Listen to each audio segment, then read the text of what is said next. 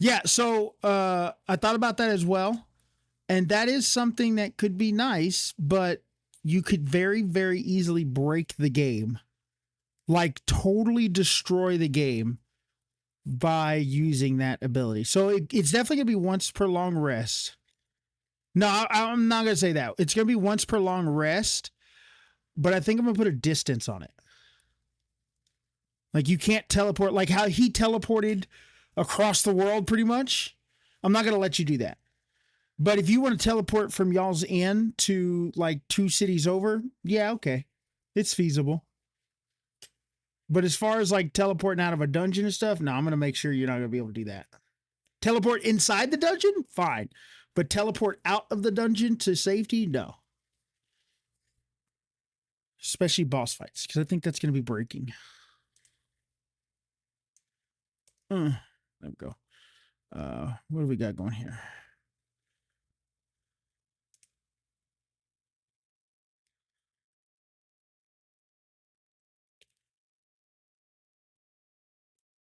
Bro, I really want to do a Bard PC, by the way, as a DM.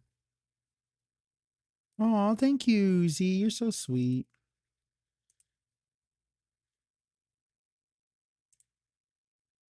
All right. We're gonna say fuck no.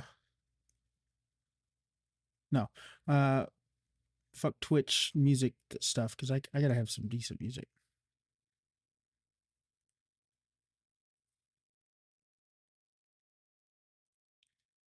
Shh. Shut up.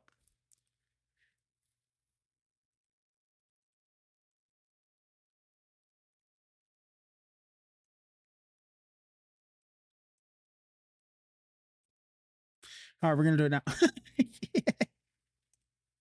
Getting everything set up. Just give me a second. Everybody's here? No, we're waiting on one person.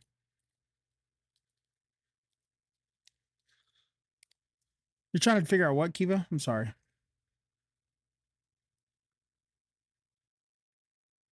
Did you already take into a sub?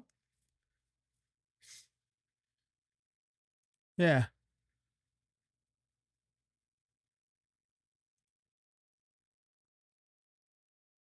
Oh no, your origin. Yeah, yeah, no, your origin, your origin, your origin, your origin. That's not really a sub. So yeah, it's more of like a backstory thing. Yeah, yeah, no, no, you're good, you're good, you're good. Yeah. So what are you trying to add? Like your spells or just like feats? Might be what the spells you're talking about that we talked about.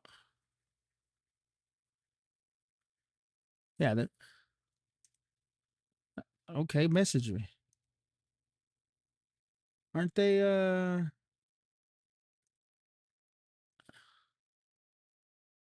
oh, yeah, you got to make those into custom uh spells. That one would definitely be a feat though, and it would be I would say 2 per long rest. Just cuz I'm not having you. Yeah, yep. All those, yeah, those origin things would be feats except for the ones that do damage. They would be spells. And you would have to like the ones that do damage and have special abilities, you can do them as a feat and a spell. Just the damage part would be the spell. So, all right. So everybody's here, correct?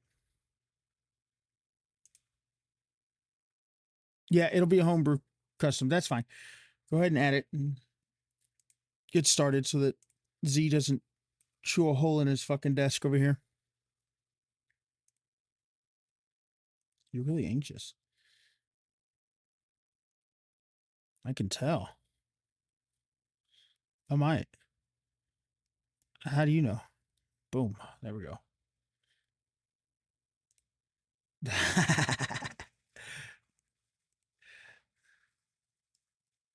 Opera, Opera, Opera needs to pay me to use their stuff. No, you're out of your mind. Shut up. Anyways, there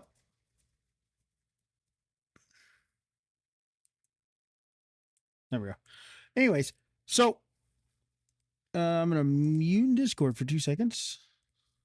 All right, guys. Welcome. This is session 3 of our D&D campaign. We hope you like it. We're down 2 people as of right now. I haven't heard from the other one. We'll see if the other one's going to come, but more than likely, we'll be down 2 people.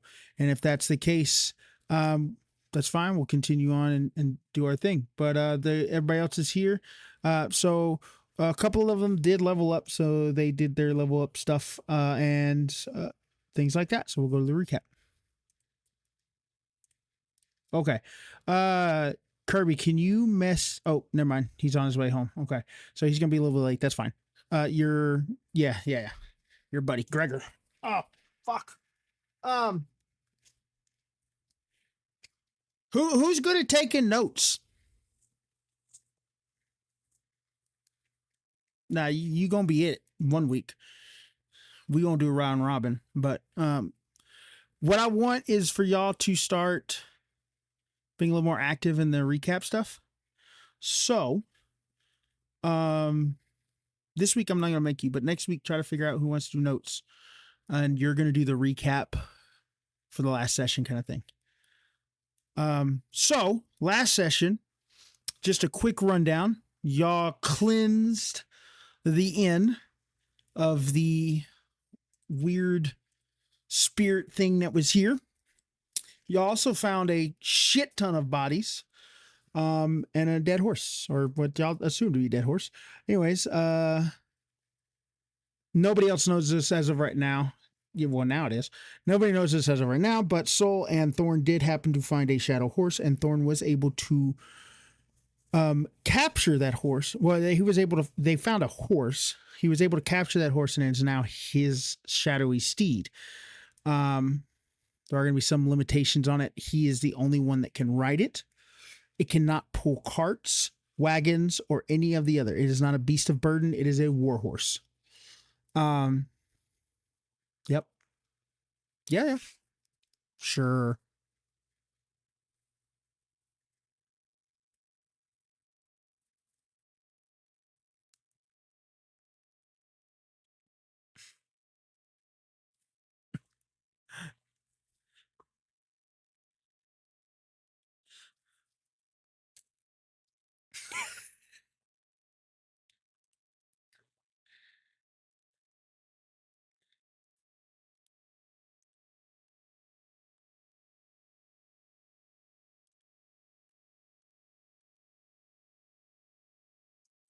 Give me a second to respond. Cap.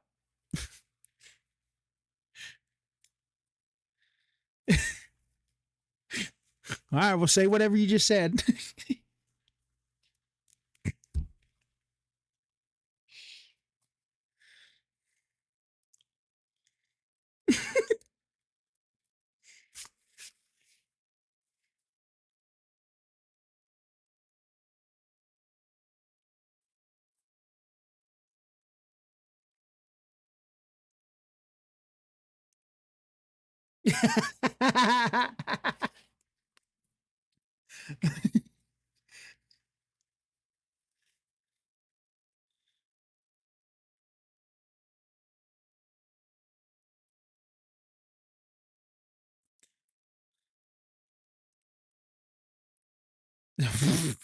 Oh, he got you there.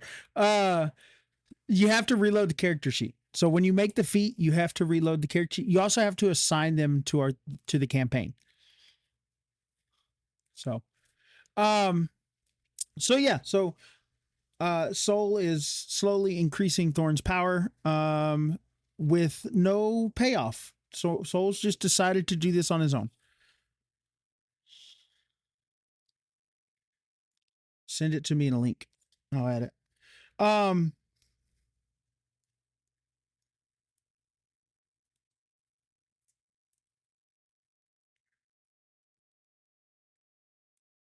Hang on. All right, give me a second, guys.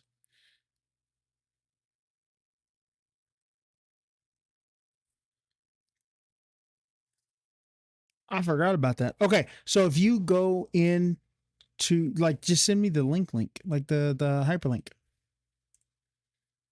Okay, okay. And then when you go in, like for future reference, that's fine.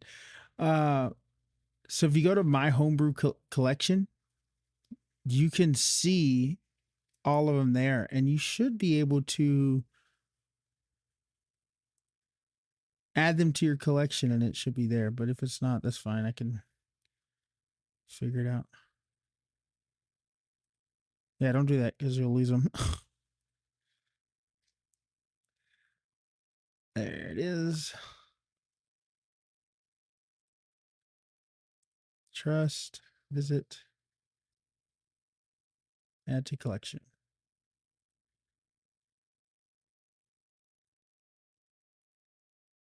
Yeah, there's, yep. Nice. That's wonderful for me.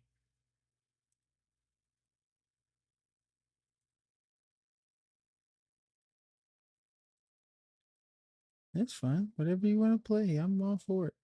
All right, so they're all added to my collection, so you should be able to use them now. Just reload your character page. I'm going to move you back up.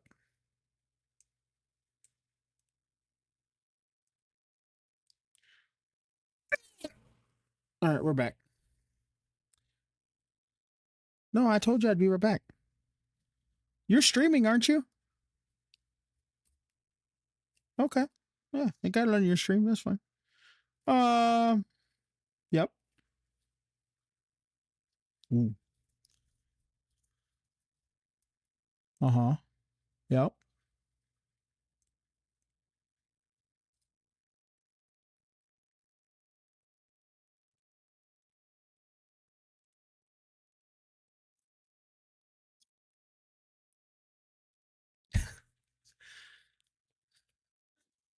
So So System Reborn is I'm going to do this without the book. So to explain it, System Reborn is another light novel like Solo Leveling, actually almost carbon copy of Solo Leveling, and in that's where I'm taking the monsters only approach because one, doing characters we could do except um they would become extremely overpowered extremely quick. I mean, as soon as they leveled up, they triple in power.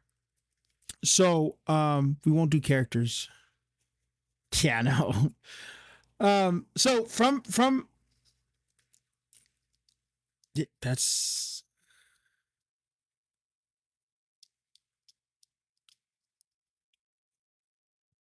yep. Um yeah, that's something we may look at. So here's the book's RP. This power is not yet found. So I'll leave it like that. That way we have that door open.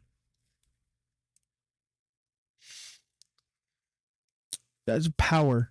Motherfucker, I know you can hear me. Anyways, so you found the horse. It's a war horse. Like I said, it's not going to be on your character sheet. There's no real good way to add a good horse. Just know you have a war horse. When we get to that stage in the game where everybody has a war horse, we might start adding them to the character sheet because there are certain stats for the war horses. Um,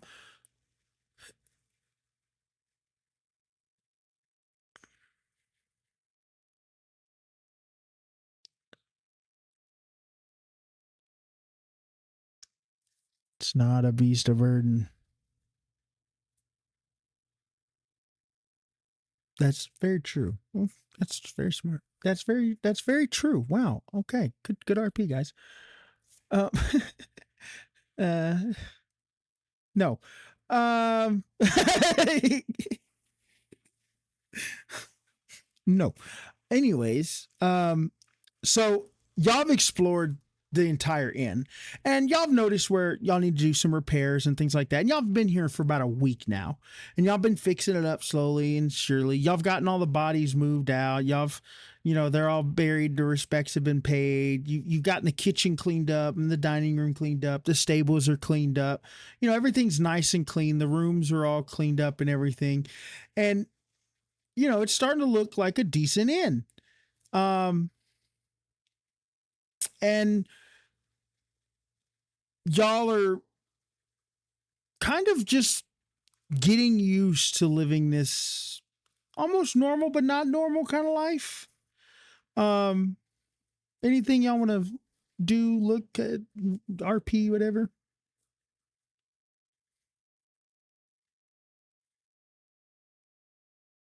Like what you did with the horse, or just feed it like. Okay. Yes, Kiva. Hang on, Kiva. Yep.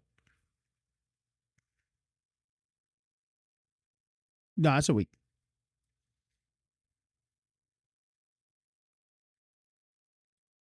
Just hang on. We haven't gotten there yet. Hang on. So, what? Shut up. You're an ass. Anyways, so yeah, you can go out and sit by the graveyard and do all that. When you try to press the book against like the ground where these bodies are, there's no reaction at all. Nothing like with Kirby, and definitely nothing like with the horse.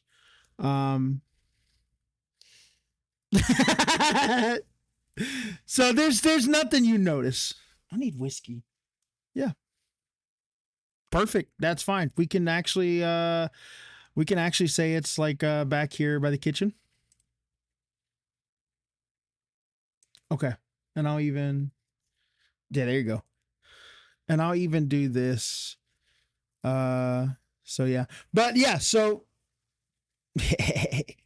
so that is y'all's little discovery here. Oh my god, there's okay. I need XZ to get here. But anyways, so yeah, y'all are doing that and everything. In that week, y'all have had a couple of visitors, some very strange, some not strange at all. But one that was really like just out of the ordinary, I guess, is a kobold. Does this kobold had a name, by the way? Oop. Okay, do they have names?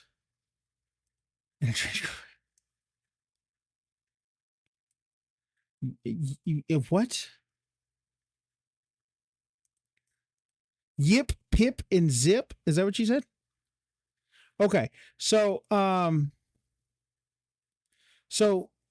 these three kobolds have arrived, and they've kind of made themselves home. They definitely introduced themselves to everybody.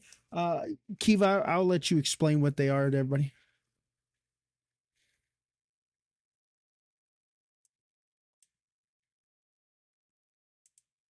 The fancy horse. So the fancy horse is not something out in the open. So, but that's fine. So these kobolds are basically helpers for everybody. For Kiva, but Kiva uses them to help with the menial tasks. Another surprising visitor also visited, and I was gonna wait until Gregory review, but that's fine. This man calls himself Paddock. Paddock is a small gnome who is a trader. He travels by himself with gray woolen robes and a giant staff, like that's 4 times his size. But he seems to yes, he seems to be able to wield it quite remarkably well. But he showed up and has an offer for you all. My name's Paddock, and I am a traveler of sorts. I travel town to town, inn to inn, trading. different wares and monster parts and even ale and food. I would love to start a business and base it here. If you would allow me to store my cart and goods and give me room and board, I will exclusively sell any rare items I happen to find to you. And whatever you would like to sell, I will travel to the markets and sell it for you. With a 10% fee, of course, but I will do that for you if you all accept.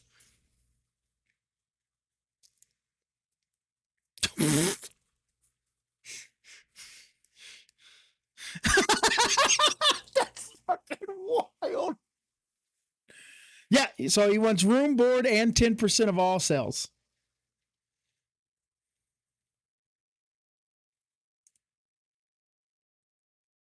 Nope, all sales that he travels out to sell.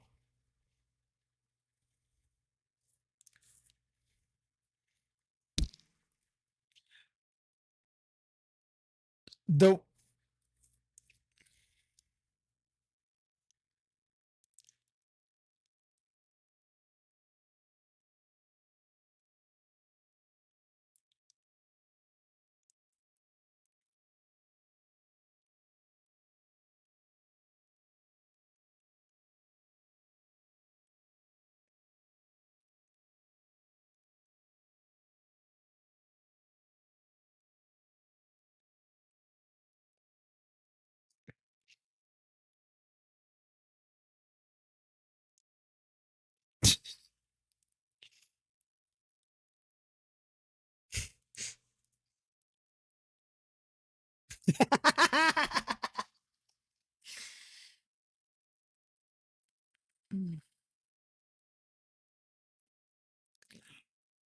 so Paddock is he listening to y'all, and he uh huh.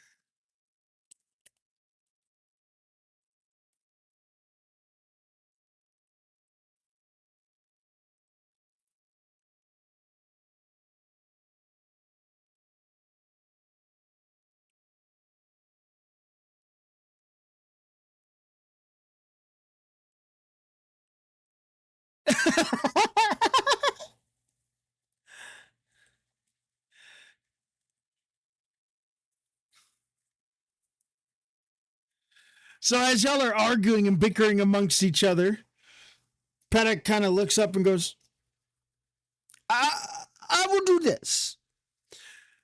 I will forego my 10% for free room and board. I will give you first come to all rares, mythics, and legendaries. And I will even sell your goods.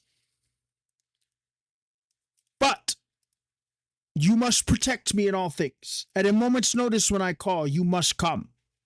How does that sound?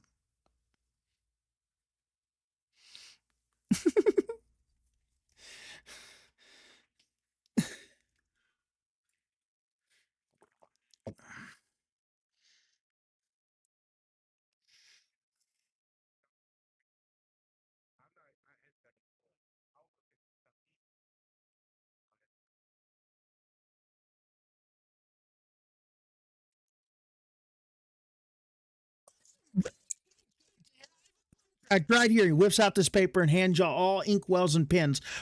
It's the sign.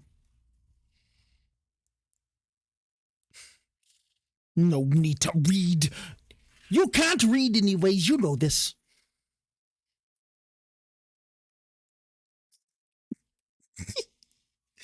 So as he's waiting for y'all to read through the terms and conditions, there's nothing really that it's exactly as he said, with the 10% and the magic finding items and all this other stuff. Sure, what are you investigating? I'm telling you about it. There's no need to roll. Yeah. So there's nothing that There's nothing out of the ordinary out of what he's, everything he said is in the contract, and there's nothing extra in the contract.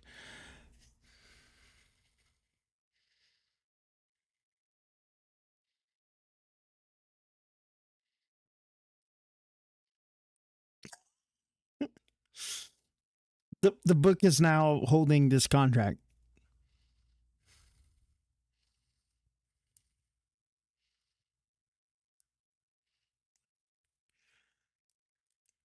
That's one. That's one. I only need a little more.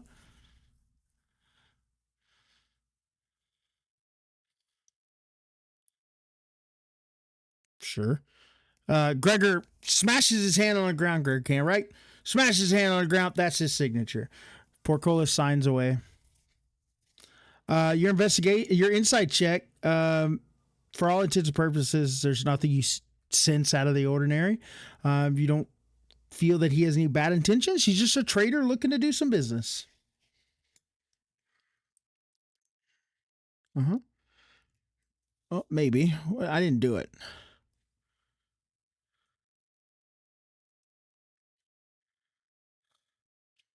Yes, my sweet.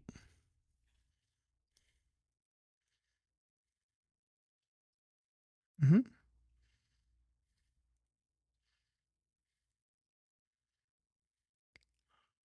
Mm-hmm.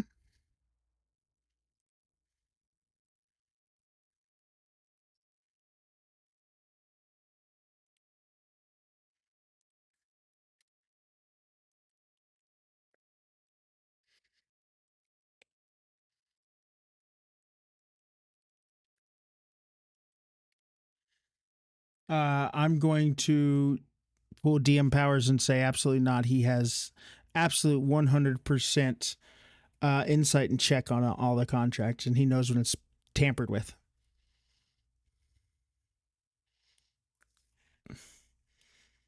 You didn't choose a worthless feature. It's just there's nothing bad with this character.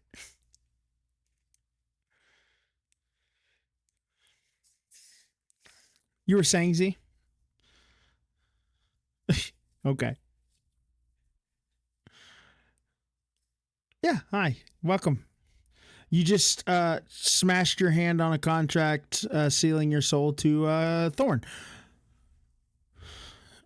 Uh, no, I'm joking. Basically, what's going on right now is everybody's signing a contract for a trader who wants to exclusively peddle y'all's goods as well as give y'all's first dibs on rare items and mythical items and legendary items, things like that, as well as stay here, room and board for free, um, and give y'all the profits minus 10%.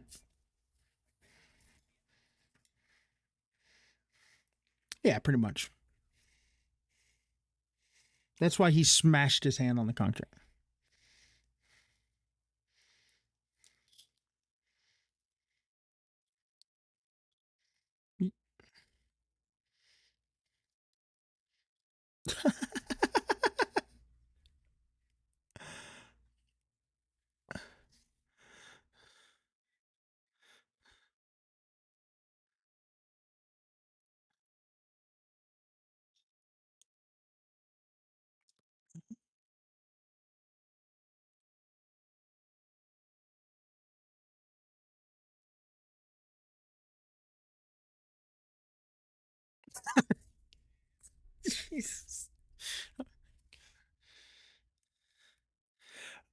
So on your character sheet, push the play button.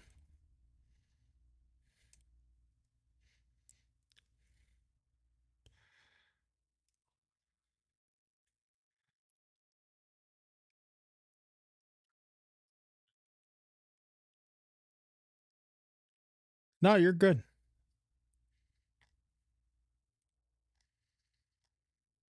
Yeah, trust me.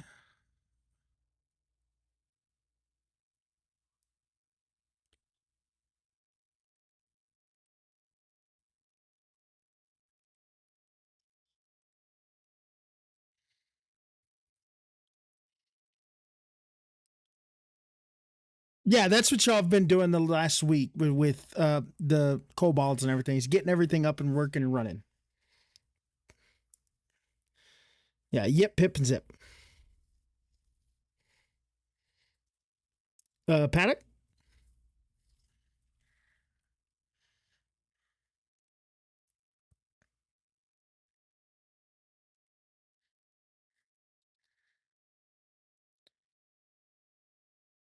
I can definitely ask around the town, see if there's an out of work barkeep cook. Absolutely.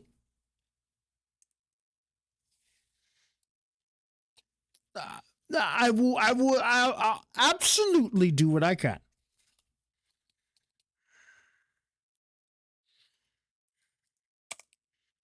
It's okay. Apparently, somebody has a useless feature. Um, shut up.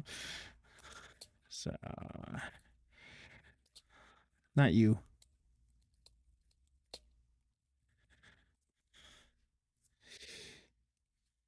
All right. Yeah, y'all have had a long rest. Absolutely, absolutely. So now that everybody's here, by the way, Romulus or Portcullis, he is out for at least a couple hours, so he's not going to be in the session probably. So it's just going to be y'all five. So he's in the no, he's in the kitchen's quarters. Yeah, there you go. Yeah. So yeah, I get you a recap here. So y'all been just fixing up the inn, making it look presentable, getting things fixed, holes patched, doors fixed, windows fixed, the beds fixed. Y'all have buried all the bodies back behind the kitchen. Y'all have partied, y'all have had fun, y'all have done all that. Please stop pinging. Um, uh, Kiva has had some helpers come over, some kobolds, Zip, Yip, and Pip, and they are assistants of Kiva's. And then this trader, yep, and then this trader come by and offered a contract for to trade goods for the party as well as for room and board and things like that. And then that's pretty much it outside of that.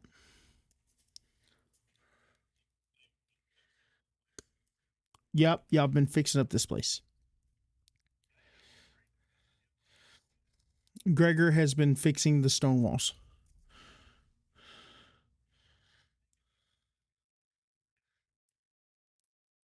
Look, it's better than what Ashton's been doing. He's been cleaning the porta potties.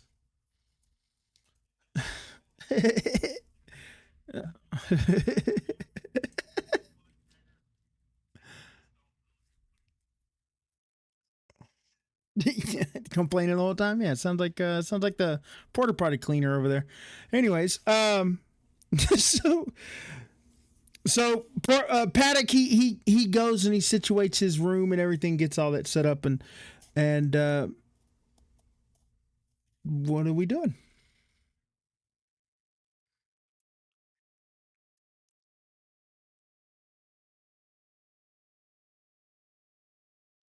Certainly, certainly. So okay, so right now he doesn't have anything crazy. He's got just their standard general shop stuff.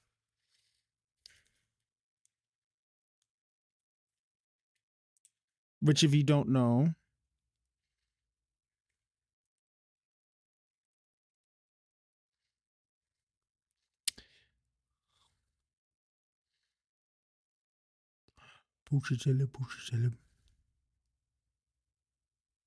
yeah, there's a lot of that as well. Yep.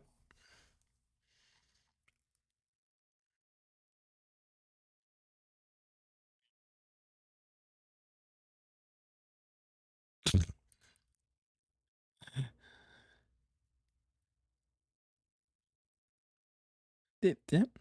You're absolutely welcome to that. Give me a second. Uh, yeah, I know.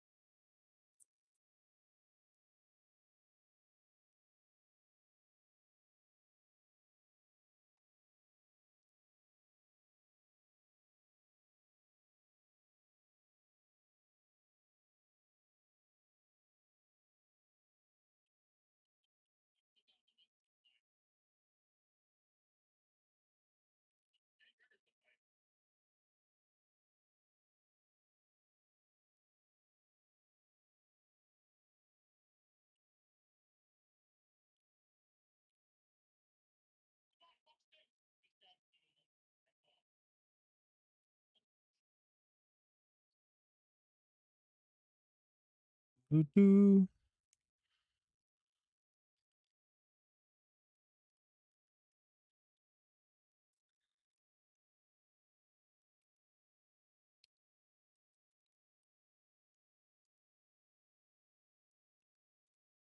Look in the general chat for Dandy.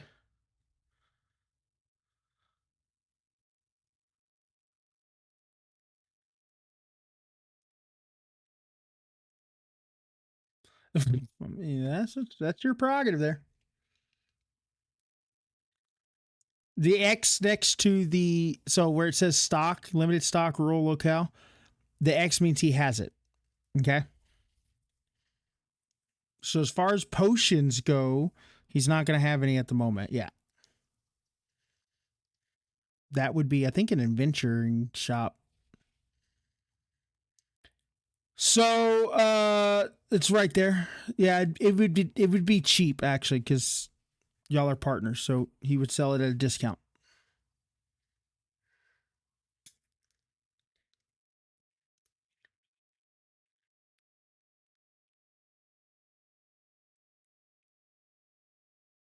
Okay.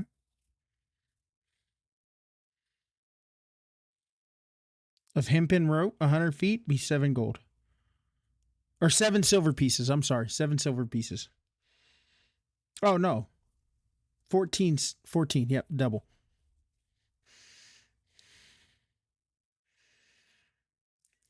It's 100 silver pieces per 1 gold. Just like WoW. Yep. So while y'all are shopping and doing all that, what does everybody else do? What are we doing?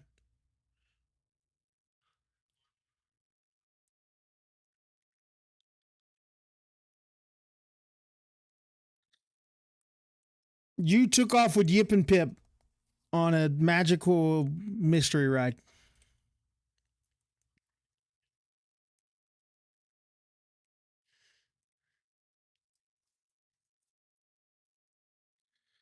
What are you looking for? Are you looking to sell or buy?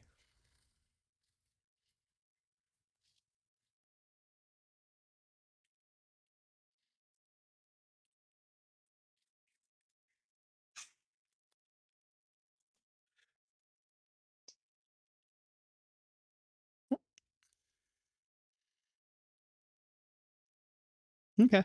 Just just subtract the. You may have to break a gold piece into silver. Um, just subtract it from your total amount of gold, and then just add the items into your inventory. Um, Paddock responds to you, Thorn. If you'd like a breakdown on how the markets around here work and all that, I'd be more than happy to assist you in that. But generally, adventures, they'd go off and kill monsters and collect body parts. Teeth, fangs, scales, livers, anything you can think of. And then they would come back to the general markets and sell them. Premium, premium items, such as what I think you're looking for. Ores, leathers, scales from dragons and crocodilus. I did hear of a young man who sold a tooth from what he claimed to be a Tiamat. I don't believe it, but a trader did buy it for 100 platinum. I will say that. So basically, this is the rundown for how the economy works in this world, basically how this works is you go off to a dungeon, you kill the monsters in the dungeon, you harvest those monsters, teeth, claws, anything you think could be made into armor, weapons, food, just everyday items you collect. There can be ore spots. You could do logging. You could do brewing. You could do weaving. You could do all sorts of things. And there is a market. Uh, are you asking him directly? But no. Tend to just be out in the wild.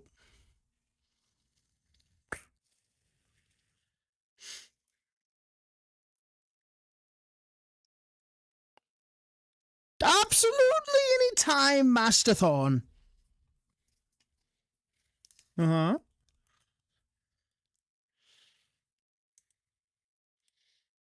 That's fine. Yep, that's fine. You don't have to tell me.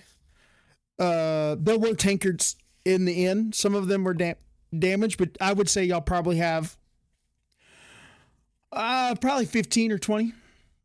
By the way, if anybody wants to keep inventory of what the inn has, that would be much appreciated. You could use a Google Doc or an Excel sheet. Yeah, they're buying stuff. Um, all the pots and pans were rusty. Um, the knives, same thing. They were all rusty. The only knife that you were able to salvage was a butcher's knife.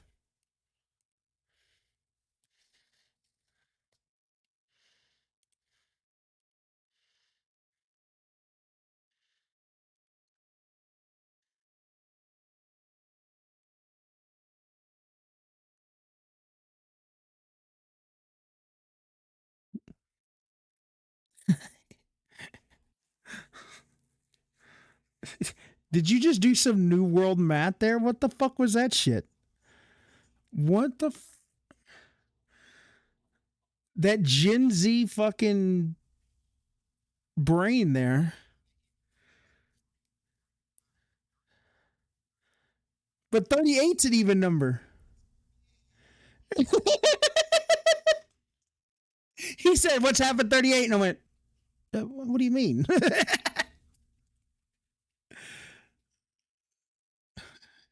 Anyways, so you got to the end of it, okay?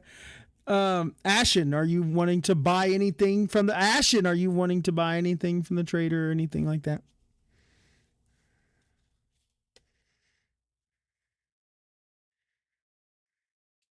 That's fine.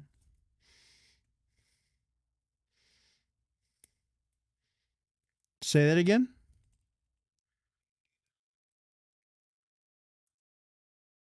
Yeah, yeah, I know. It does is stupid. I know, but we're gonna do it that way because it's easier for my brain and easier for y'all.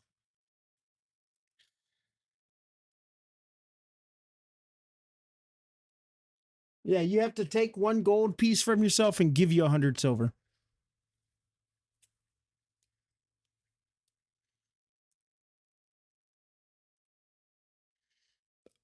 Okay, yeah, there you go.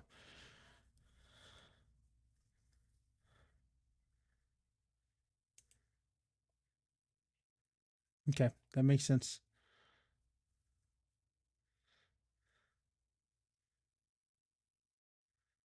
It is. No, no, no. It is. It. I know it. I know it says 10, but it's not. It is. So I'm making the values as of right now, and so we're just gonna have to. You're gonna have to track it because it does kind of change it in itself. It does self calculations. So just yeah, the total's wrong, but if you click on the gold itself, yeah. Very rare will you come across copper, but you might.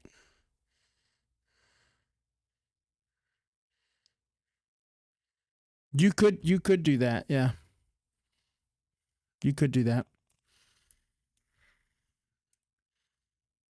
That's fine.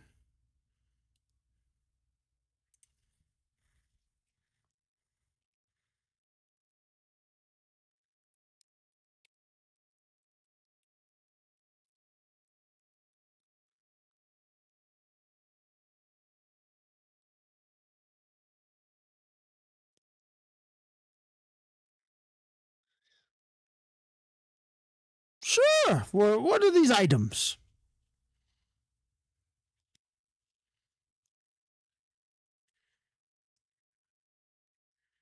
Ooh. Yes, yes, yes. Give, give, give, give.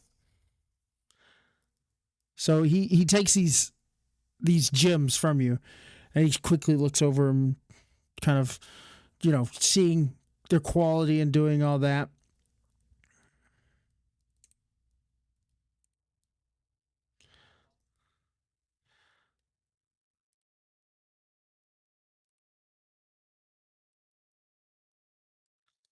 Did you? Yes, I need to add it to your character sheet. Did you add the? You did.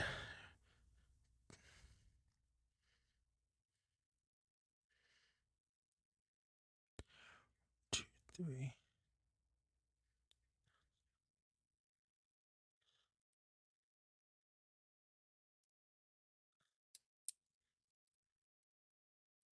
Ah, yes, absolutely. I will do this.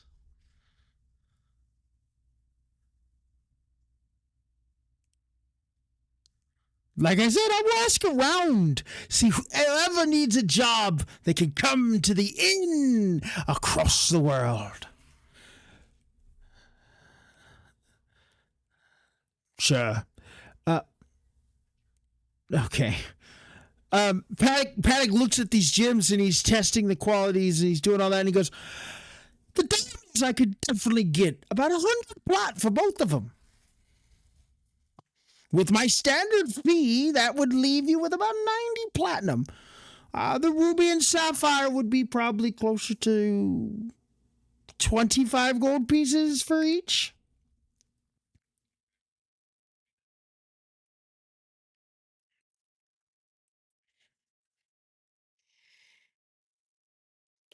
Yes, these are not regular diamonds. The 100 platinum would be for both of them. But these are not regular diamonds. These are imbued with some kind of magic.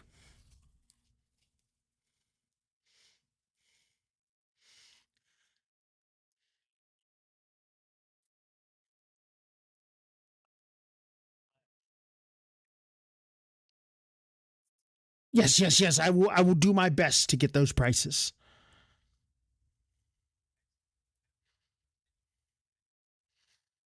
Awesome. So he sticks them in his he's got a little pouch on his side that's, designated for gyms. He sticks them in there. List of demands. Um so as he's, he's still getting everything set up in his room and whatnot. Um Anybody have any RP or questions they wanted to pass through? Anything like that?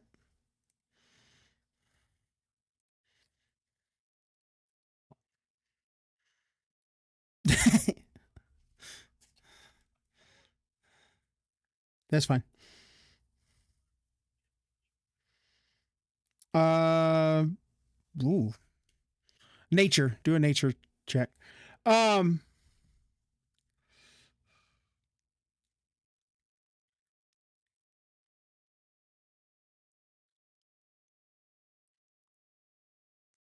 did I ask you? I'm sorry. You found three. Um, it is actually. Um, so yeah, you want to sell the bad axe? That's right.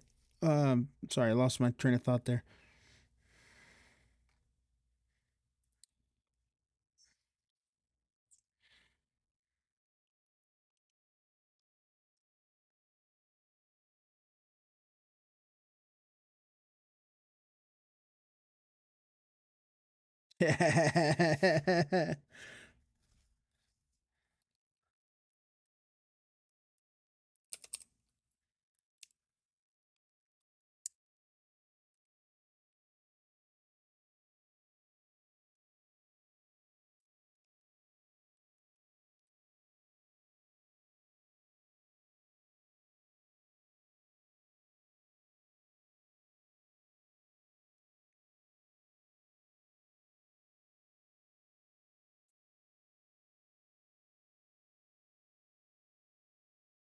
Okay. Um, Paddock can get about 25 silver for the battle axe.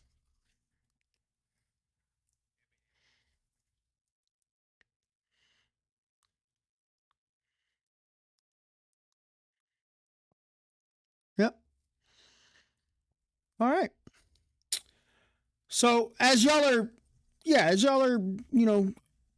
sitting down with Paddock, buying stuff and selling things and setting everything up, and Gregor's coming back covered in honey and possibly with one or two more bee stings than he normally has.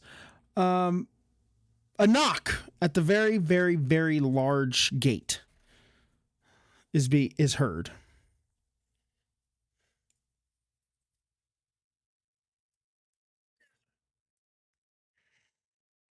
Another knock. Deep, deep knock.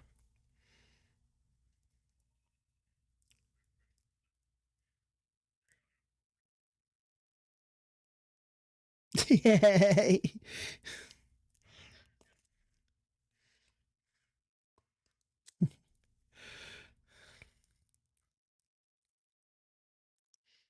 Okay. So Gregor, yeah, absolutely. Yeah, it wasn't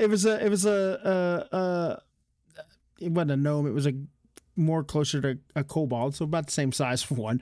Yeah, it's about probably middle of your lower leg.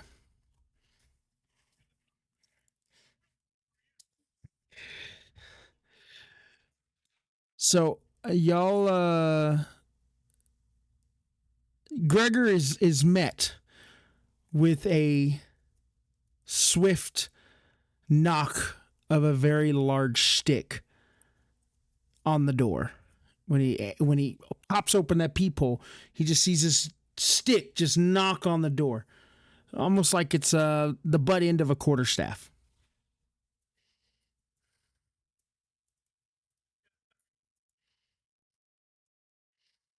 So how do you open the door? With force or just normal open the door?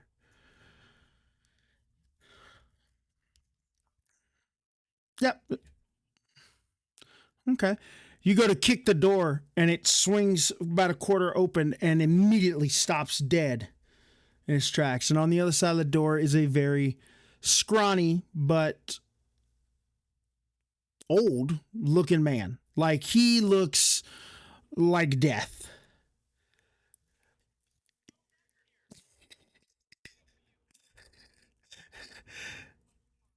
He looks at Gregor. He looks at Gregor. It's very rude to open the doors in such a way.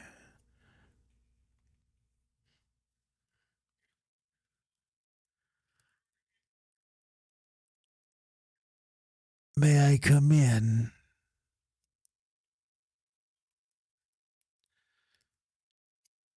With that invitation, he walks in. He saunters around, and as he's looking, you can tell he's very old, like beyond ancient, kind of old. Do you happen to have a tankard of water I could have?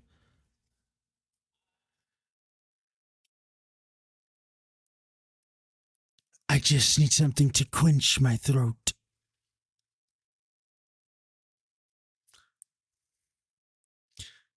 As he's waiting for that, I gotta grab me some whiskey. I need a drink, so I'll be right back.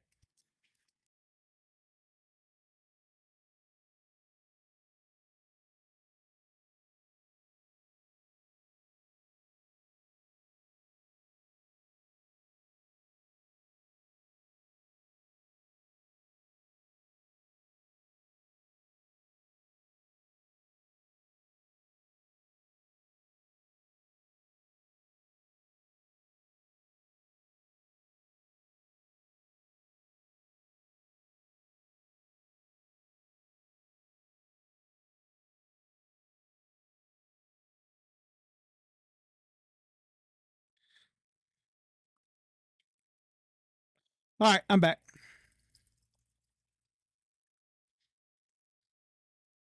What? No, we are not. E-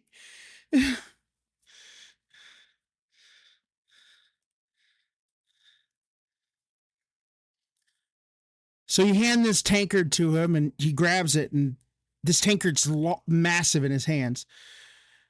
And he takes his finger, he dips it in, and he twirls the liquid around, and it turns red. And he downs the tankard in one gulp. He hands it back to you. Thank you, young man. No, no, no. One is fine. As he's standing there, he's getting less old and less old and less old. Now he looks to be about 25 years old. Now I can truly introduce myself. My name is Ulrich.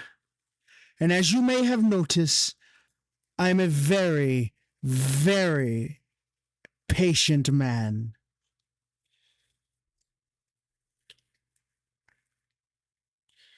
He looks at Gregor and goes, and then looks back at Soul and goes, your pet is very loud.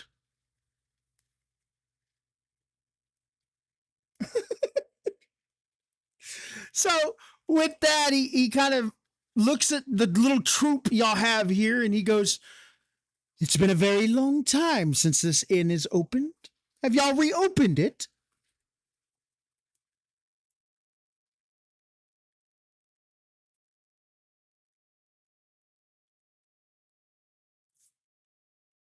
Mmm. How I miss the taste of mead. Well, I wish you the best of luck, but I have a gift for your kindness. With this, he hands Soul a small bag. Now, don't open it until I leave, but enjoy. I think it will be much, much pleasing to you. As he walks by, Paddock is walking downstairs to go to his cart to get ready to leave. And Paddock looks up and sees him. Okay. Okay, that's fine.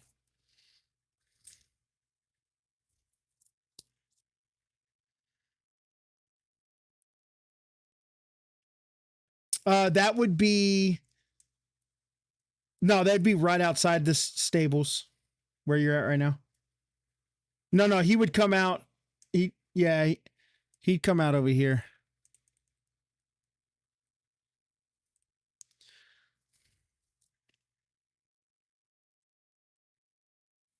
Okay. So Paddock is walking down the stairs, kind of trotting, and he kind of notices Thorn walk in front, and he looks up and he sees Oric.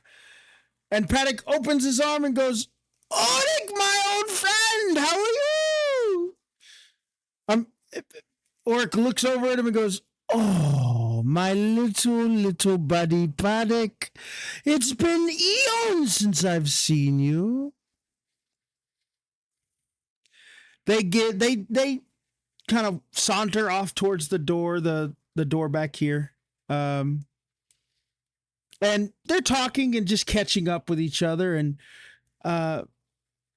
Oric is saying his goodbyes, and Oric walks out the back door and just saunters off down the road. And Paddock starts heading off towards his cart.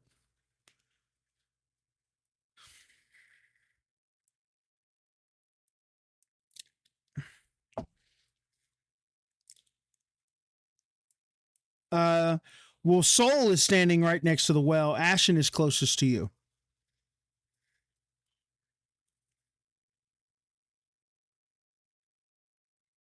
Are you saying that to Ashen or Soul? Because Soul's pretty far from you. Okay, so Ashen.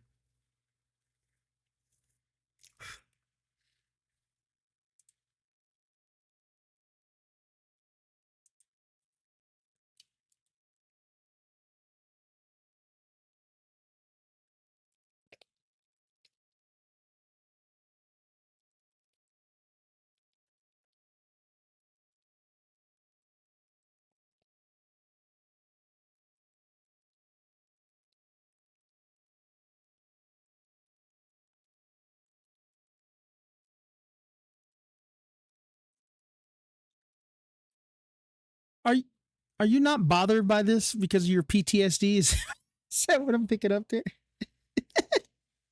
That's crazy. Okay, as long as you're not bothered by it.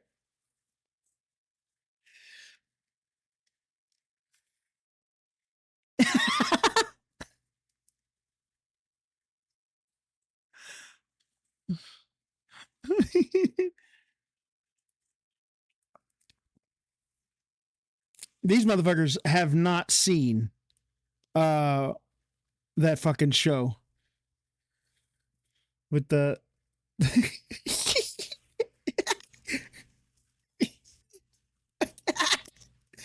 But anyways, so Soul, you open this bag And what do? Just stick your hand in or dump it out?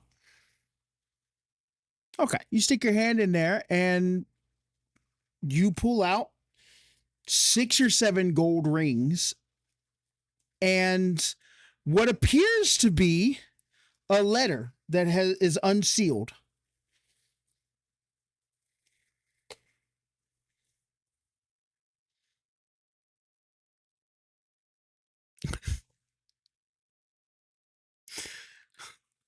You want to put all the rings on your fingers?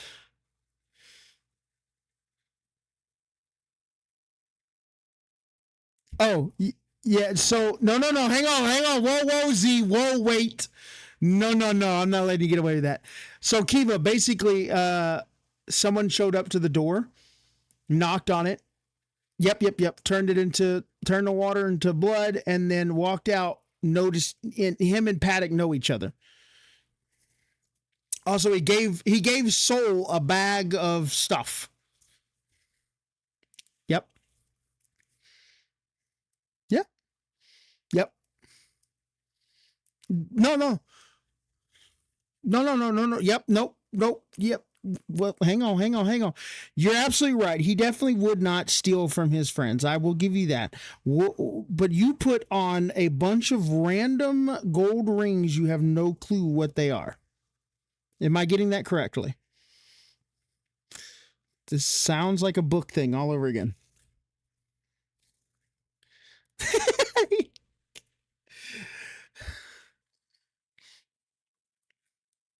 Anyways, yeah. No, we're not. Um, so you put the rings on and you grab out this letter and you're beginning to read it. And this letter kind of details uh, the misadventures of a someone. Never names the person, but it's definitely addressed to this orc guy who just left. And it kind of tells this tale about this unknown hero or person delving into a cave system, a dungeon, and fighting these celestial beings. Everything from dragons to giants to birdmen to ancient gods. And the last line has the name of the dungeon. The name of the dungeon is written in a language you do not understand.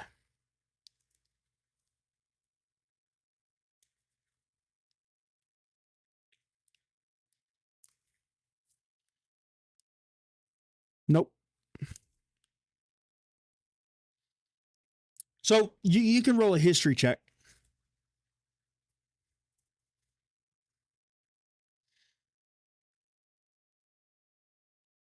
Yeah, no, you've never seen this language before. You have no clue where it comes from.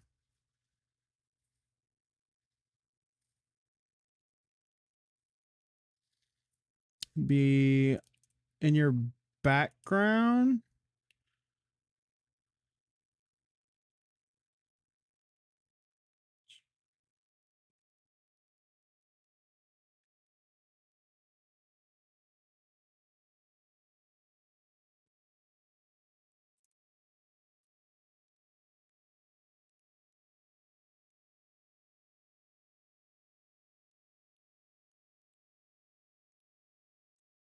Correct. It is. He's right. Kiva, you know common and draconic. You know common and draconic. That's what's on your character sheet, brother.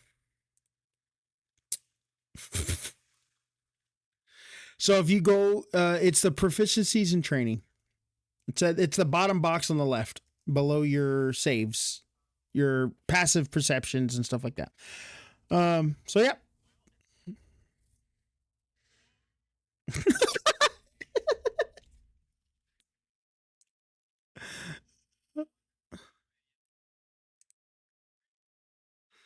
It's cursed. Oh.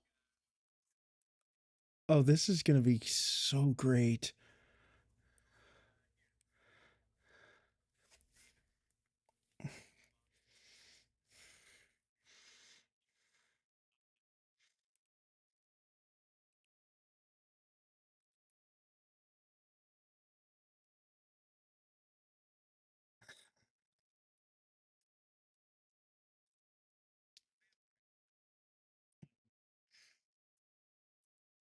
Yeah, Thorn. Not all vampires are evil.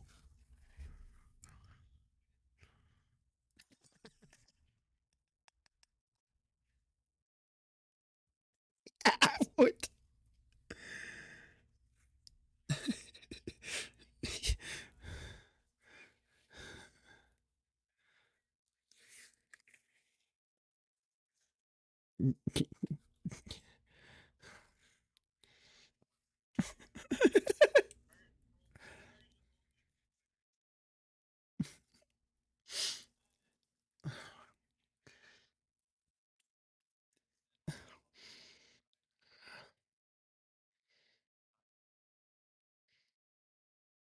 Okay.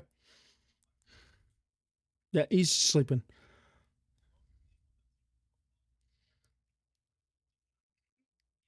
Yep, Yip and Pip.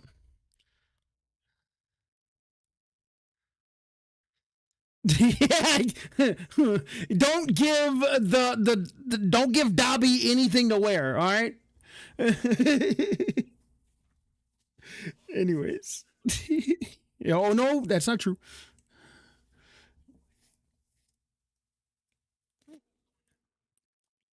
Thorn, do a history check. Oh, that's fine. Yell at the bird.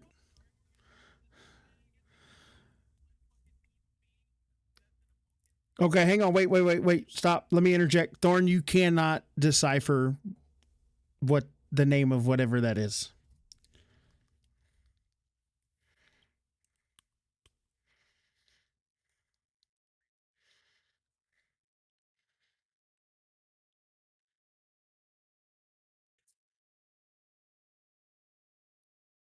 No, you don't. You have common and draconic.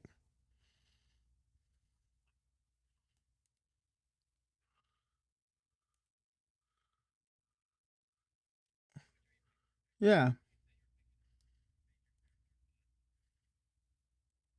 Oh, that's right. You did say that. That's right. Okay. Uh yeah.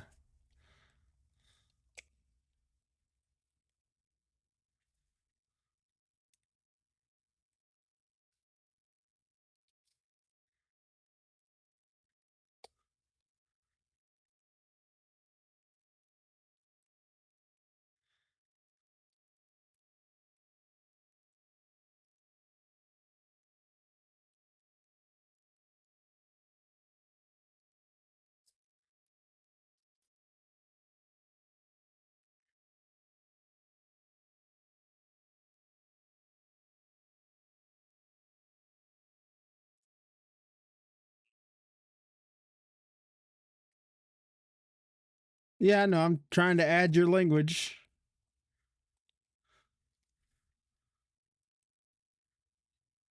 There you go. You should be good now.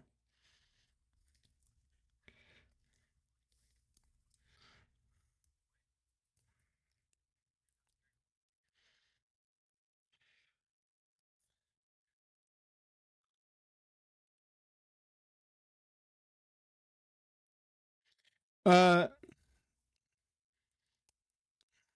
I want to interrupt for a second. Sorry. Kiva, you don't know the name either. You don't know what language it is.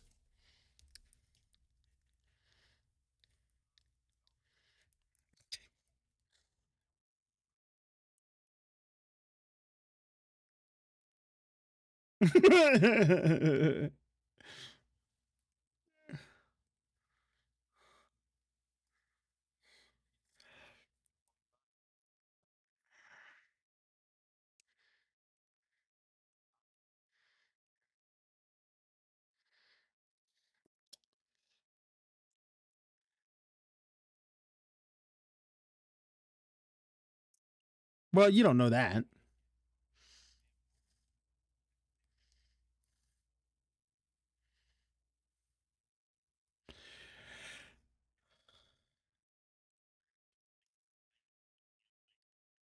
Okay, that's fine.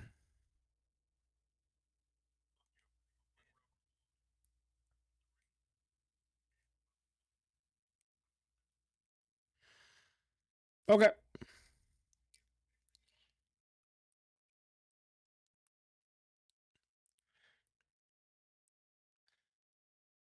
You don't have Magic Find or whatever, or what is it? You have Arcana, which you can. It's just going to tell you the history of a magic item, but you can definitely do that. Yeah. Yep. Go ahead and roll it. You nat 20. Uh, hang on, Kiva. I mean, hang on, Soul. Kiva, there's nothing magical about the ring. Go ahead.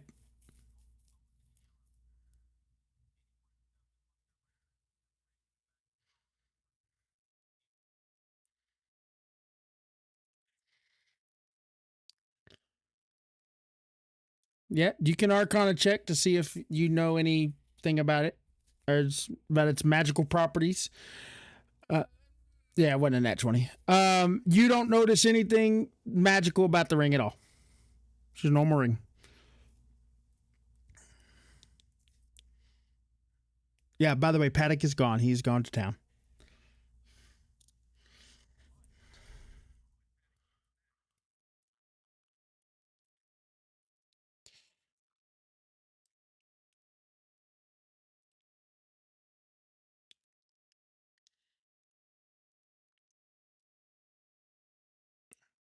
First off, the dragon didn't hurt you.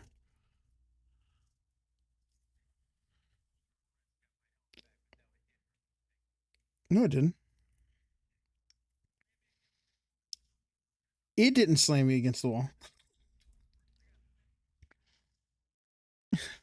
You touched the door. That's very true. He did.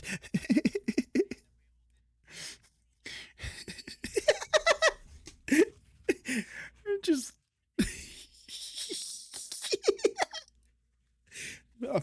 apparently a lot. Yeah. So anyways, what are we doing?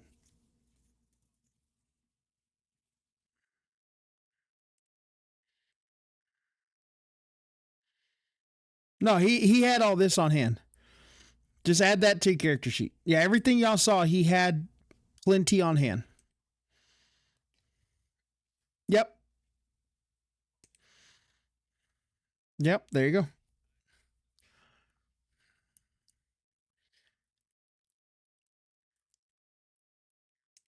Uh huh.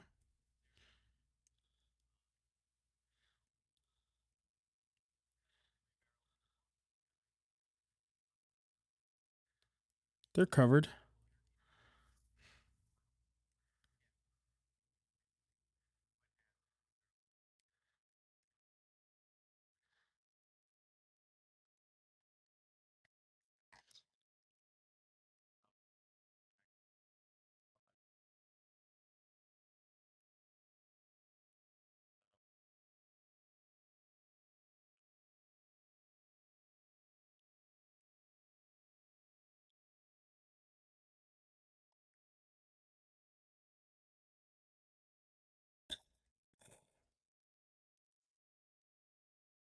So, um,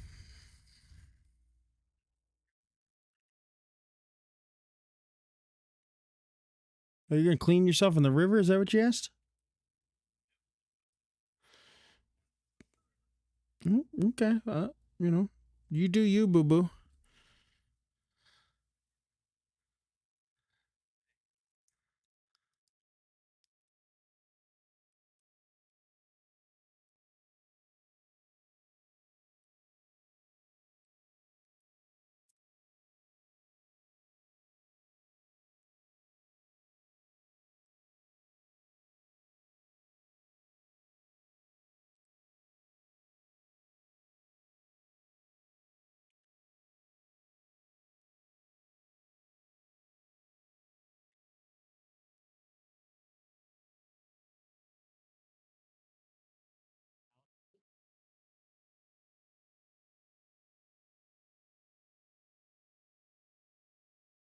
I mean, not wrong. Oathbreaker definitely would be opposite. It's not wrong. It is. Definitely is.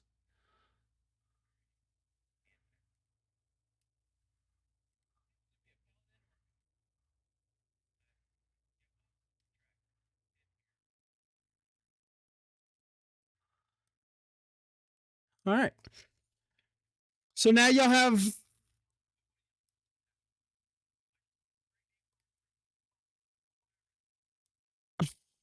What do y'all sell? ATVs? Okay. Nope. Polaris is an ATV manufacturer and distributor.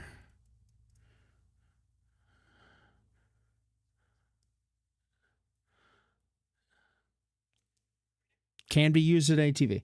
So, all right. So now y'all have rings that three or two of y'all know have no magic ability, um, and a letter with a name to something y'all can't read. Well, that three y'all can't read.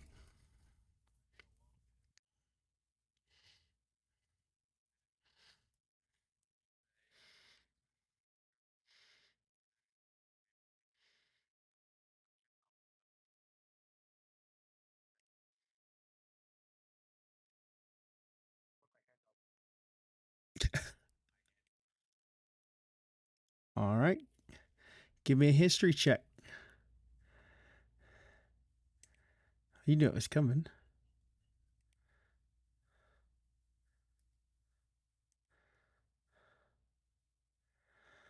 You do not know what that language is. Yeah, it's very true. He did. Yeah. The history check, you rolled a 15. All right. So he doesn't know what it is.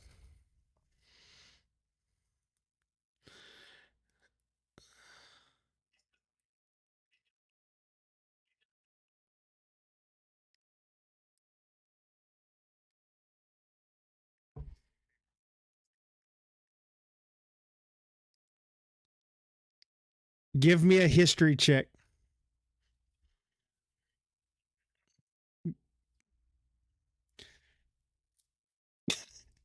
This is going to be funny. Not only does Gregor know the language that these words are written out in, he can actually read it.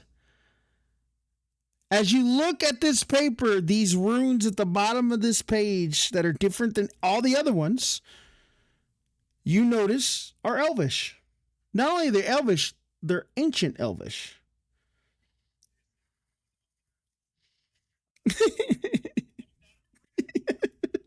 I saw that and I was like, perfect. He's not the only one that knows Elvish. I'm glad. Port Close is the only one that knew Elvish until Gregor arrived. Just want y'all to know that. So, anyways, so you read this name, and the name is I'm not going to pronounce it in Elvish because I'm not making up a language. It's a name for in Elvish. It means elven runes, like ruins, like a castle ruins, things like that. Yeah, that's what it translates to as Elvish. Yeah, it translates to ancient runes or ruins, but it has some fancy name in Elvish.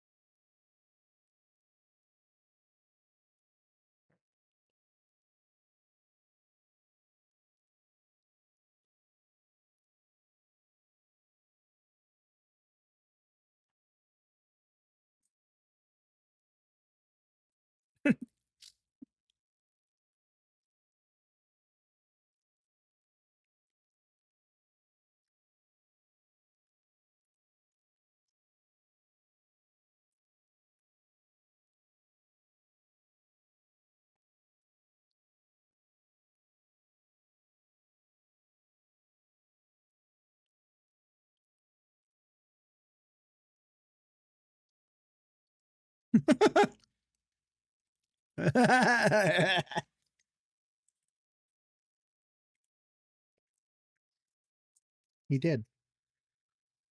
So y'all now know the name of this place that's in this letter that describes a dungeon that is beyond y'all's wildest dreams.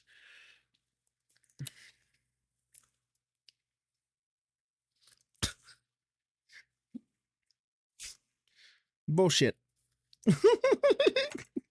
I'm sorry.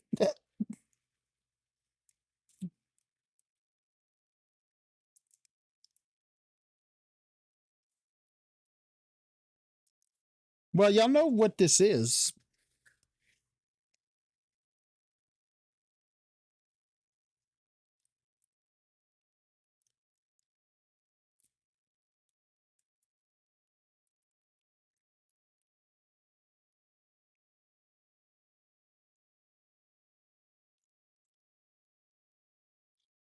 You you absolutely do not have to take him or the cart. And I'm not going to allow y'all to take a PC that is not here.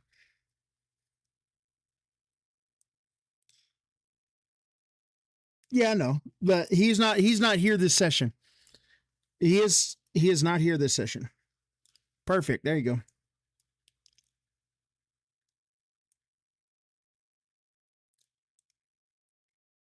Don't trust them damn kobolds.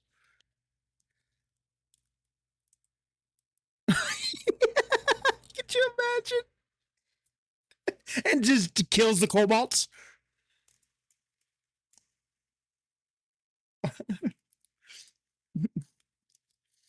He's in that bad back there, but I've just made him to where his token doesn't. He's just posted to the front door. You know how FedEx when they stop drawing on the fucking map. You know how when FedEx misses you for a delivery, they stick that thing to your front door? Just stick that to the front door.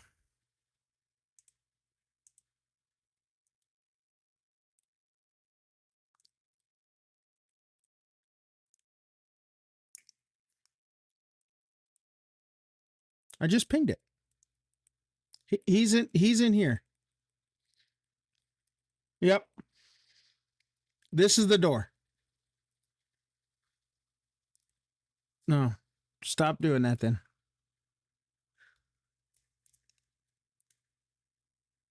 Yeah. Okay. All right. So with the note posted for Portcullis for Romulus, are we heading off towards this supposed place that y'all don't know where it is?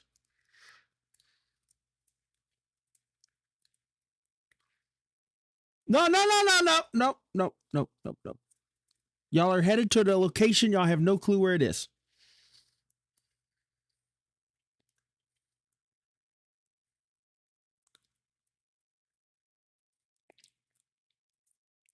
Would y'all like to look at the map?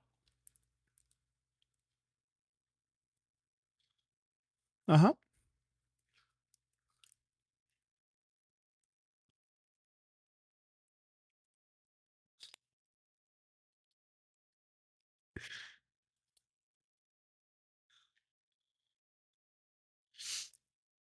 So you don't know. It did not describe where it was. It just named the location.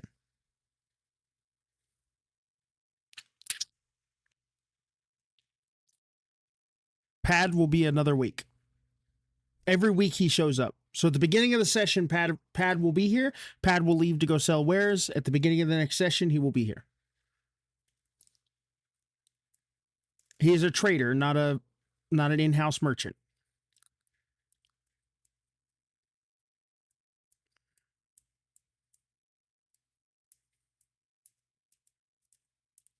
Thank you.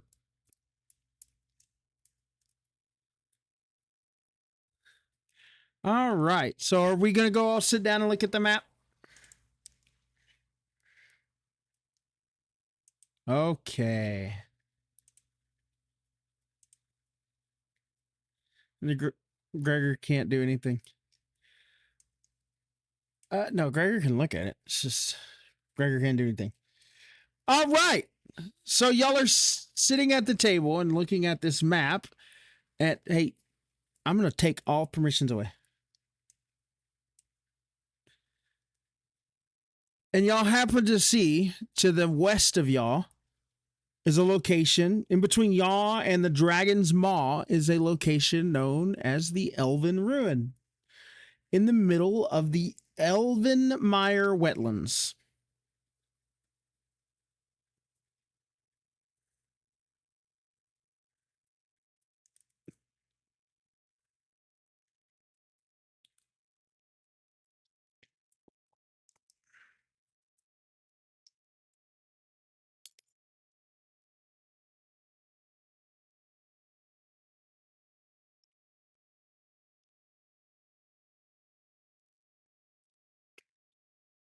Yep.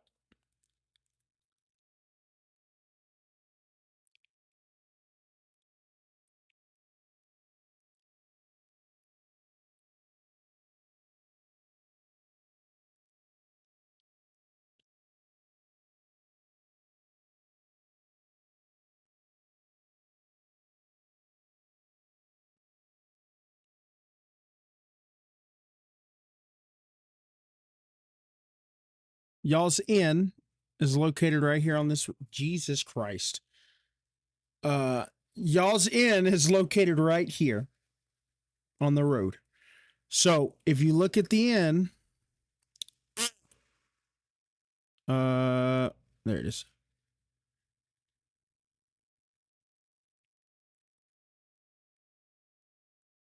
Yeah, your west gate would be the gate. Yep.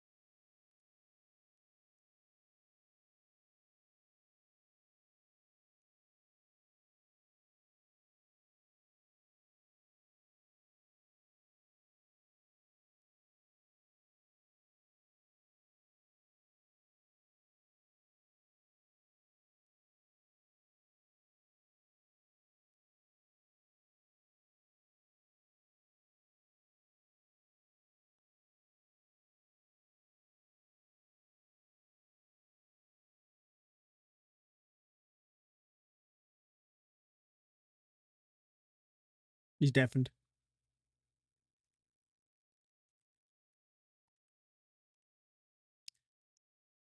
If y'all want, we've been going for about an hour and a half. Y'all want to take a break? Let Kiva come back? Okay. Yeah, we'll take a 5-minute break. All right.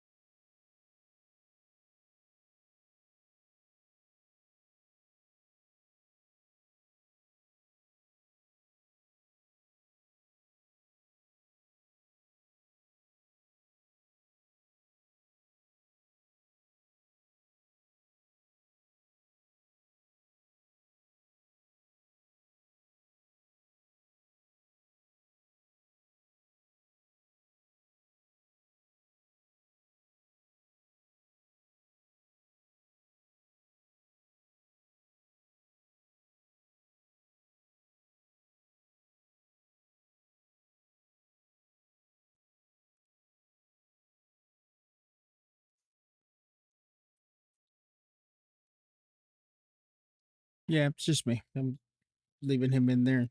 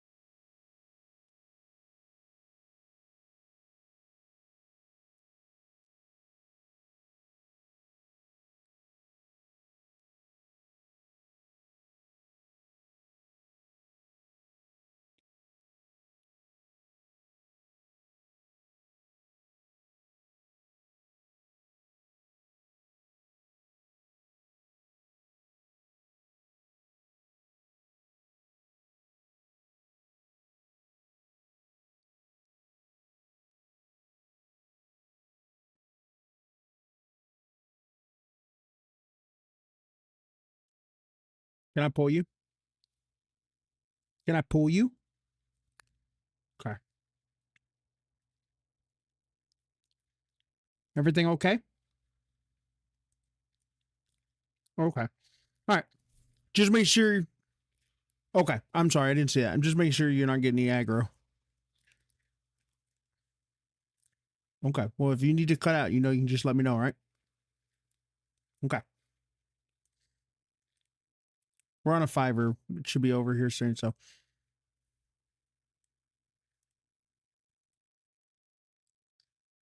all right. Keep his back. So when y'all are back, we'll go. Yeah, I know. Okay. I'm getting the final touches on the next scene. Welcome back.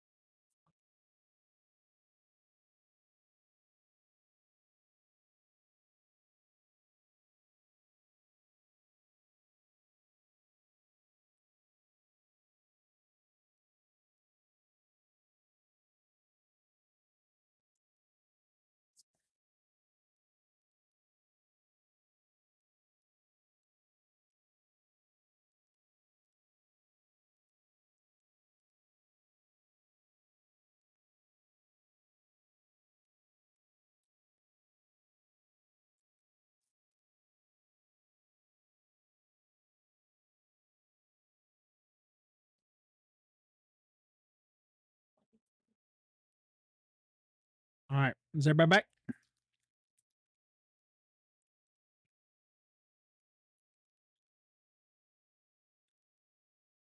He's back. Oh.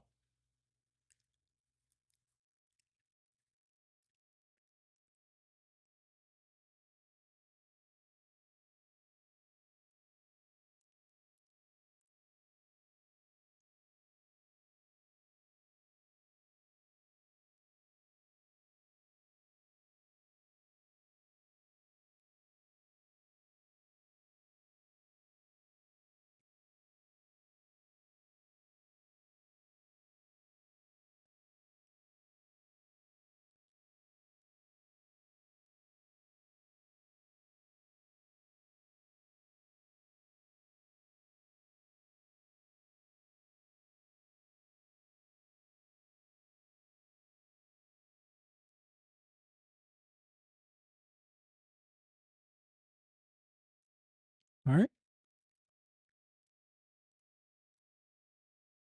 All right. So y'all make preparations to leave. Everybody's got water and food and everything like that.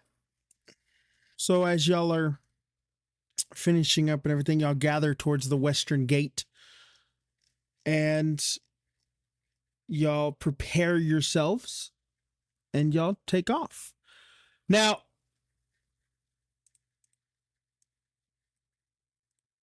as y'all travel, y'all head through these kind of a dense wooded area. It's not, prevalent. Y'all hear animals in the woods and everything, but nothing like too crazy, scary or anything like that. And on the other side, as you're walking through the woods, the ground is starts off kind of hard, almost like a pine wood forest, um, littered with leaves and pine needles and sticks and stems and everything. And as y'all get closer and closer onto the other side of these woods, the ground starts to give away a little bit and become a little more mushier, become a little bit more, uh, yeah, I would say swampy, wetlandy. And, okay. If Soul wishes to punish everyone but himself, that's fine. Um, Kind of selfish, but whatever. Wet boots. So yeah, that's fine. So kind of flutters into the air and annoyingly flaps his wings as he hovers next to everybody. And y'all hit. Gregor's gonna get leeches in his toes. So so as y'all are heading out on the other side of this wooded area, you come across what seems to be a giant, vast wetlands. Now, the grass is about as tall as um, I would say a small human, probably about 4'8", 4'11", somewhere in there. So it's quite tall, quite unkept. But you can kind of see where these there used to be some type of huge, just massive city. You see ruins as you go, and you kind of can tell that there was definitely something here as far as like uh, a city of some sort. You don't see anything that would indicate what type of city it was, but it was definitely an ancient city that's been lost to the wetlands or to the swamp. So y'all continue on. It's about a day and a half, maybe 2 days through the swamp kind of trek to get to these ruins that are marked on the map. And as you start to get closer and closer, you kind of start to see a little bit of a clearing. And in this clearing,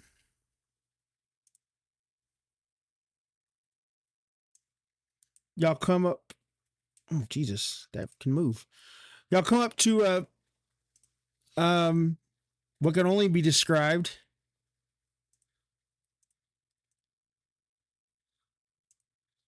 as just a waste of ruins that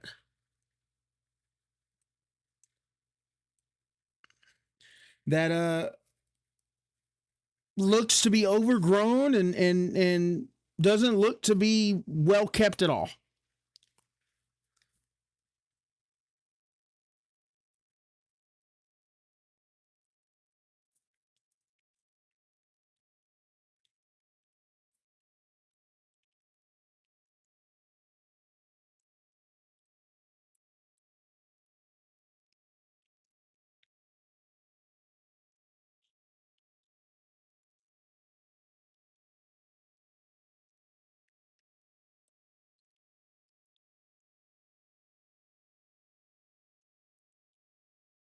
Don't select the material, please.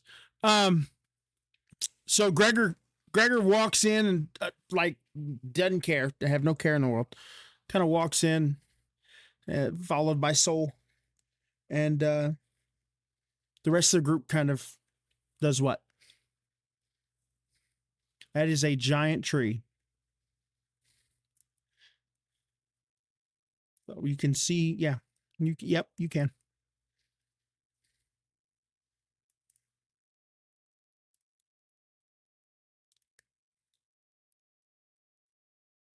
So I don't know. You'd have to do a perception check. You wouldn't know if it's visible to everybody, but you would definitely be able to see if it was visible to you with a perception check. Yep.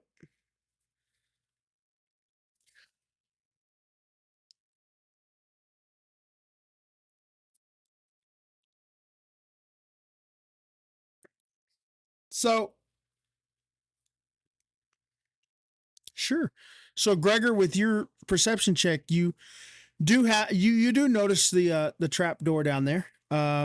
It does look like it leads to an underground passageway. You also happen to wait a minute. Wait a minute. Jesus, I'm gonna lock the pieces.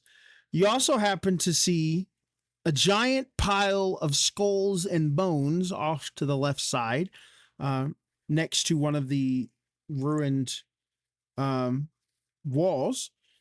And in between you and the bones, there's a giant, what looks to be cauldron of some sort, with a bunch of elvish ruins littered all around it. And there is a very, very, very small puddle of what looks to be water.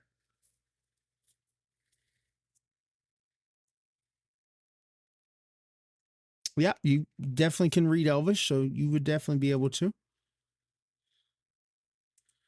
So at the as you're looking at this cauldron, you start to read the runes, and the runes basically read out that this is the dungeon of eternal sleep.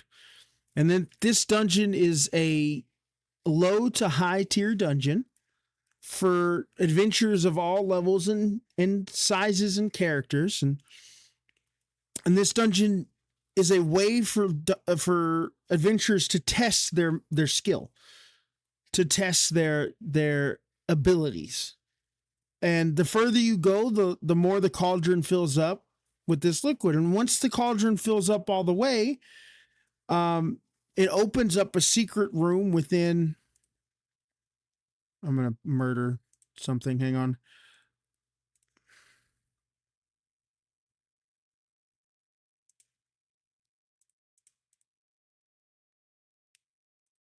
Yep.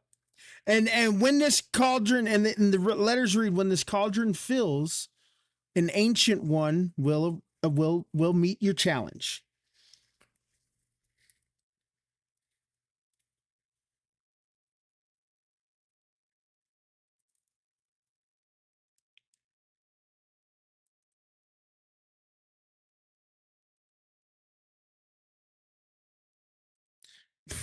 That's a way to say it.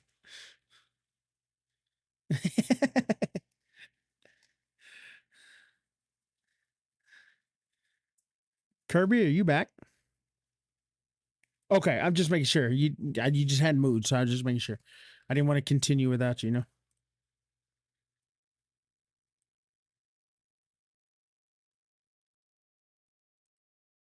Okay.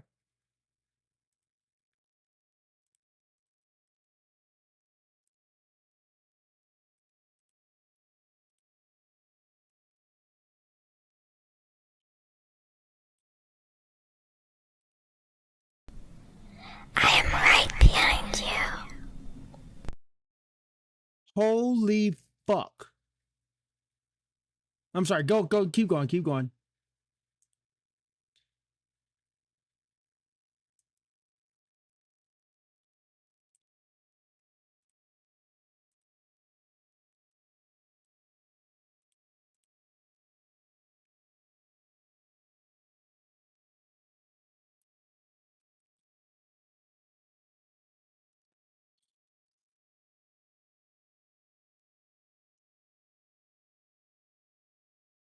Well, there's this very small puddle. It doesn't look like there's much water. Give me an investigation check. So your investigation check reveals that these skulls look to be from all types of species: dragons to humans to gnomes to elves to goblins to kobold, everything. It just looks like they're, somebody goes out and cleans out the first level dungeons every once in a while, and they just throw these bones up here. Nothing special about them or anything.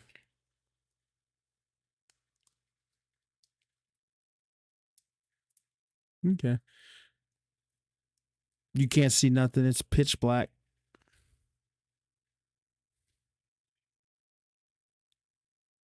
No, we're not doing that. We're not doing that. Yep. What are you looking for? Oh, you're just looking at it. I can tell you right now, there's just a small puddle at the bottom of it. There's nothing out of the ordinary. You see the elvish runes on it that Gregor. No, no, no, no, no. Thorn, as you approach the inner circle of this ruins, your backpack kind of tingles and lets off a very weird light.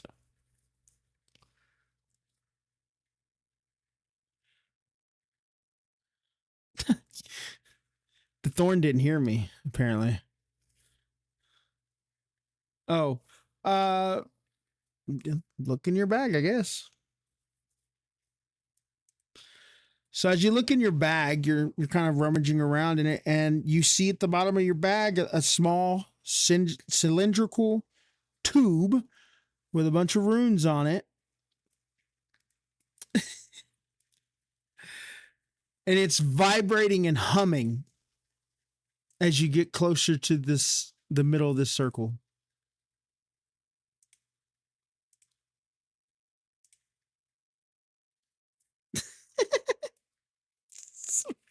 Apparently, Soul's going on an adventure. All right, while y'all RP, I'm gonna pause the map so y'all can RP.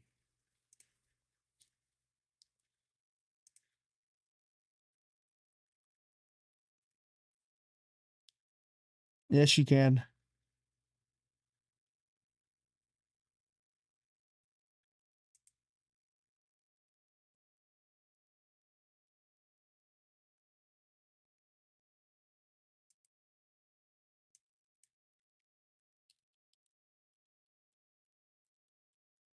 So as you grab it with your beak, the since you're right next to the hole, the thing vibrates and hums and hums and hums, and it's very hard for you to hold on to it.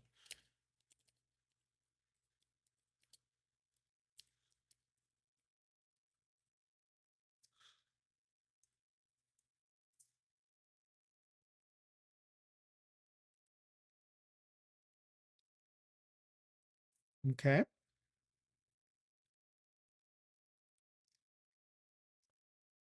Is everybody else going to join?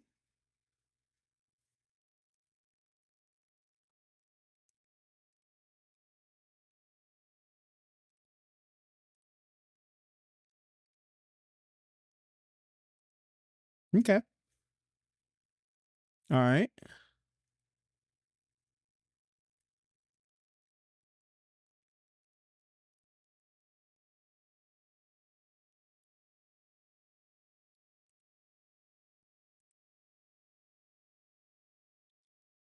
Okay. That's very true. Can't force him. No, you cannot. There's a magic. Yeah, everybody, pretty much everybody, all of y'all has dark vision. None of y'all can see down the hole. This is a magic. This is a magic you cannot see through.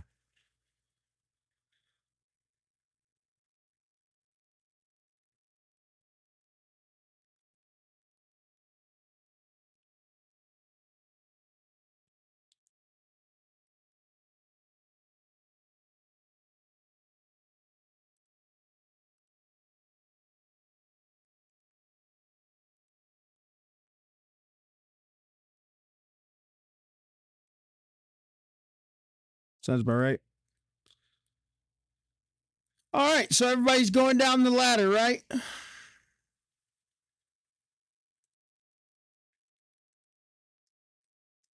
All right. Oh, God, get rid of that. Okay.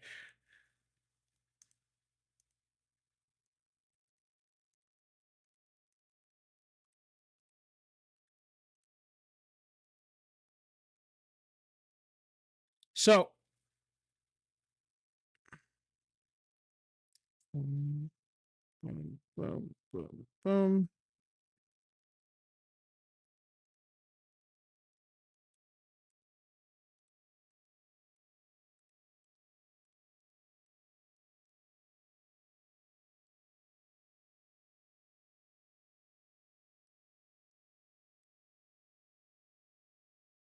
Second, putting y'all in.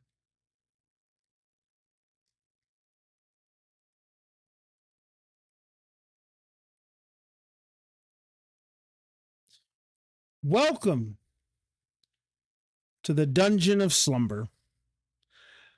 Now, as y'all ascend to the bottom of this ladder, which y'all are here, sorry, y'all's dark vision kind of tunes in, but you can definitely tell it's not as strong as it was.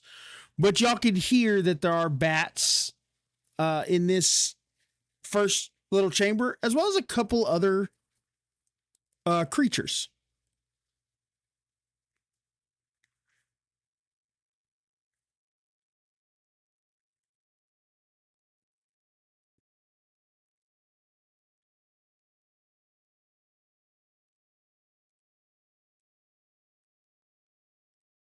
So you don't notice if the vibration's gone up or down, but it's definitely glowing. The vibration is kind of still steady, but you can feel that it's not as intense as it was. But the glowing definitely is. It's almost like a torch. It's aiding y'all's vision. Your dark vision, you can definitely tell, isn't really working down here too well. It's almost like it's cut in a quarter.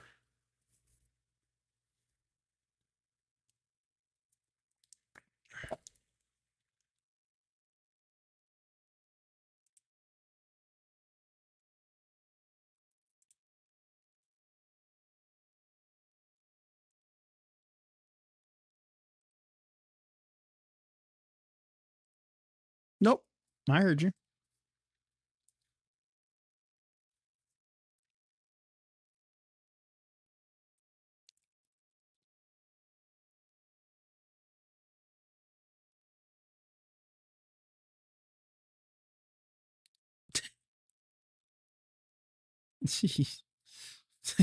Full and deep. All right, so y'all have come down. You can definitely tell your dark vision isn't working that well. But these little tube, the cylinder, is glowing like almost like as bright as a torch, but not as it's not vibrating like it was.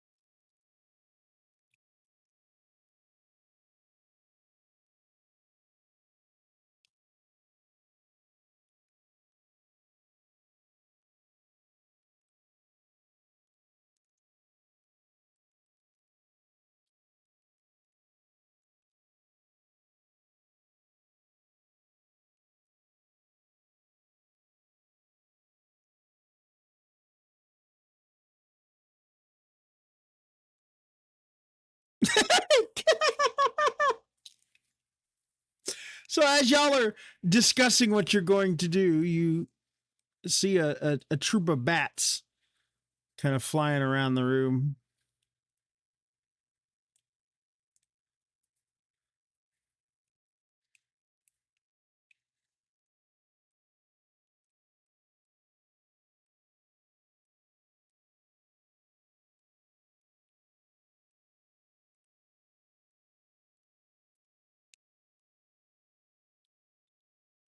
Yeah.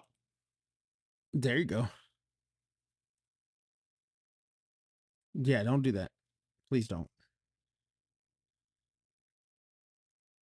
Not anymore.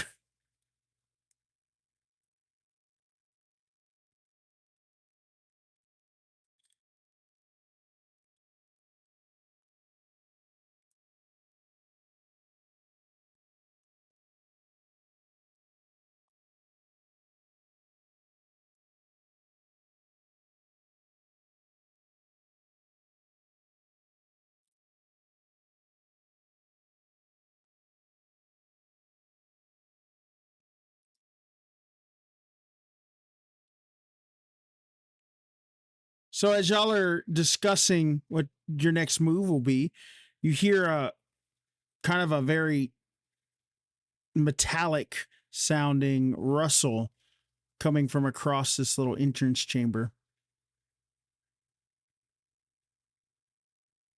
All right, make yourself check. Awesome. You are now stealthy.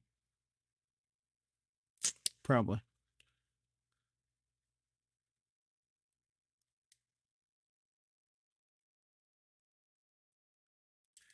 As Gregor does this against all sense and purpose,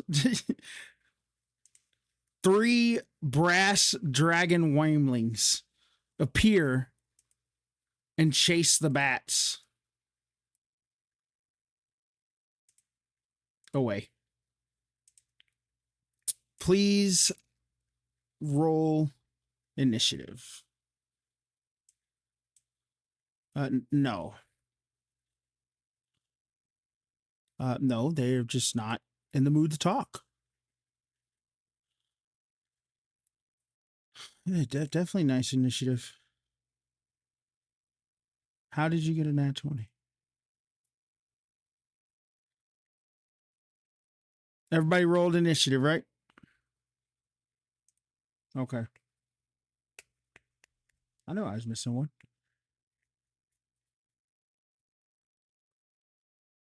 There you go. Okay.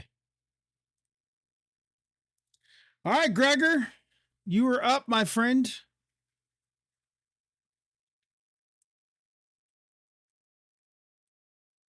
Correct. We are in a dungeon.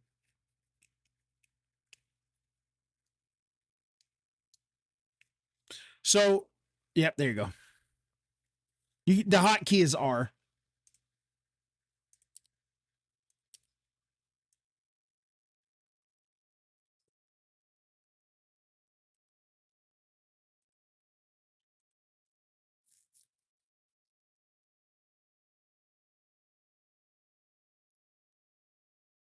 Yeah, he would not. Yeah.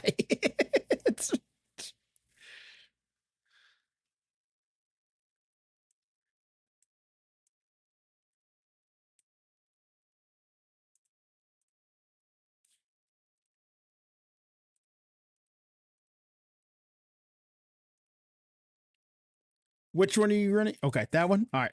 So I figured. Yep. All right. So what are we doing?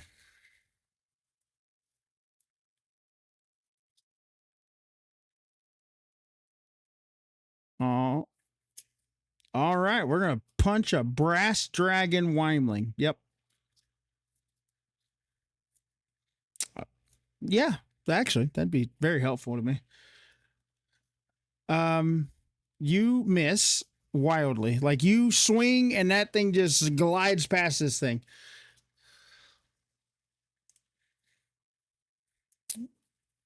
Yep, you missed.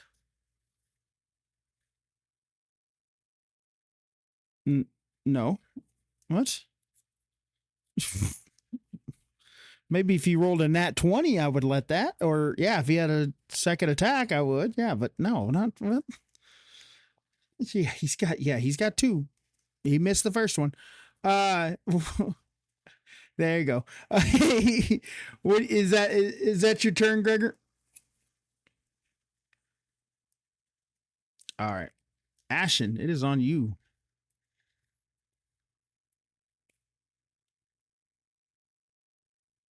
Uh huh. Yep. All right.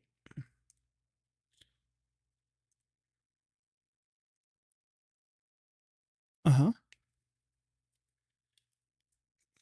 Kiva, it's on you.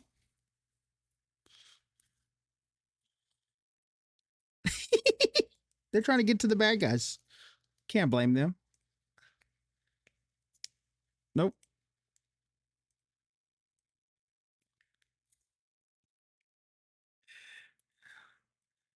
Well, their line of sight. So wait. Their line of sight. Yes, but you do have some amount of control over their flow through space. I guess is what it would be. Yeah, you definitely have to see the thing to in order to hit it, but you do not have to. You know, somebody could be standing in between you and it. You can curve the bullet essentially, unless it specifically says you can't.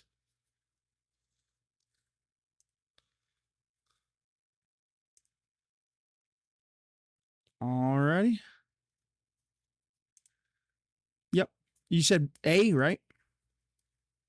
Okay. Charisma saving throw. You succeed.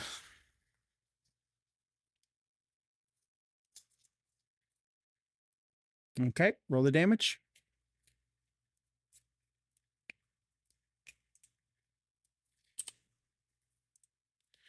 All right, you let out this guttural roar, and this wormling immediately notices you and kind of like backs up, like backs its head up a little bit, arches its back, you know, kind of definitely kind of cowering away, and you can tell its eyes are kind of twitching. With that you definitely did hurt it with that scream. So, all right, is that going to be the end of your turn? All righty. So now the wormling in front of Gregor has now decided that the target is definitely not the dragon behind Gregor, but yet the thing in front of it. So what am I going to do?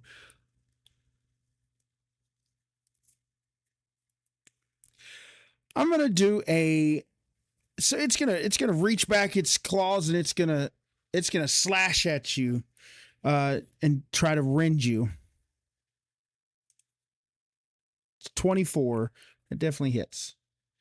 So I'm rolling to myself. Well, there you go. It's 24. So it slashes at you and hits you, dealing 1d10 plus 2 slashing damage, which is 5 points of health.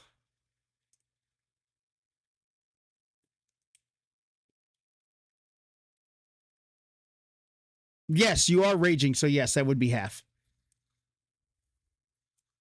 I don't have a color. We're gonna make. Well, yeah, it would be rounded up to the lowest number, so it would be rounded down, not up. Players always round down, enemies always round up. So, as a point of fact, what the fuck is going on? So 5. So you would take 2 points of damage. Rounded down. You are a player, so rounded down.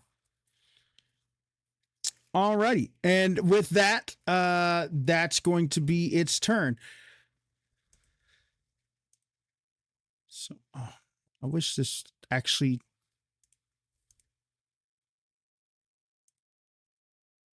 Yeah, it hits you with its claws. Yep.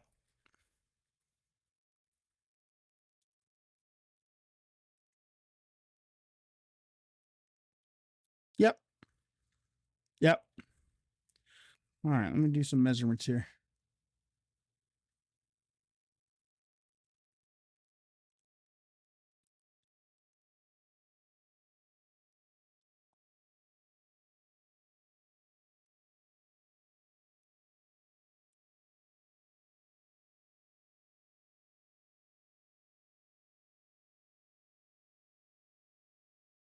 All right, so this wormling is going to move up 15 feet, which is half of its movement, and it's going to point itself towards Ashen, Kiva, and Gregor, and it is going to do a 15-foot cone, which means it hits Ashen and Gregor. No, it hits Ashen, actually, not Gregor.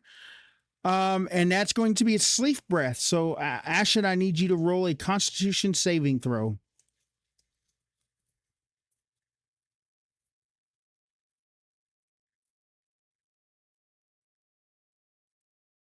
Boy, you killed it.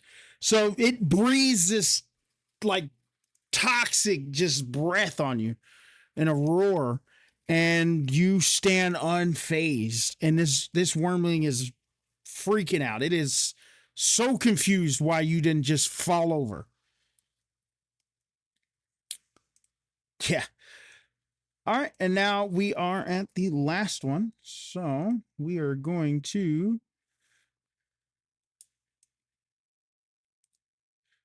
this one's going to move up on the side of Gregor, and he is also going to rend at Gregor, which definitely hits. And it does 6 points of damage. Jesus. No, it does 12 divided by 2 is 6. Yeah, it did 12 points of damage. I just already halved it for you. Yeah. Teach you to charge in against some wormlings. All right, and at that, Thorn, it is your turn.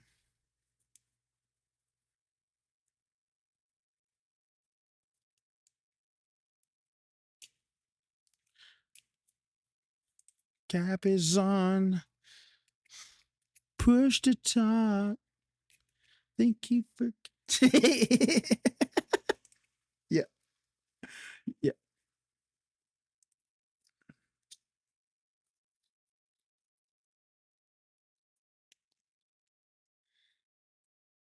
So if you are looking, yep. So if you hit R and you hold down onto the front of your character and pull it out, you can see how far everything is from you.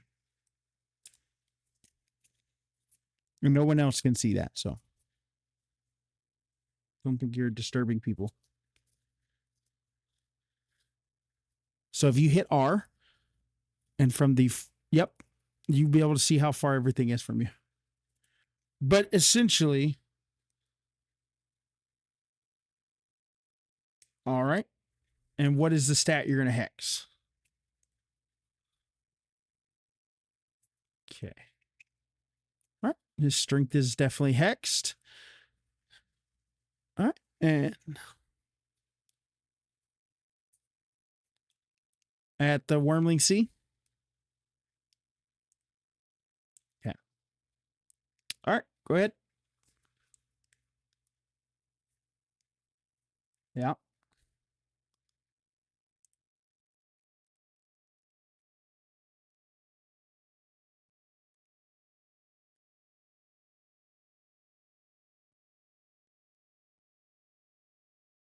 You missed.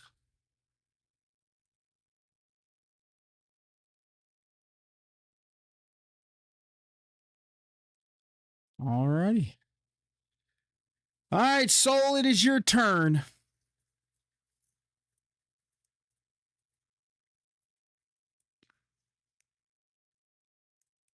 Okay.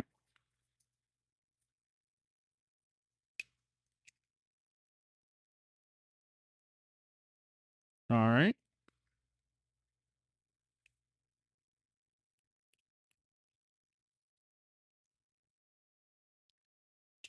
Oh, definitely hits.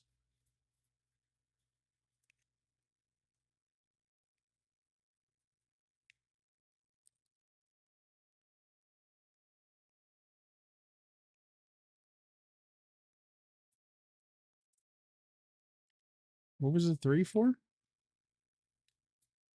Oh, yep. You're right. You're right. Okay. All right.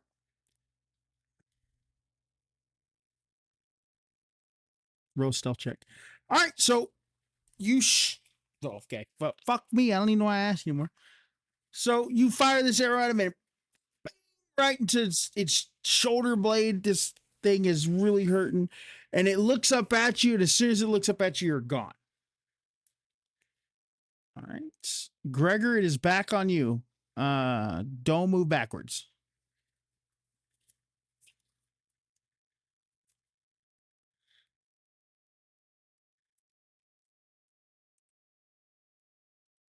Okay. Which one are you punching in the face? Okay. The one that's. Why is he purple? Why did I purple him? That's right. That's right. You miss drastically. You swing and it's a terrible miss. Um, you are frustrated at this point. You've never missed this much in your life. All right. Will that be all?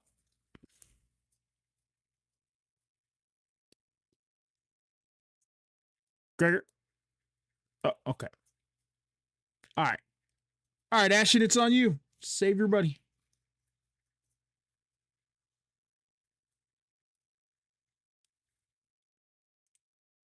All right.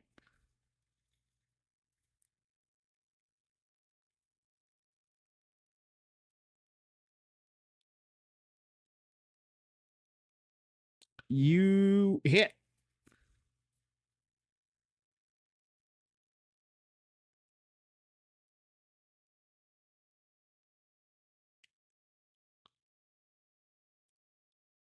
So you do 9 points of. Yeah. Oh yeah, plus 6. That's right. Damn. So you smack this thing and it just arches back. It's definitely in pain.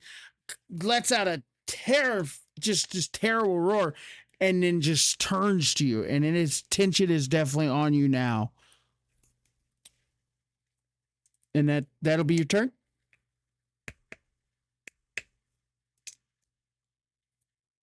Okay.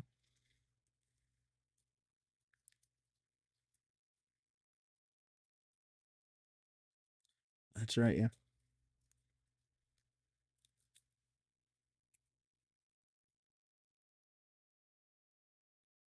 All right.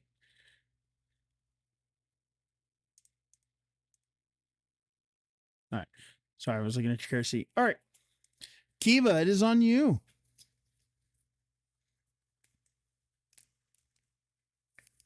Yep, that is very true. He's no longer feared of you.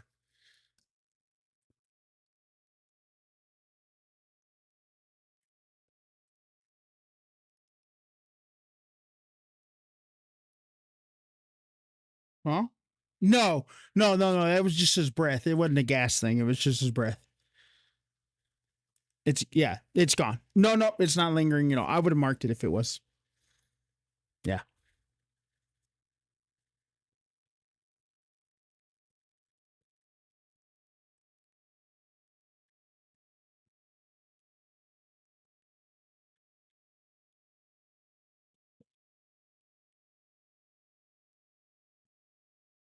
Yes, that is hex for strength. Probably.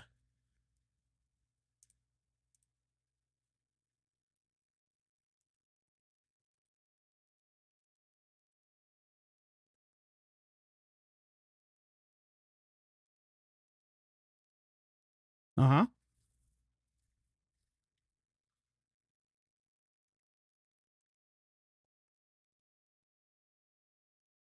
Oh my God. Are you okay? Yep.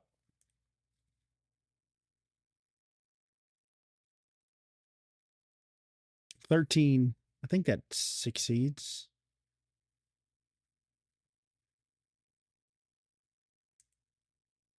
You're, yeah. Wait. What's your DC? 13? Yeah, you win.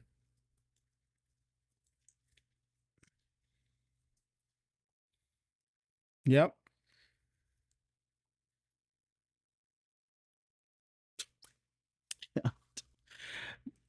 This thing is dead.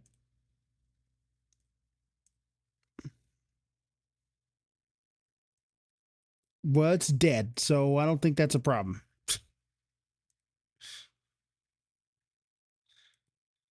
It's very true. That's very true. It can't stealth anymore because it's dead. So at that, would that be your turn?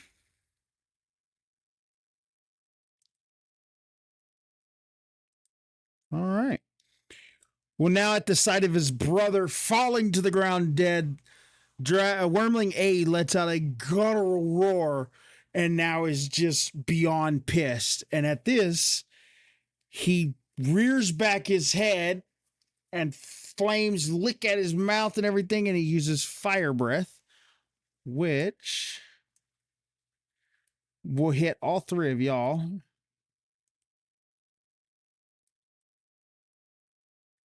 It will take 3 turns. I think that's how that works.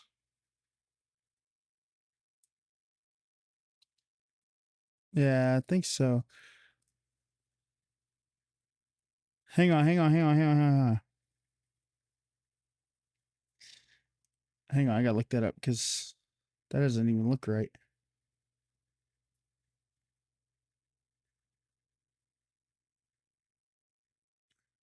Yeah, go ahead.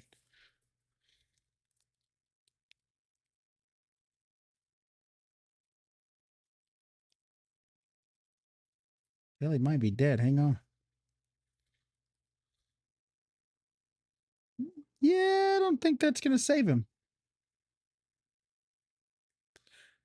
He's not at 1 HP. This attack does 4d6 damage. That's why I'm making sure. Yeah, either it has a charge of time or it has a cooldown time. Fire breath. Yeah, that's what I thought.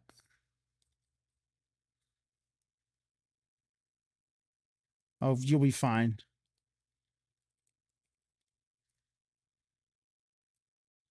Oh, hang on, let me pull up the. It's very true. It's very true. You would not. Yeah. Oh, yeah. It's a 3-turn recharge. So I need Ashen and Kiva to roll a dexterity saving throw.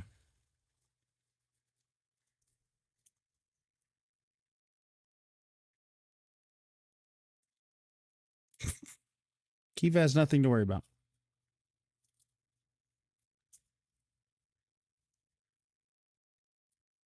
Ashen, you succeed.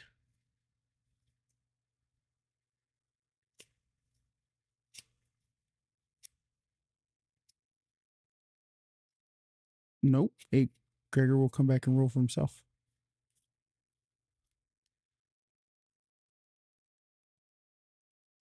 That's what I'm waiting for. That's what I'm waiting for. I don't want to. Yeah, go ahead. I don't want to roll for anybody. That kind of seems crazy.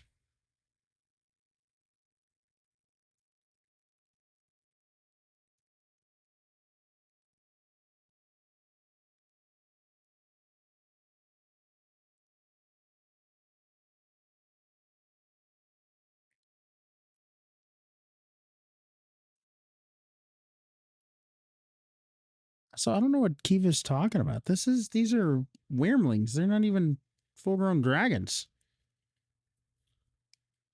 I need you to roll a dex saving throw.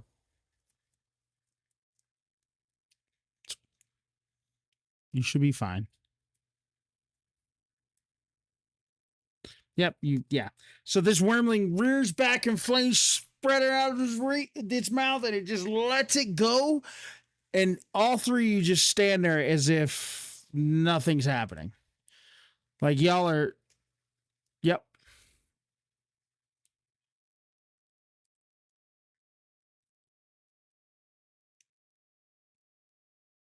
Sure. So Gregor ducks underneath his jaw and avoids the attack while Kiva just stands there bathing in the flames, and Ashen just steps to the side a little bit since it's a cone attack.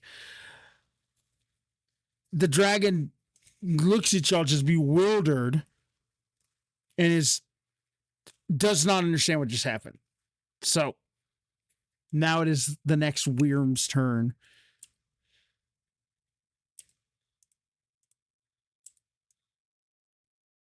And he is going to. He's going to move up to Ashen and he is going to rend. 21 hits. It does 5 points of damage to you, Ashen.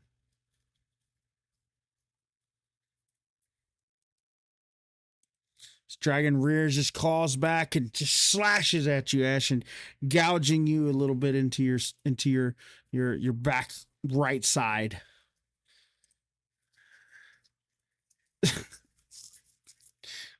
All right, Thorn, it's on you.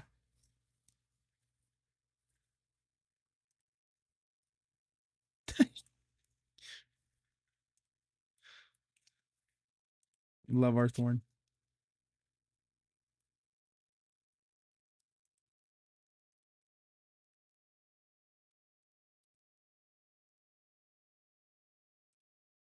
Yes. Yep.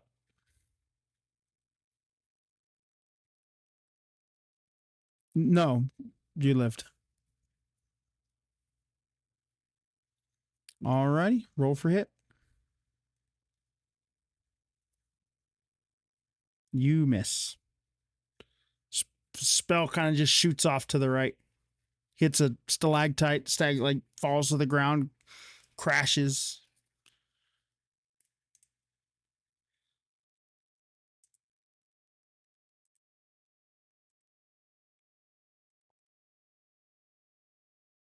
The only person that would is, well, no, them two up there definitely would.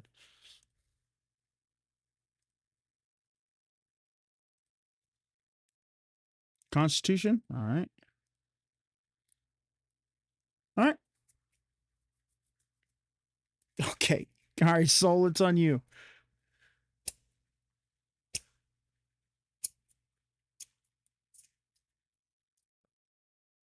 All righty. Roll for hit.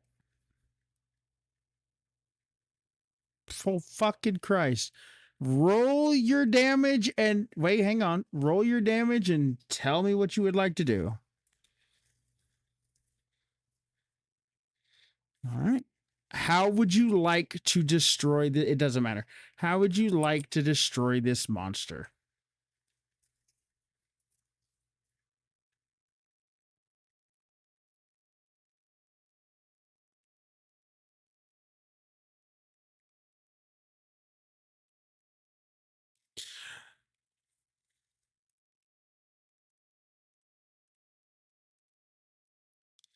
Awesome. Well, as its claws coming down, strikes Ashen, arrow whizzes through its eye socket, straight through the brain and out the other end, sticks to the ground.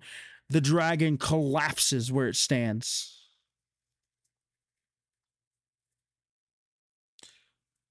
Yep, stealth check.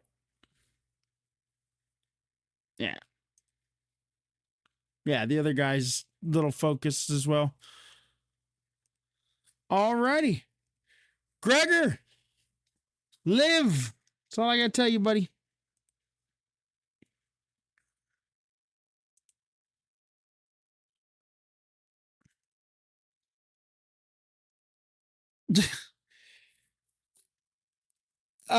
You swing again. Well, no, hang on. First off, I'm sorry. Reroll again with the advantage because you have inspiration. I gave you inspiration. You've missed twice.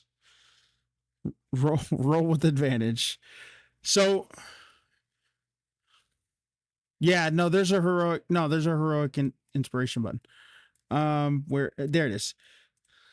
So it's right next to your hit points. It says heroic inspiration. It's right above your defense. Yep, and then you'll roll.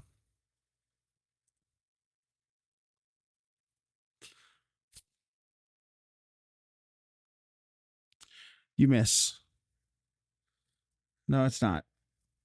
All right, you just throw your arms. And now you're triply frustrated. So you still have heroic inspiration. What else would you like to do? You have bonus actions, you have feats, you have uh we got a whole bunch of stuff you could probably do. There are restrictions, but it's not much.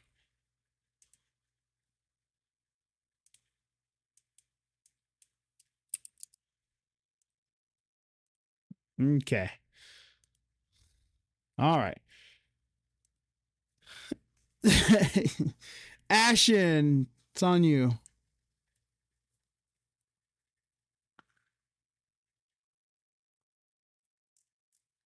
Uh-oh. He found something. Yeah, I bet you are. Fuck, you found what I thought you. Ah! Oh. I think you did.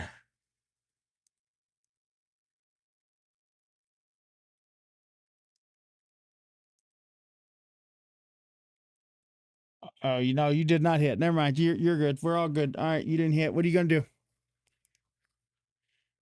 I'm gonna adjust you a little bit because you're standing on top of a body.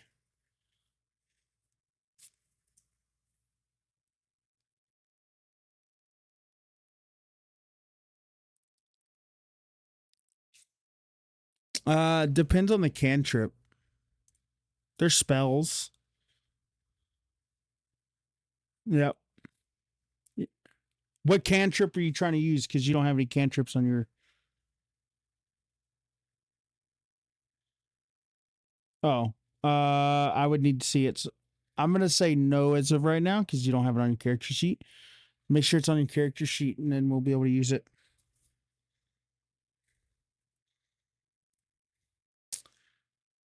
Bolt, bolt, bolt. Not a Hadouken. All right. So Ashton, that's your turn.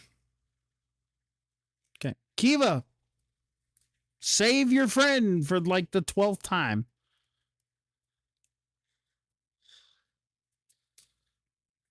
All right.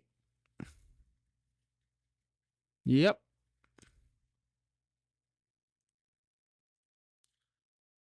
It's a 19. Not only does it save, your light went somewhere else. That, yep.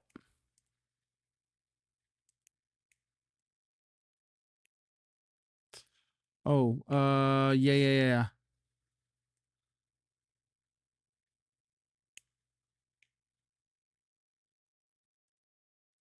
Okay, 27. Yeah, it's definitely higher than the dragon.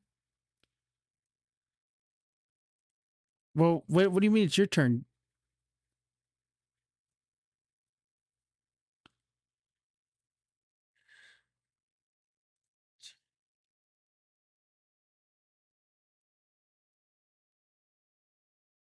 Okay, gotcha. Okay, go ahead.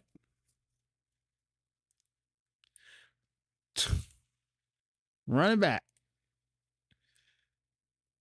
So do a con save throw. It's a 10. It hits. Wait, what? Yeah, I was about to say. Definitely hits. Yep.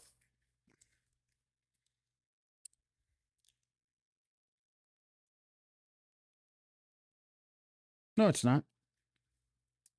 It's a sec. Yeah, Kiva hit it before.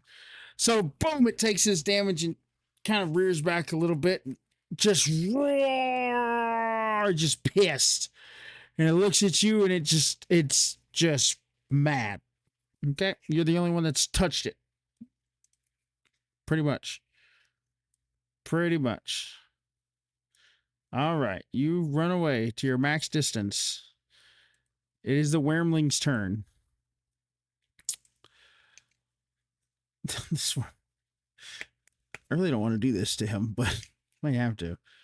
Let me see here. Well, yeah, but it's got to get through him to get to you. That's a cone. That's a cone. Yeah, without. Yeah, okay. I need both Gregor and Ashton to make a con saving throw, please.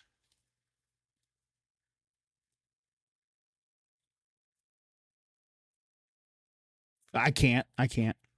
Just first. Yeah, I can't. So, Gregor, you succeed in your con saving throw, but Ashton, you did not. You are incapacitated for one turn. Um, he used sleep breath, so he basically breathed in a cone towards them two, basically in the middle, towards the dead dragon, and it captures both of them because they were within range. And it's called sleep breath. He failed the save throw, so he's incapacitated until the end of his next turn, at which point it repeats the save. So he has to re-roll the save, and if he fails that time, he is unconscious for 1 minute. The effect ends for the target if it takes damage or a creature within 5 feet of it takes an action to wake it. So, yeah. So pausing combat just for, well, no. Poor Carlos, just give me a second. With that, his turn ends. Thorn, it's your turn.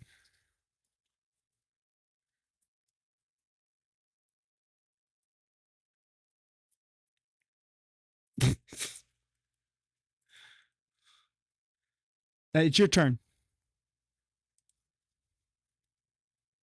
Yep. Yep. What are we hexing? Con? Strength? How about we hex? That would be, it depends on the saving throw you're trying to hit him with. It's his regular AC. That's just nothing. It's just what it is. There's no con.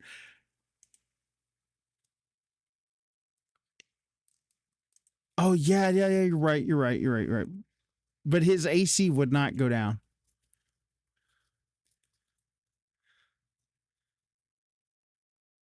Okay, so you hex Dex. You blast him. Roll damage. If it's a 1, I'm going to laugh. There you go. So this Eldritch Bolt charges. Yep. Oh, yeah, that's fucking right. Roll a d6. Oh, my God. Fucking stupid shit. So this Eldritch Batch rolls through the chamber, pinpoints, hits this wormling in the side of its face, and blasts his head completely off. This wormling falls dead to the ground. Let me just tell you this. 13 damage. It had 14 hit points left. You rolled 13 and then a 1 and killed it. This wormling falls dead to the ground, completely done. Now, all 3 of these wormlings are dead on the ground. Congratulations, y'all killed wormlings. But yeah, some people just swung and missed. So y'all do what you got to do there. Porcos, I'm gonna drag you.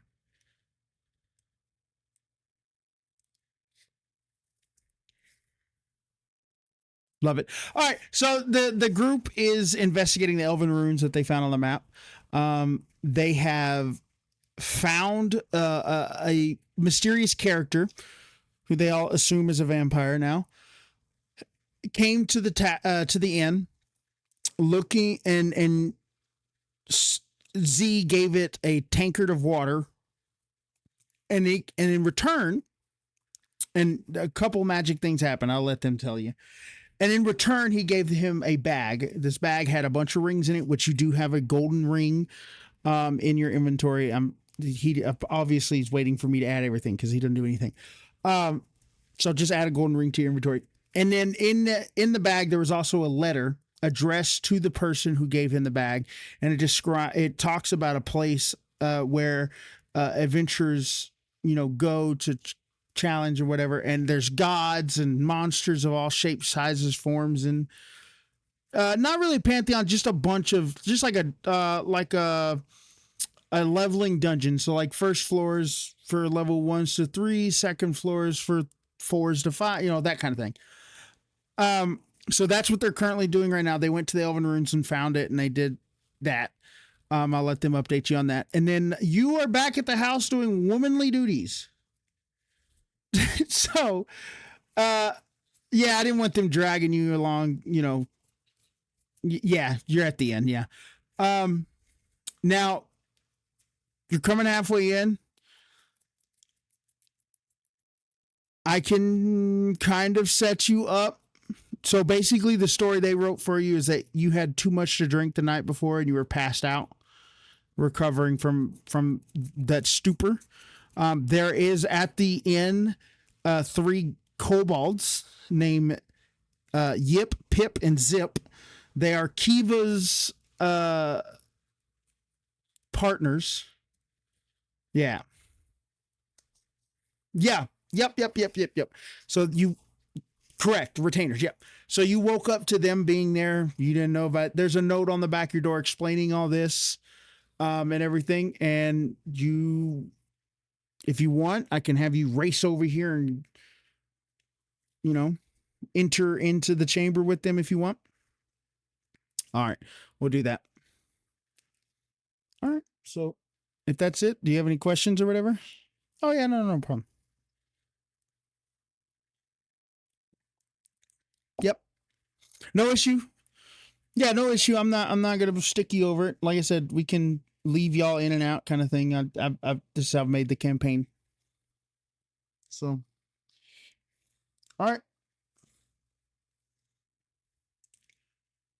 For the horde.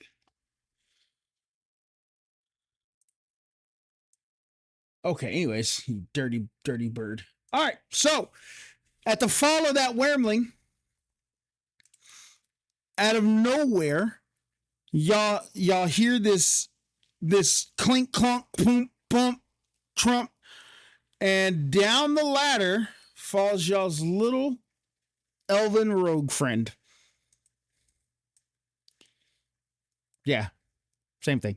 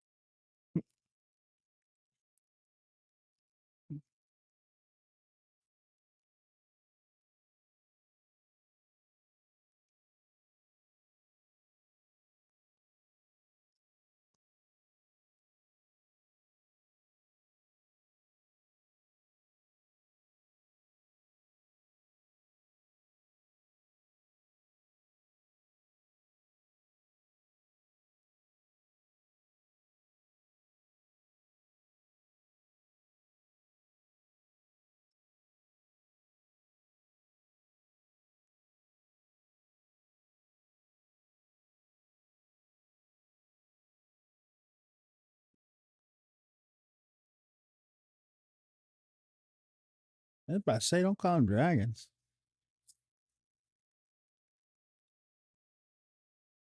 Yeah,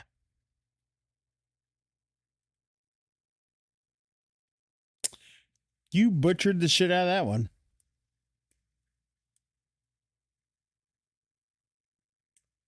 Yeah, sounds like it. You can try to help them. There's no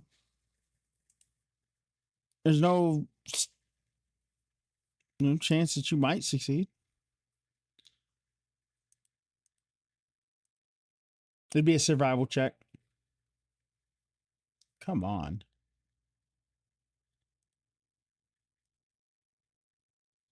You butchered that one, so now we got one more left.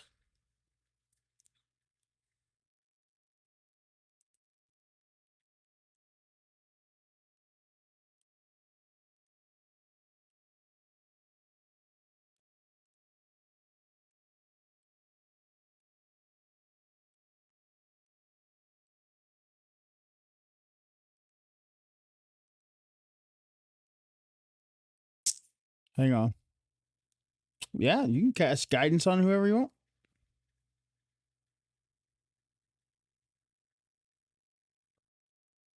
Say that again, Cap.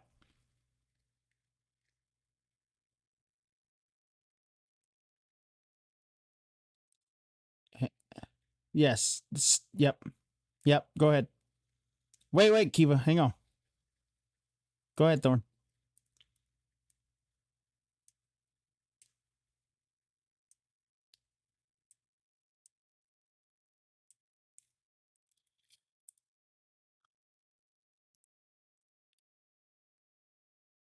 So I'm gonna ask you to do. I'm gonna ask you to do an Arcana check.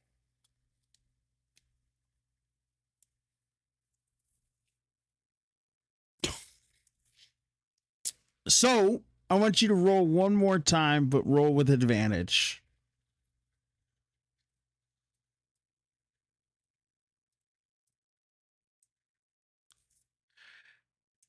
All right.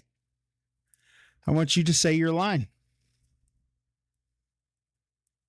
Wait, everybody.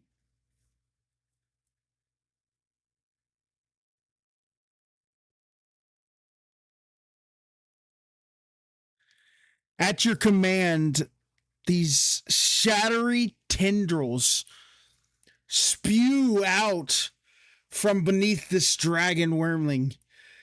You see the creature writhing, trying to fight this with everything it has, but it loses on your third wakey wakey. And next to you stands a shadowy, dead figure of a wormling. The body is gone.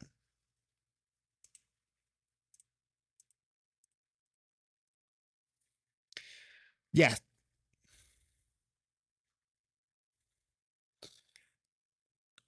Oh, God. Yeah. I mean, the skin's just not, like I said. So, Portcullis, you weren't here. I'll let. So, yeah, they tried to get the skins off of it and they failed terribly. So I'm gonna let you in on something. There was a trader that is now living room and board free at the inn who will take monster parts and treasure and anything y'all find to go sell, and he will y'all all signed a contract. Okay, I've role played you signing the contract. Um, so so yes, gather all the monster parts because, like I told them, the economy in this game works on people going into dungeons, gathering monster parts and treasure, and selling it to make items, or making items himself. The bear meat would be still at the end, stocking y'all's fridge, pretty much. Um.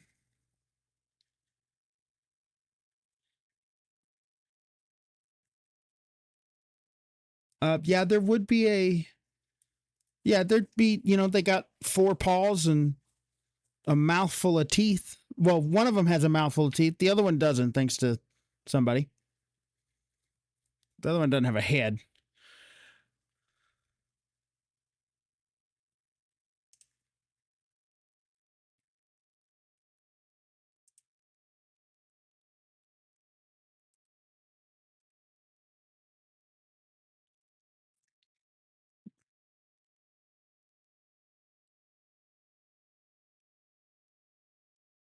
Yeah, it gives you a little bit of a buff to your roll.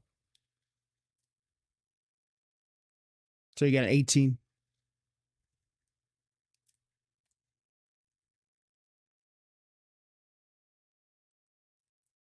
So yeah, you succeed, you harvest What were you trying to harvest? The teeth, the claws, what? The pelt's done. They fucked that up.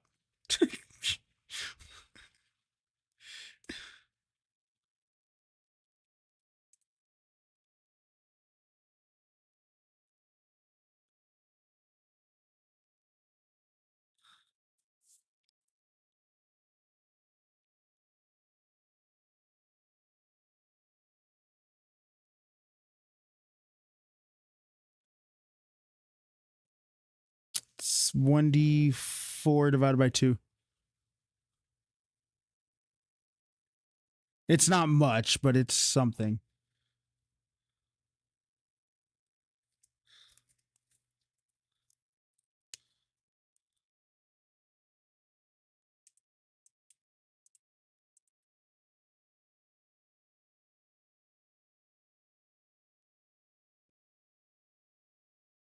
Yep.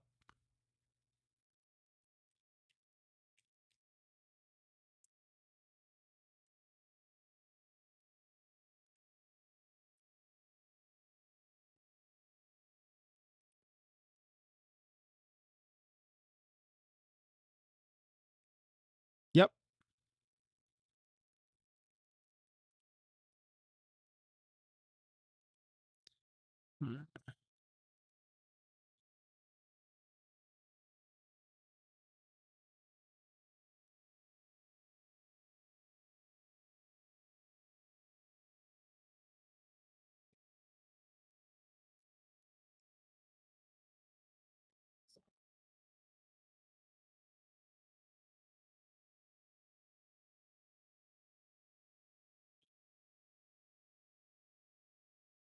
Yeah, y'all can take a short rest to recover some stuff while y'all think about what y'all are gonna do. While I, yep, yep. Hmm.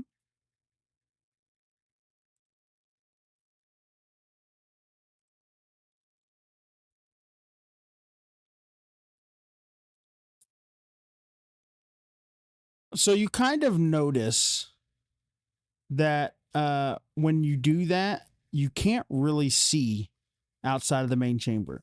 It's almost like some type of magic is preventing you from doing that.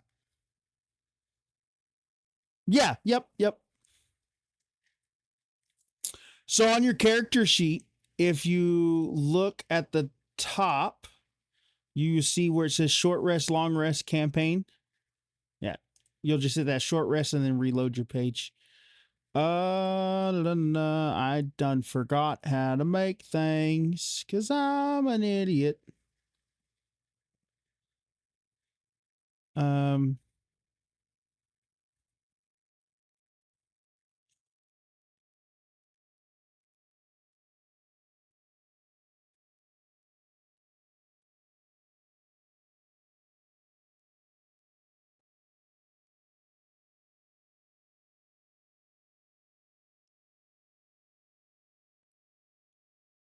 uh,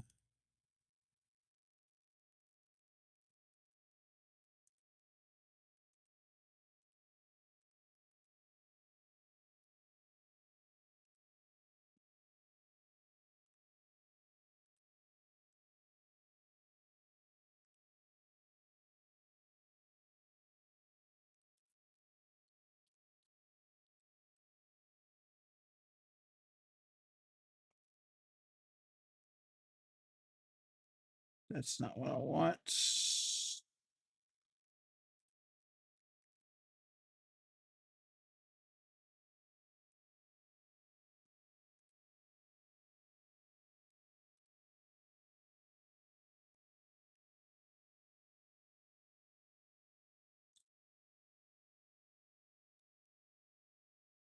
not exact science, but it's there.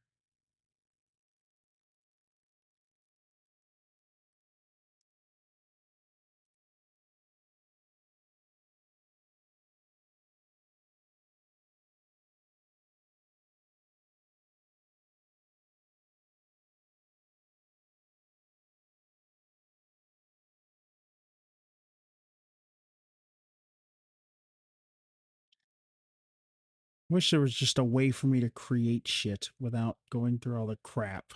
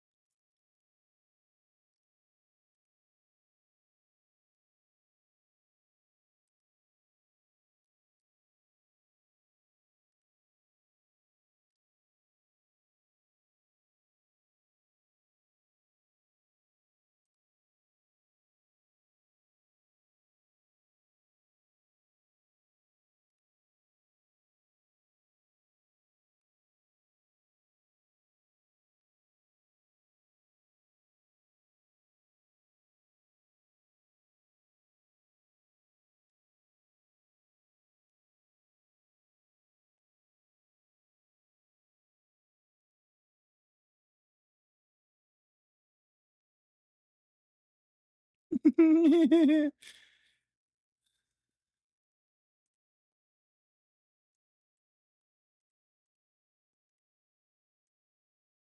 sorry. I meant to actually keep that stuff open. I'm sorry. That's actually my fault. I'm very, very sorry. Nope. That's nope. Just a black square of death.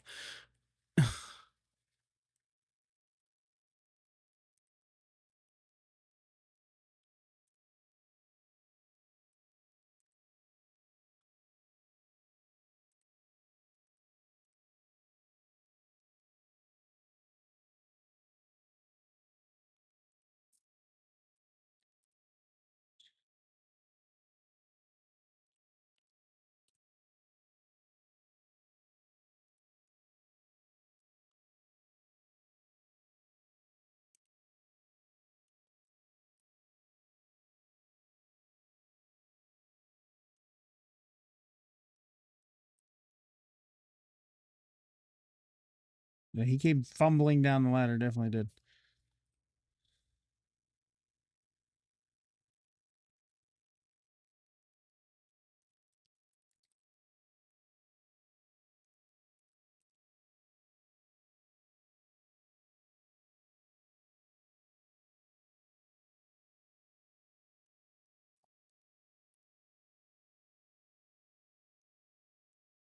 Yeah, it's all Elvin. Yep, it's all Elvin. You can do a. I want you to do an investigation check with advantage.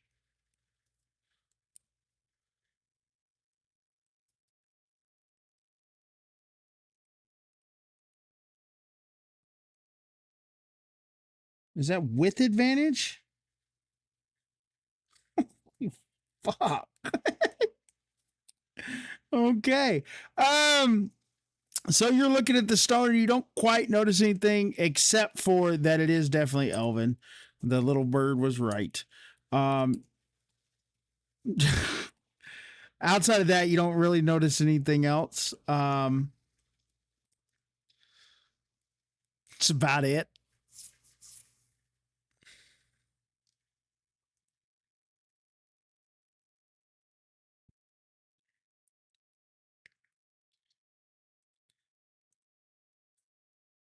Sure. I'll let you roll perception. Mm-hmm.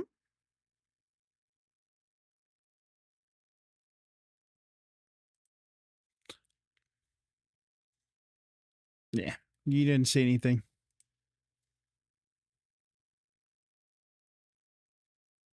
To be fair. Correct. Um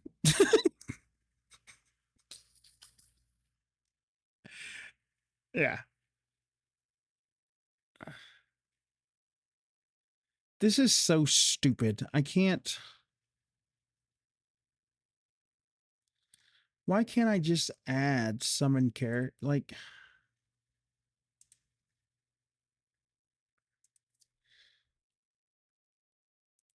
yeah, it doesn't let you do it.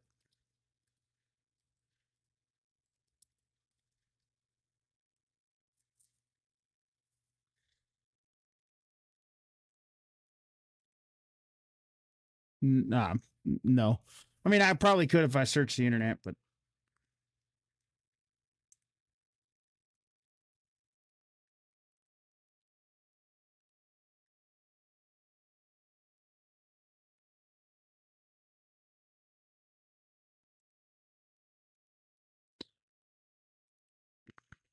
yep. Yeah, I told him I would. So I just wish that like there was a type. Like if it just let me do like a summon type. It won't even let me do a subtype.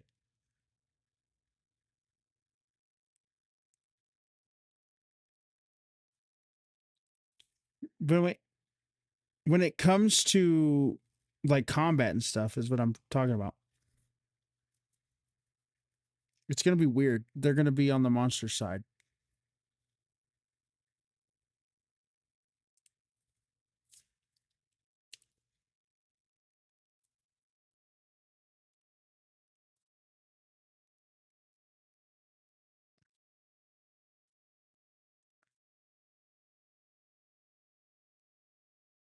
Yeah, yeah.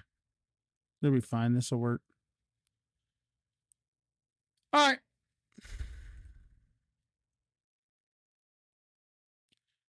All right. So y'all have harvested everything y'all can out of it. Thorns absorbed it into his nothingness. Um, which direction would y'all like to go into since y'all have now had a short rest? What would y'all like to do?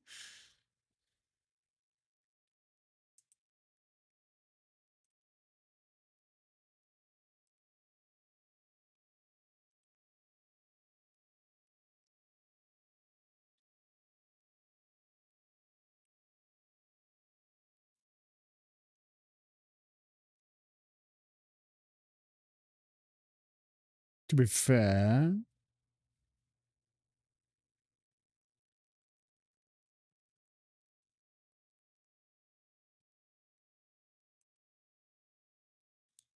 for y'all.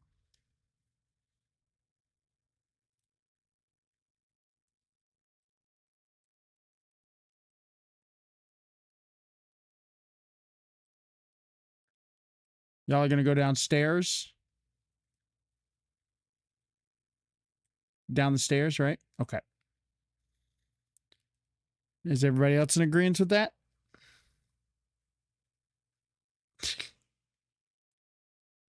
All right. I'll take y'all's moving your tokens over there by yourself as consent to be brutally violated.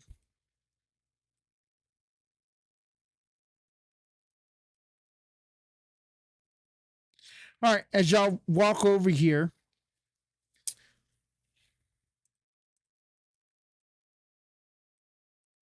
you can feel as if the dungeon somehow knows that you've chosen this way. And as you do that, the darkness kind of clears off,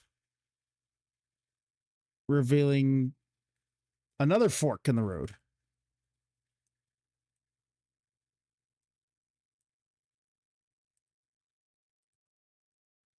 Okay.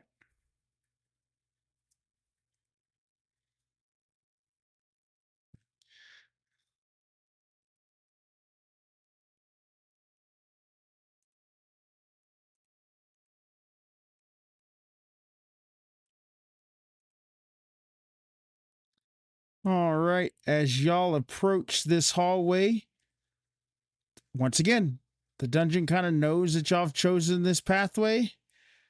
Roll initiative, please.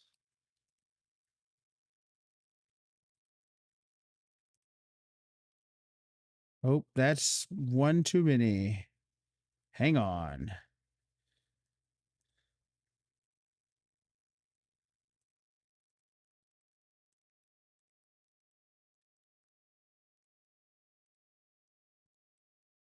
Hang on. All right. Y'all can roll now. Sorry. No, if you already rolled, just leave it. Once every 1, 2, 3, 4, 5, 6. All righty. In front of y'all, there are two kobold dragon shields. These monsters look disgusting, but they have the features of a kobold with dragon type features as well. They're quite ugly and quite formidable.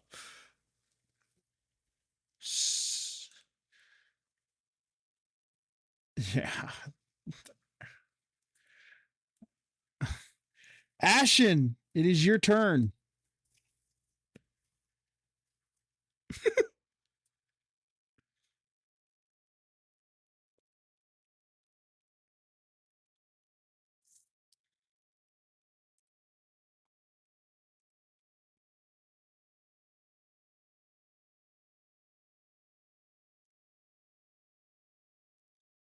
Yep. 24, 14, 13, 13, 12, 10, 5, 5. You did not roll an 18. You rolled a 10.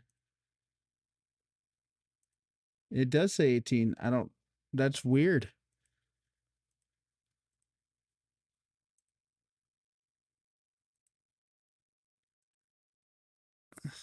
Would you mind being last behind? You're still above the kobolds. Because because if I'd have to end combat, you know what? No, we're going to do it this way because I can actually do it. I know how to do this now. All right. Everybody re-roll initiative. I'm sorry.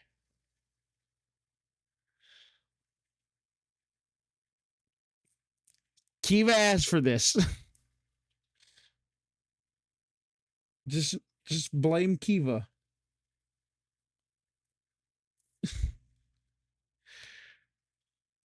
Oh my god! I just want y'all to know this is not gonna be pretty. All right, everybody rolled. Looks like everybody rolled.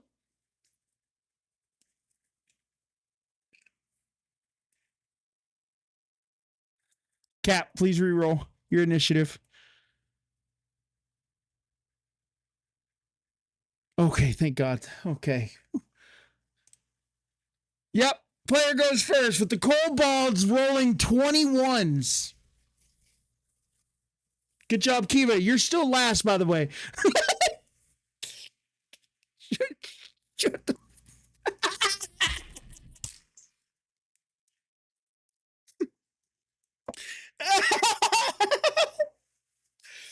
All right, Thorn, it's on you, buddy. What are we doing?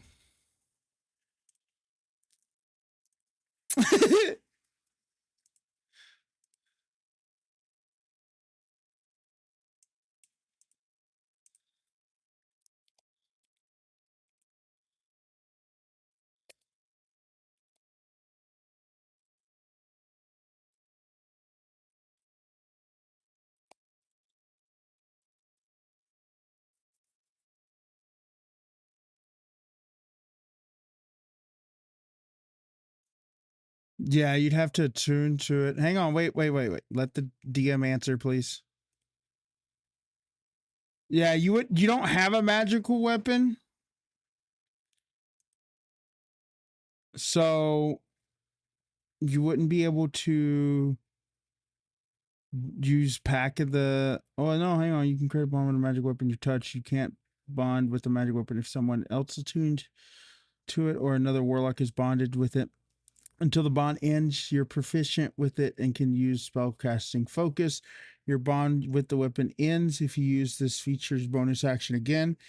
If the weapon is more than 5 feet away from you or for more than 1 minute, or if you die, a conjured weapon disappears when the bond ends. Yeah, so you don't have a magic weapon. So you have to have a magic weapon initially to bond with it. And then once you're bonded to it, you can conjure it as long as it's within 5 feet, which means you can summon it to your hand.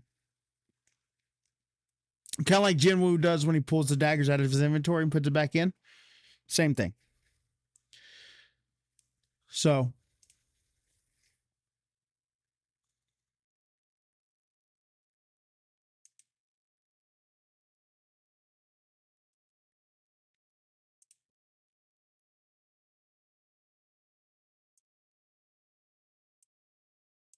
What are we doing, Thorn? You're gonna hex him? All right. What are you hexing? Dexterity. What did I do for dexterity? That. Yeah. All right. Will that be all?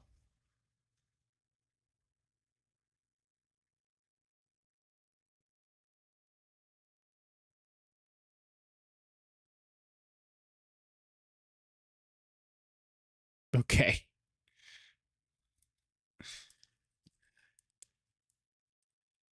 All right. So it is the kobold's turn. This kobold.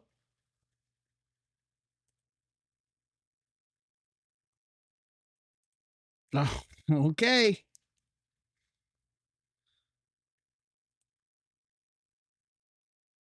You're marking your spell slots, right? You are not above the kobold.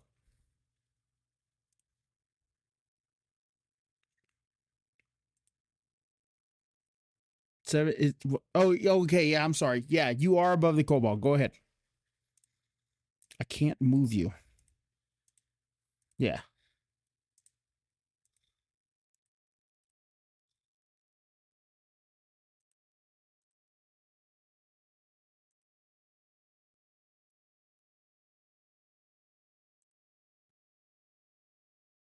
What are you trying to do?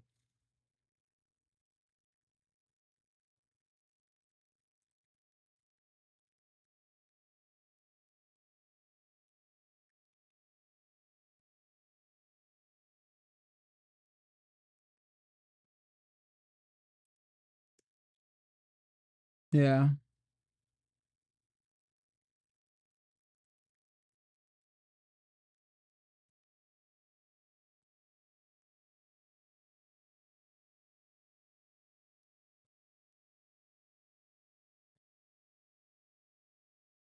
Which one are you casting?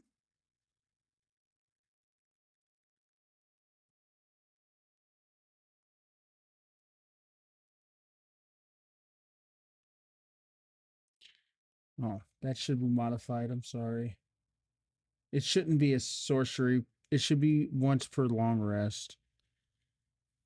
Because they don't have sorcery points in D&D Beyond. That's that part of that sorcerer's origin, right?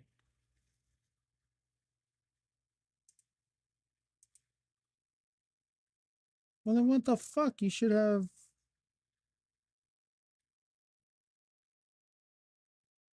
Yeah, no.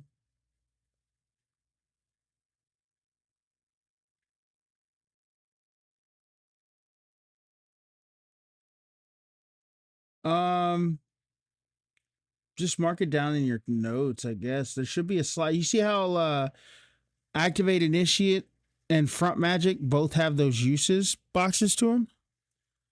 It should have something like that. You see how Font of Magic has those limited uses? It should have something like that next to it. Yeah, I know. Correct, I know. You find where your sorcery points are on your character sheet and you let me know.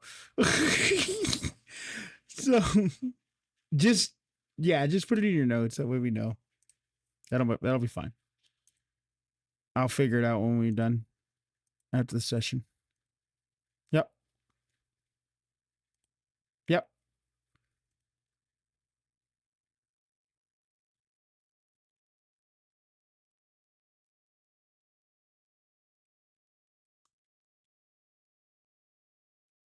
Oh, okay.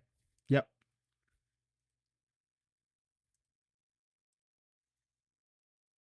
5. Roll damage.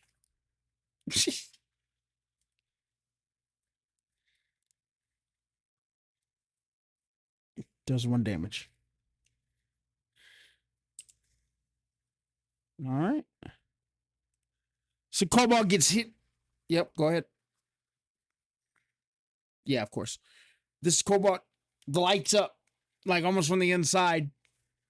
kind of screeches and roars a little bit and then settles back down. It's still illuminated, but it just, you can tell that the damage, the pain's kind of there, but not there. All righty, Kiva, is that your turn? Okay. Kobold's turn.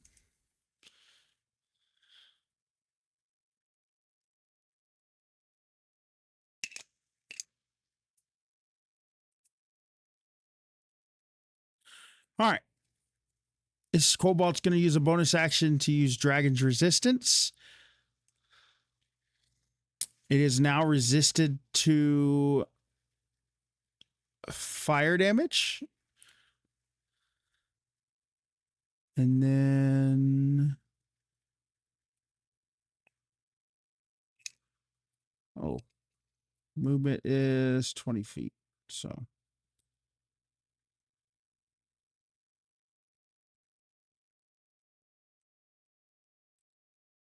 Cobalt moves and advances here. And ends his turn. Now it is time for the second Cobalt, which is also going to use bonus action, Dragon's Resistance.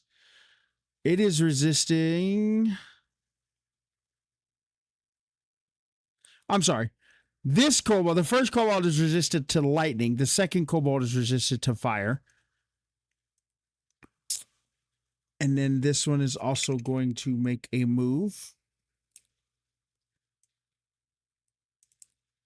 Right up to Ashen. And it is going to use multi-attack.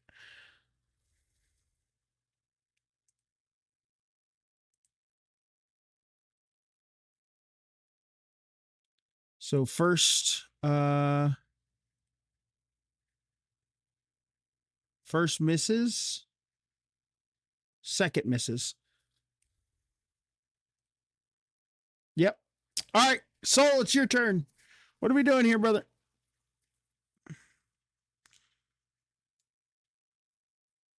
No, it's probably 7-8 foot tall, just enough to fit everybody.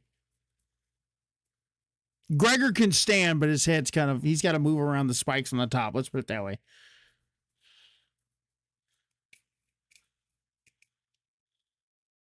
Yeah, no flight room here.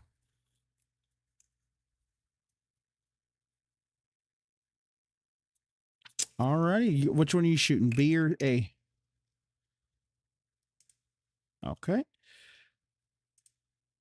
18 hits.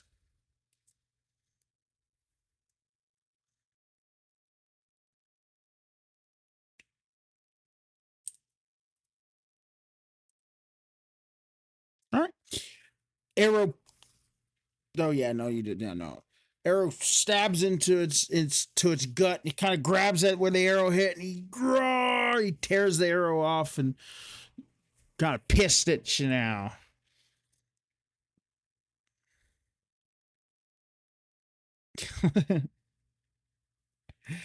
All right, Ashen, it's on you.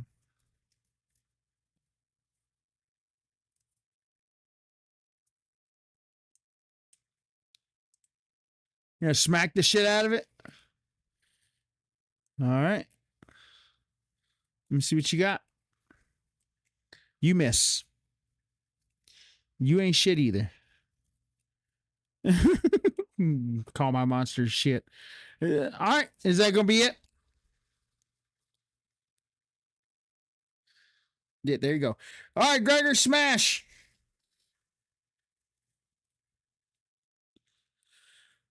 Um,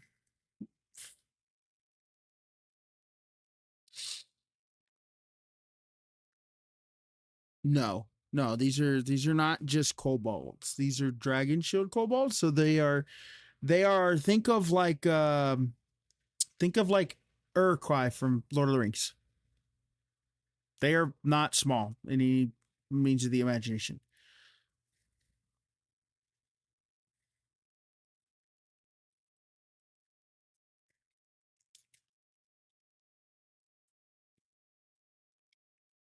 All righty, you guys move up and hit it.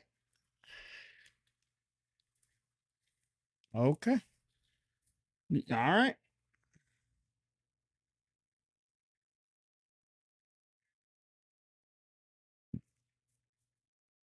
Go ahead.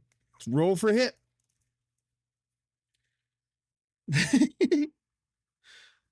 You hit.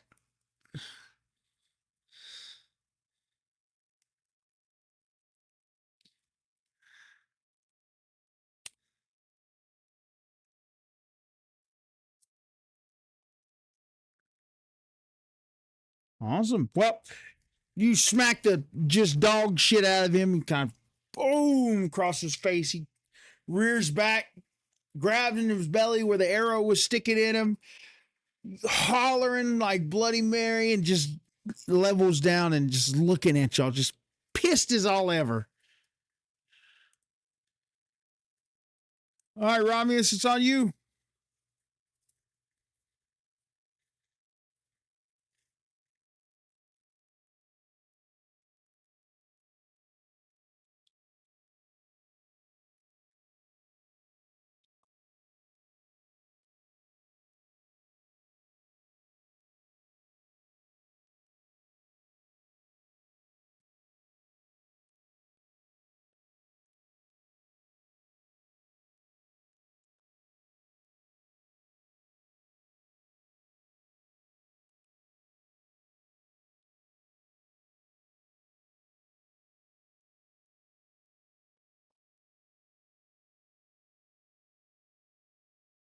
That hits.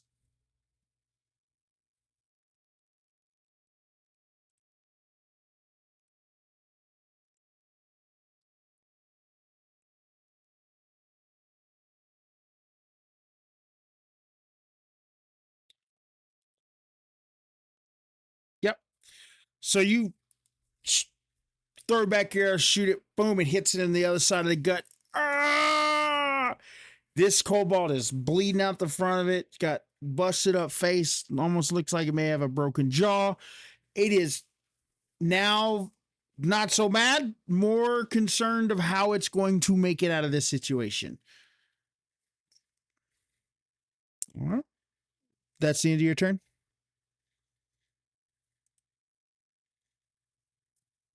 All right. Kiva. Huh? Oh, yeah, that's right. That's right. That's right. That's right. That's right. All right, Thorn, it's on you. Push talk.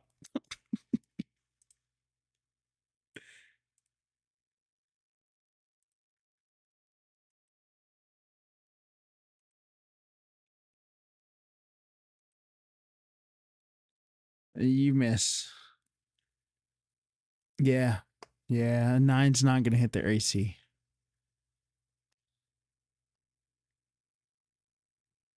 Okay. I mean, you can get there. Okay. Roll for damage. Oh, okay. You're just moving up to him. Okay. Yeah. All right, Kiva, it's on you.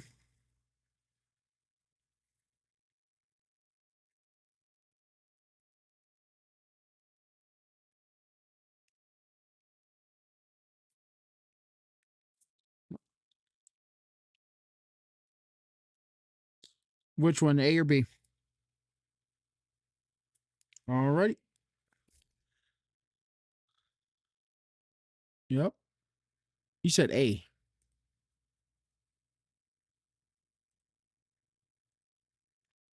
Well, sorry to tell you, Kiva. The kobold looks at you and laughs.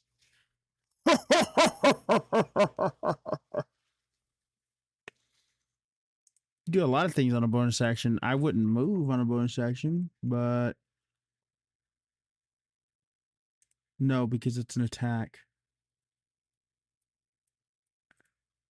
If you look at your casting time, it tells you one action, one action, one action.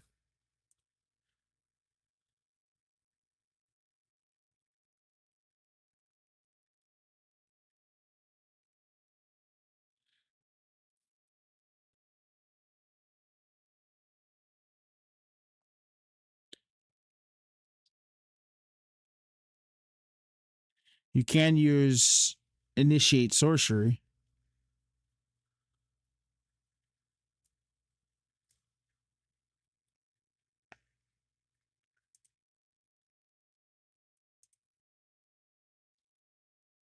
It does not. Disengage. Disengage does not provoke attack for opportunity. Oh. It's 10 foot.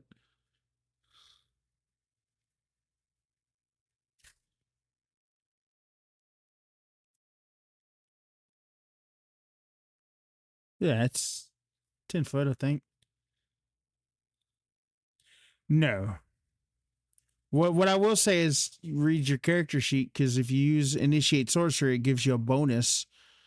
The spell save DC of your sorcerer spells increased by 1, and you have advantage on attack rolls, or you can do font magic.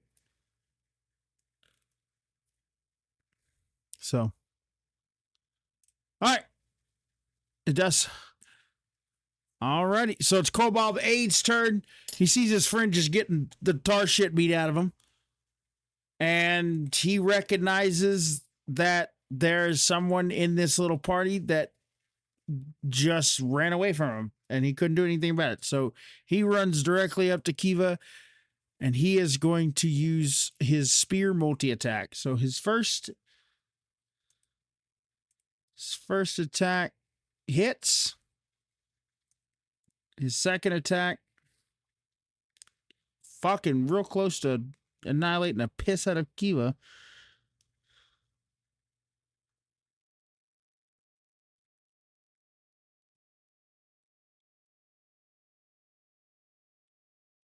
All right. Damage would be 4 damage for the first attack, and 5 for the second. So 9 damage total. Yeah, it does. With that, he's going to, in his turn, now it's Cobalt B's turn. He is hurt, beat to shit, and has recognized that Ashen and Gregor are the main culprits. So he's going to turn to Gregor, because he was not able to hit Ashen. He's going to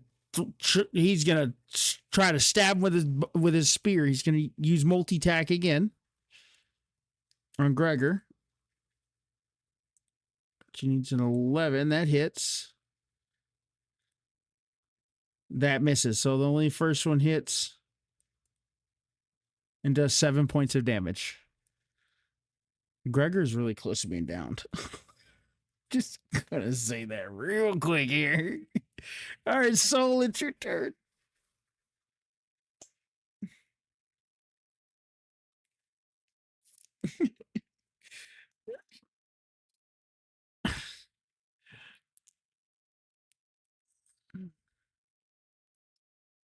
Yep.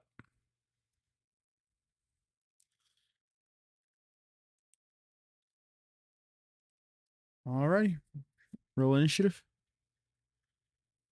Or yeah, hit. Sorry. Yep. Definitely hits. Roll damage. Plus sneak. Yeah, that's right. All right. So 7. All right. Rolled stealth. Oh, yeah, definitely hit. So the arrow stabs into this one in its gut, and he wrenches down, screaming and hollering, yanks the arrow out of him, and throws it onto the ground. Ashen, it is your turn.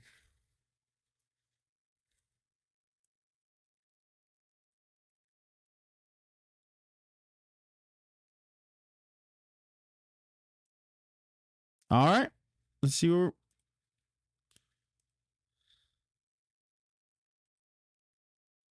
Definitely hits.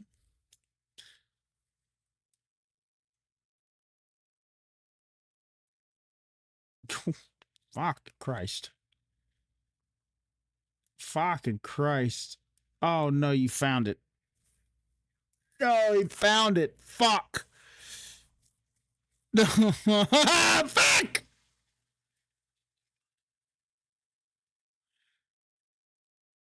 That's 29. Huh? Okay, okay. I thought it, yeah. I thought it was combined. Take the larger. Okay. Oh my god, thank God. All right, so you punch this guy. Boom! He just falls back, stumbles back a little bit, and he kind of moves back up to you. He is hurting bad. He's like almost out of it. Not dead though, but he's almost out of it. Holy fuck. All right. Is that going to be your turn? All right, Gregor.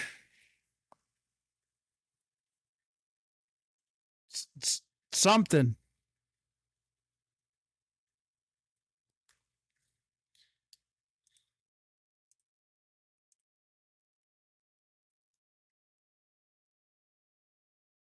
All right. Roll for hit. Definitely hits. All right. Come on. Roll good. Roll good. Roll good on your damage. You come down with your hands on top of this kobold's head. Boom! And just smashes kobold's head straight to the ground. Kobold does not move from there.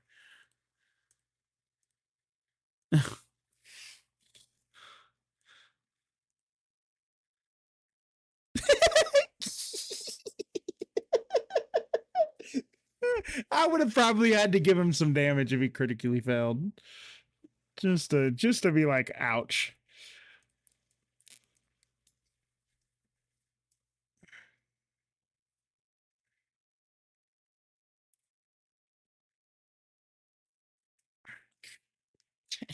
Yes.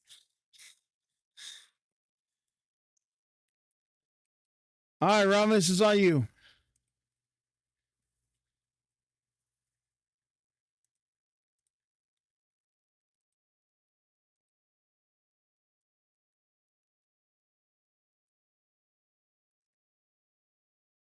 All right. That definitely hits. Yep. 13. 12. I'm sorry. I can't math. Another arrow stabs into its gut. It wrenches back, crying in pain, kind of breaks the arrow off, throws it onto the ground, and now it's really looking kind of worried. Like it doesn't know what it's going to do. It just watched his friend get his head caved in by some giant weird dude. And now it's 1v6 and it's kind of confused. Yeah, pretty much.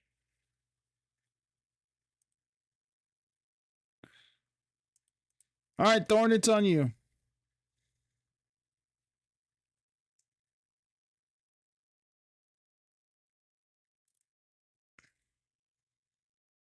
Yeah, yeah, that is very true. He is dead.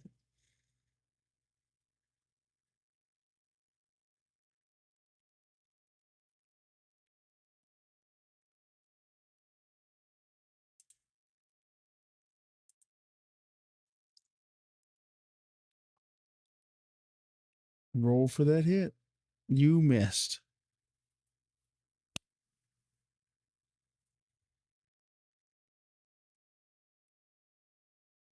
You sure about that? Oh, you Eldritch Blast. I'm sorry. Yeah, yeah, no, you're right. You're Eldritch Blast. Okay. I thought you stabbed it with a dagger because you couldn't hit with it. Eldritch Blast.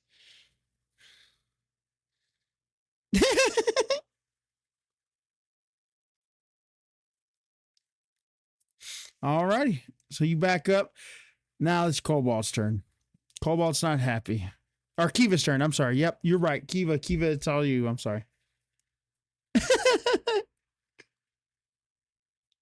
I'm surprised you haven't summoned it, to be quite frank.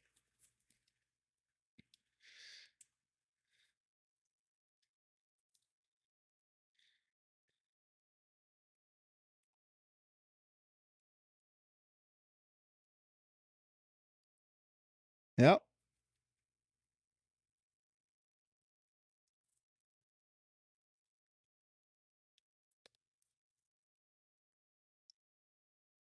Yep. Awesome. Let's hit it.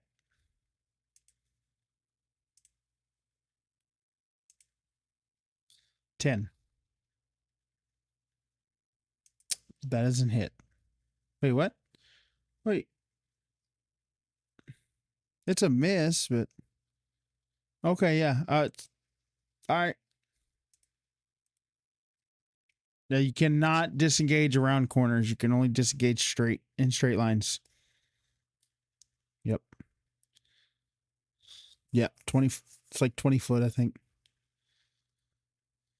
Yep. Correct. That is there. Yeah, you gotta be careful. All right. So now it's the Kobold's turn. Its target just disappeared after, making some funny lights and saying some funny words. So it immediately looks at both Gregor and Romulus and chooses to go after the easy target. So Gregor, I see. So Gregor, you are now at its mercy. It's going to do a two-handed attack. So just a single attack. It hits. And you are now disabled on the floor. It hits for 5 damage. So you're incapacitated.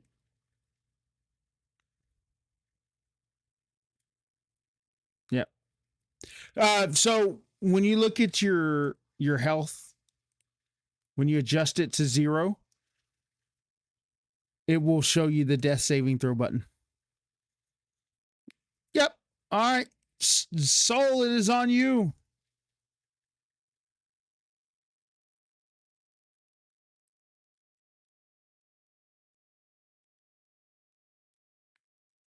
Unleash holy hell. Let's go. Yep, you miss. He unleashed holy. What the fuck was that?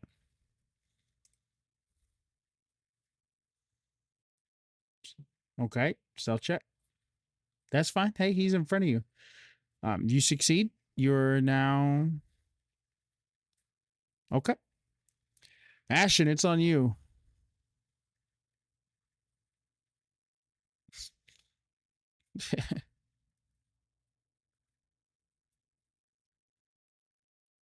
Let's not pull out the way to die.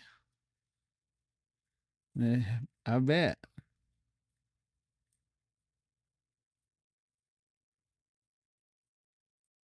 That one, that one, that one, that one, that one.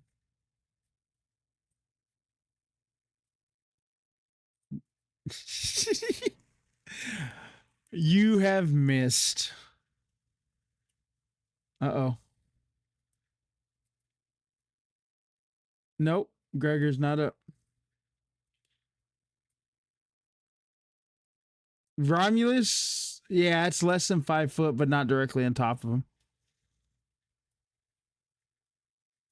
Oh.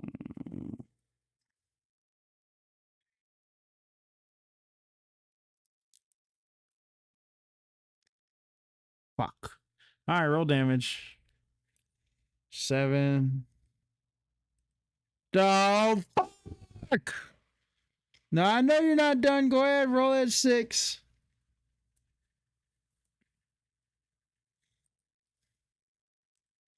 Nope. You smack this thing on the back of its head and it kind of like stumbles forward and it is now a little dazed, a little confused. It doesn't know what's going on, but it is still on its fucking feet.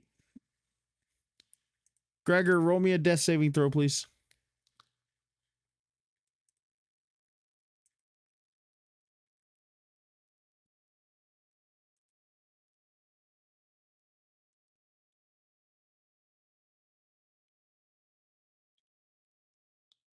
No, you should just click that button and so it brings up another sheet and you see where it says roll.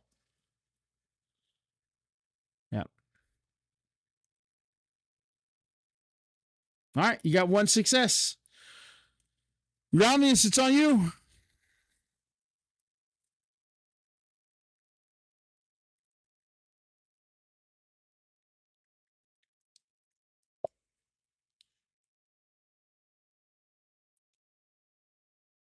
Definitely hits. Yep.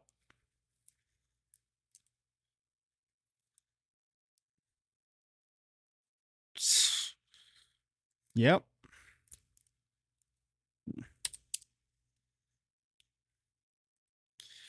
You fire this. Oh, go ahead.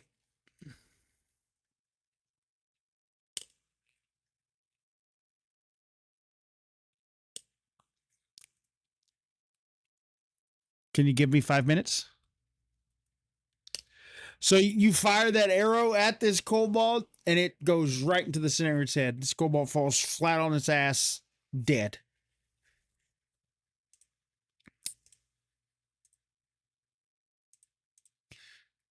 All right, y'all are in free movement now.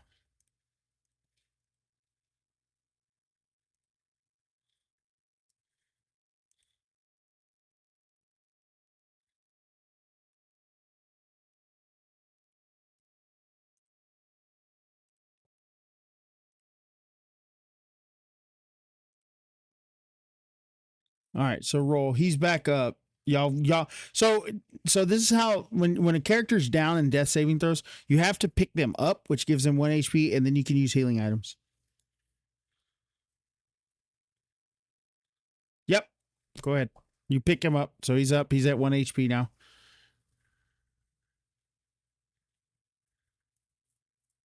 All right, go ahead and roll for the bandage. It's a 1d4 and half, so it's 1d4 divided by 2.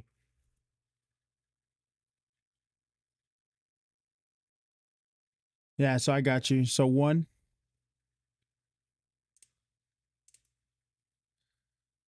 Yeah, I got you, Gregor. Don't worry about it. So reload your page. Yep.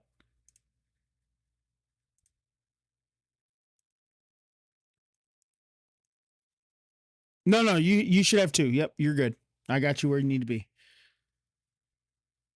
Alrighty. So y'all have gotten Gregor up, got him a little patched up just a bit. And before you lay 2 very dead, very bloody cobalt dragon shields, go ahead and loot the bodies.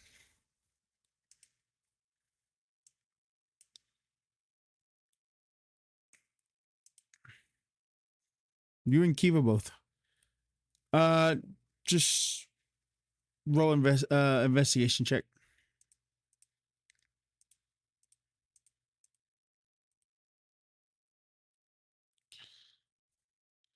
So with your 16 there, you kind of rummage through the kobold's body and you find teeth are laying on the ground, obviously. Um they do have some armor. Let me see here. There is a page that I can go to. What kind of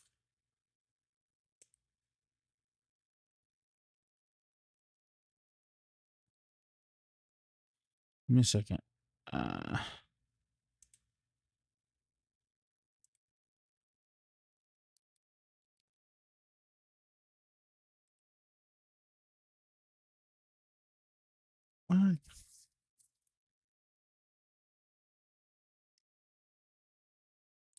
so they have their spears.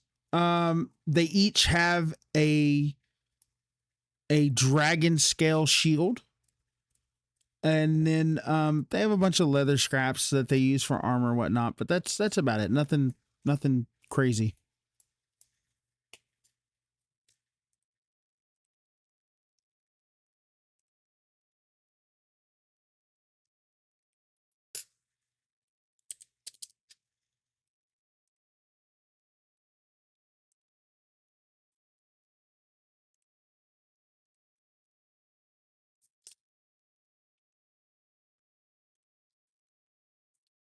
No, yeah, you don't have the proficiency, Kiva.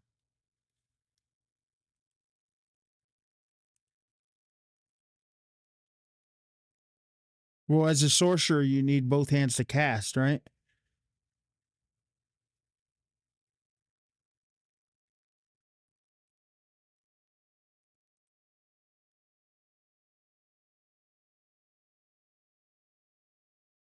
Okay.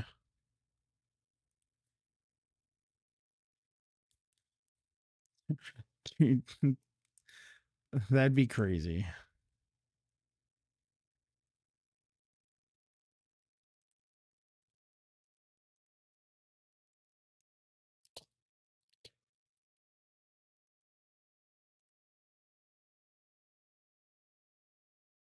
Don't worry, I am too. Yeah. Yep. Yep. They do. They do. Um so I want y'all to roll.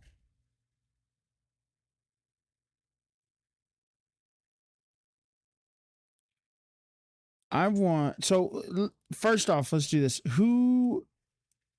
So Romulus, I need you to roll a D100. Gregor, I need you to roll a D100, and Kiva, I need you to roll a D100. It's on your custom dice.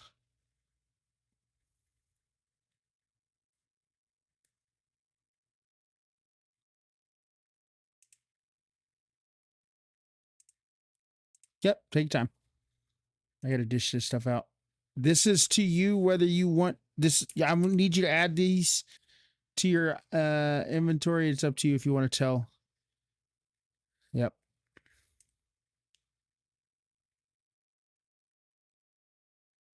Oh my god. I can't believe I'm giving this to people. Okay. Like I said, this is for you for the dragons. Forgot they actually have a loot table. It is up to you whether you want to reveal it to the party.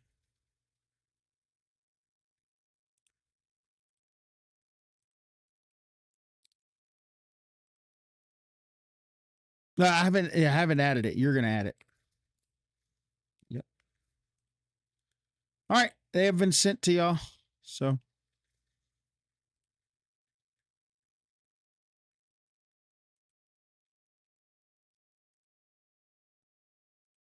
yeah. Just re-roll it again. Or yeah, just do it again. Wow, that's crazy. That is insane. Okay. Uh Soul, I need you to roll a D100.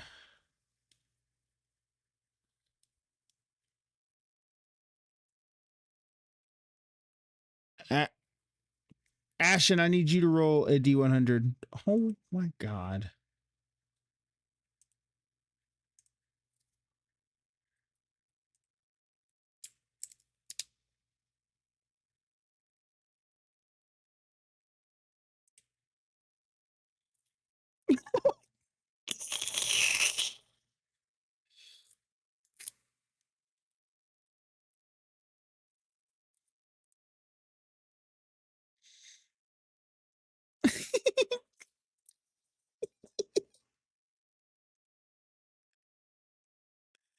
Ashen, Ker- Kirby.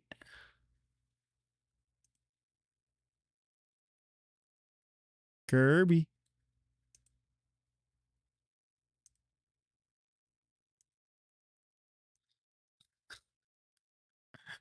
Yeah,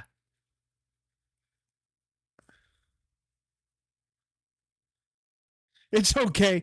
That loot table, by the way, if you roll a 3, you get a bag of holding. So,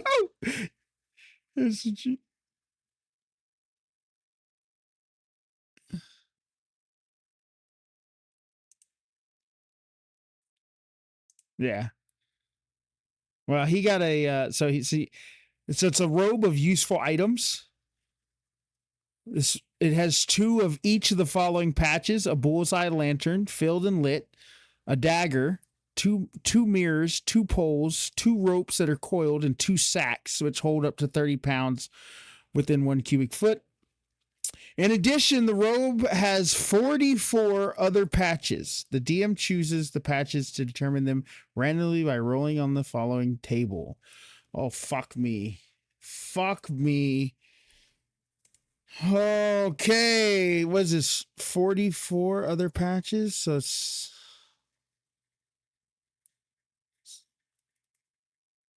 No, it's not. No, it's 1, 2, 3, 4.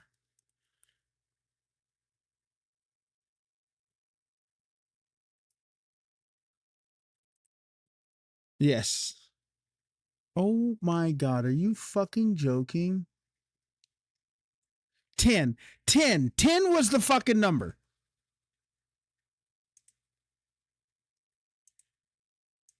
Well, you got 10 extra patches, I can tell you that much. Uh okay, hang on. I got to roll it.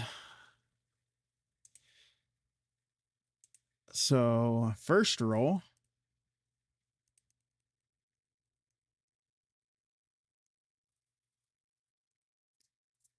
Okay.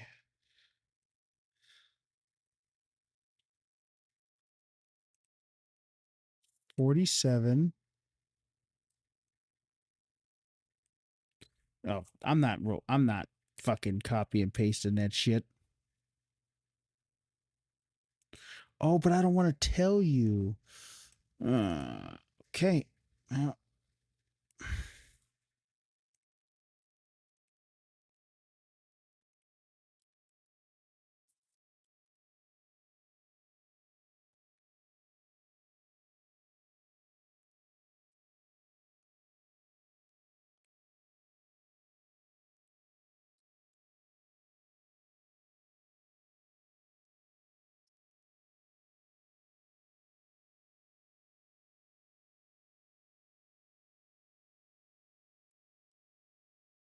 please no.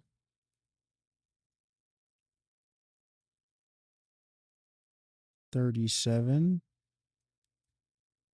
This man has more items than he needs.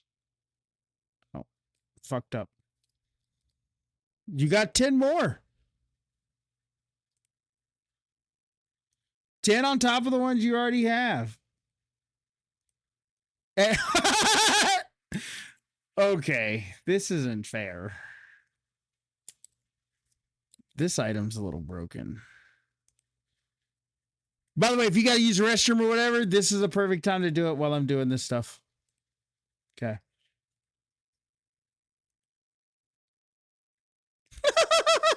this, no, it's not 40. It's not 44. Yes. Bro. Yeah. Oh my god. Yeah, no. Okay, this is quite insane because now he's getting multiples.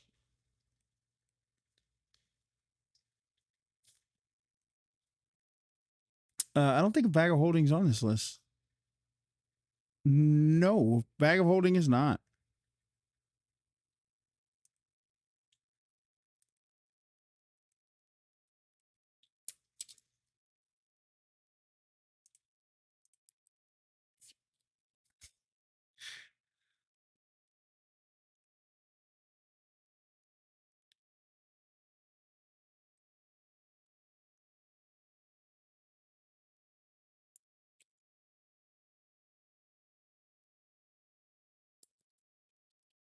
Hang on, I have not finished it yet. Uh,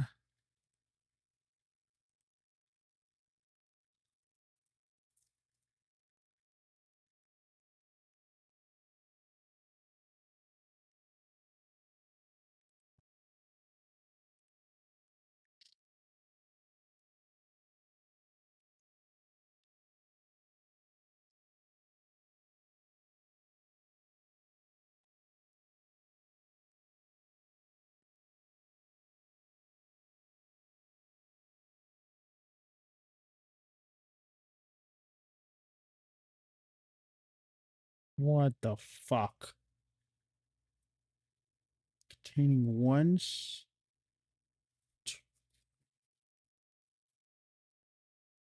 Already rolled them. I'm just trying to figure out what the items are at this point. Um, pretty much. Pretty much. So I am going to. So one of your items I'm going to forego and just give you 100 gold because it's not going to be good for you. It's the spell scroll.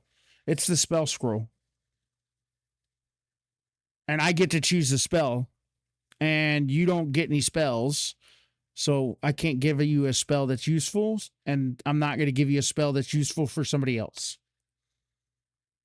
Yeah. I know. Okay, that was the 82, 79. Okay, we're going to give you another 100 gold. What the fuck? This motherfucker here.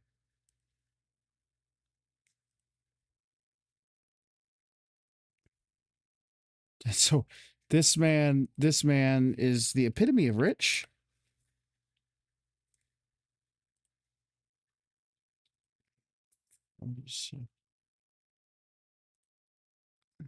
Yes.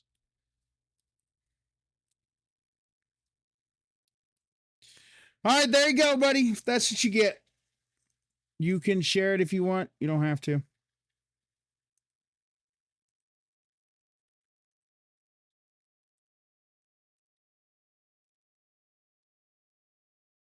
Well, they can see what the patches are, but they don't know what they contain. They're just random patches with shapes on them from what they can see.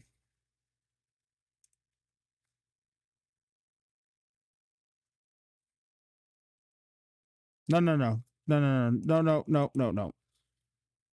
It's a bag of gold, 100 gold pieces times 3. Yeah. Yep. That's not even it. That's not even it. This motherfucker. Just go ahead. Worth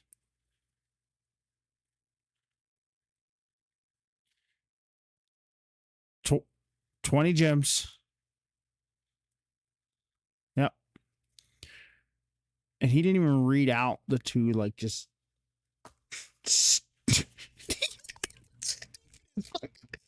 You got a 12-foot fucking rowboat. Not no, not one, not one.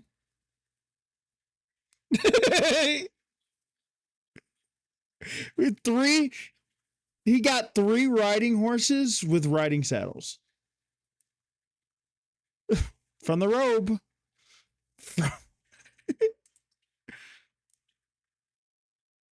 Yep,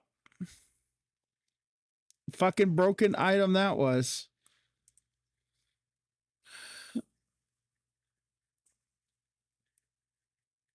That's insane. Okay, so now that y'all have looted the bodies, are y'all going to dismember them, trying to get pieces off them?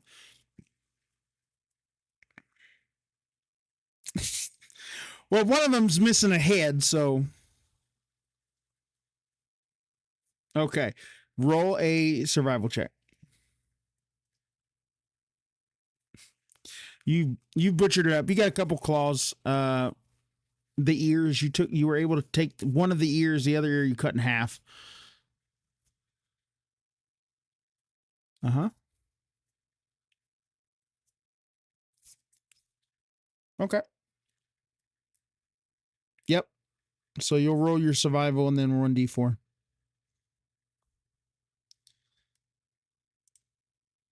Okay. Nope. Don't even roll the fucking 4. You expertly clean the bone of this dragon, this kobold. You gathered skin, ears, teeth, eyes, nose, mouth, every body part, even the bones, the cartilage, the T cells, the fucking testicles of this thing.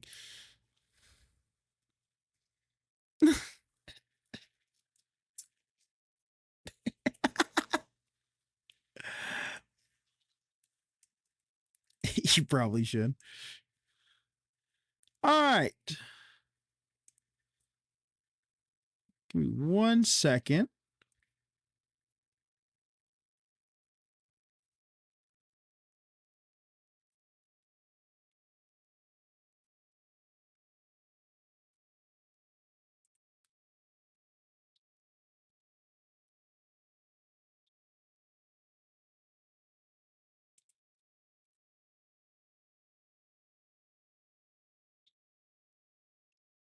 That's insane. Okay. All right. So what are we doing now?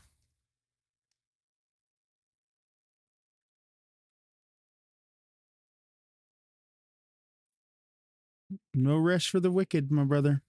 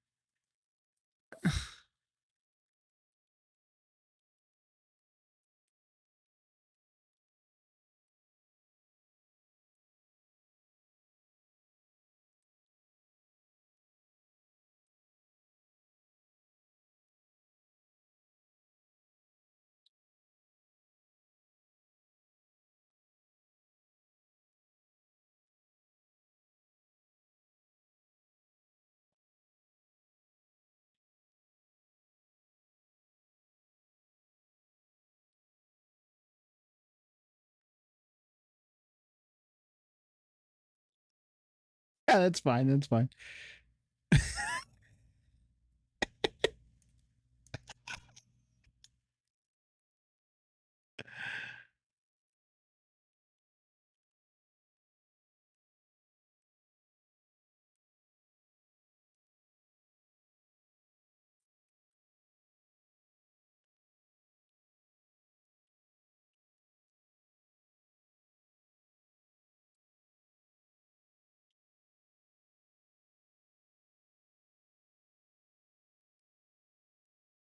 Yeah. Yeah, yeah, free movement. You can retrieve him if you want.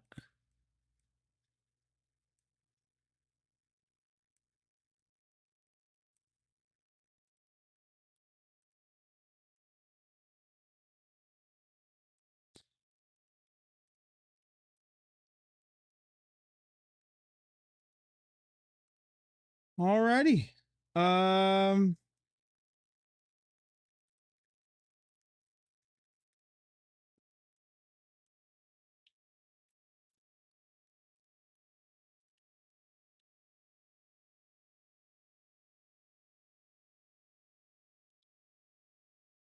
so you don't have to roll your free movement. Um you stealth and go up and nothing. The darkness doesn't reveal itself. It's almost like it's waiting for the group to make a decision.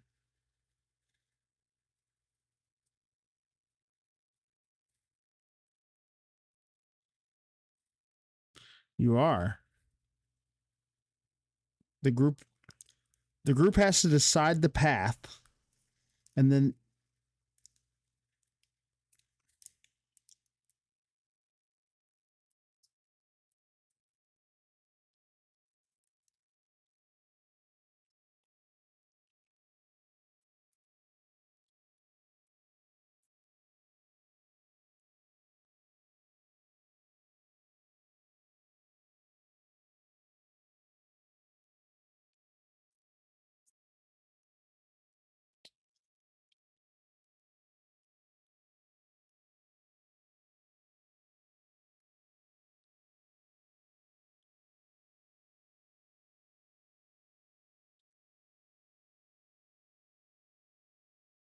oh, he's dealing with family aggro. Probably. That or he's eating one of the two.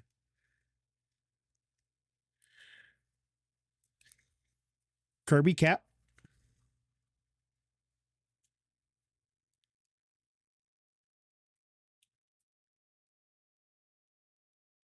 Cap.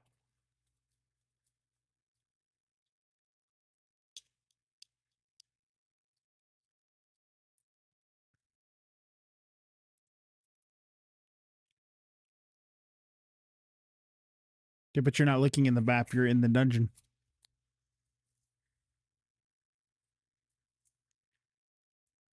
So everybody's agreeing on going north. Okay.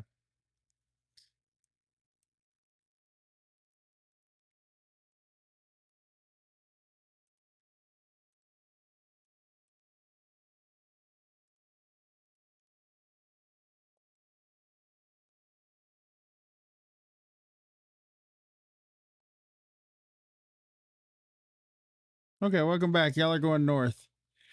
As y'all enter this giant chamber, in the middle of this chamber, yeah, yeah. Uh, y'all notice a solitary single chest.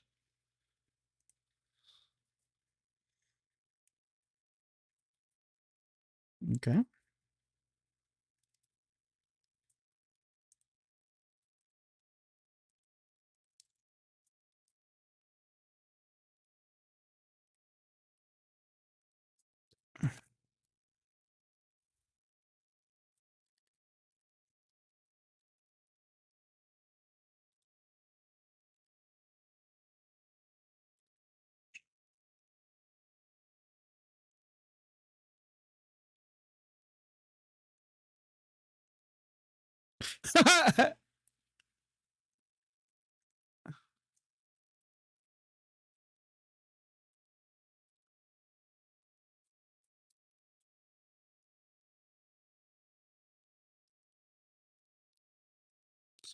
So as you go behind the chest and you knock an arrow, you hear a little voice.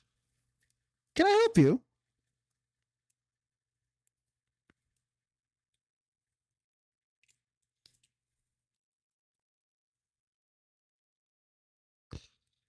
And on top of the chest. Hang on, let me see which one's not gonna murder you if you. Oh, it doesn't matter. It doesn't matter. Okay, we'll go with this one. On top of the chest appears a figure. A djinn. A Jinny, technically.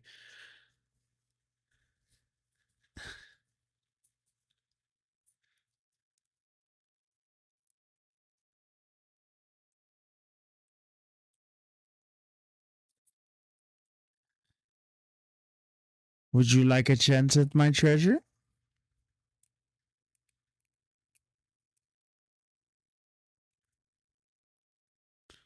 No. No, no.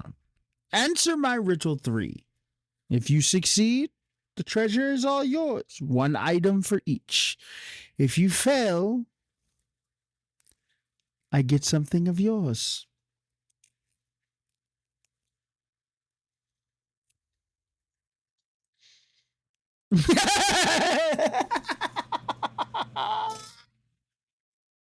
No, he is not talking to you. He is talking to all of you.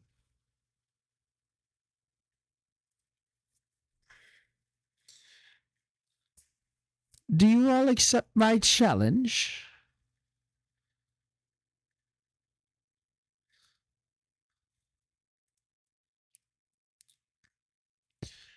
Just letting you know, refusal is failure.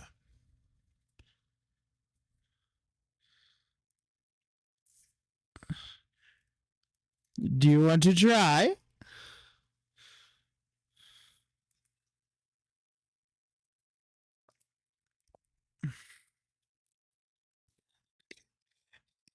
Yeah, I would.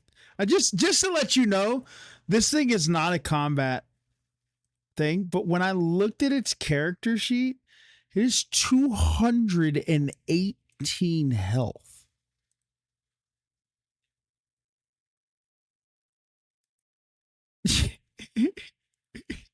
Yeah. It yields 7,200 experience. Good fucking luck getting that. Yeah, exactly. All right, so that's why I was like, oh fuck. There's another one in there that has way more health though, and it's like a CR 25 or some shit. All right, so do y'all accept this jeans? Okay.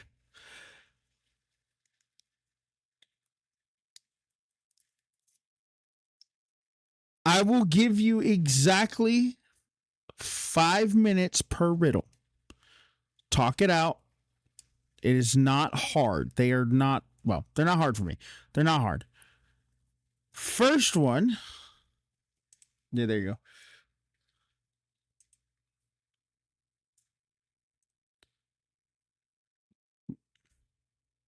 Well, you are the character, so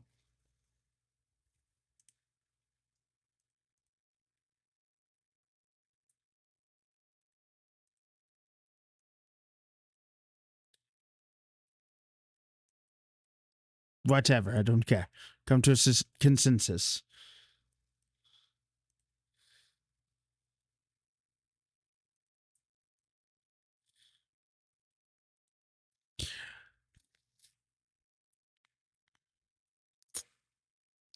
Will not repeat. So if you are talking over me and you do not hear it, it is a failure. Riddle 1. I have a tail and I have a head, but I have no body, and I am not a snake. What am I? 5 minutes starts now. Yep.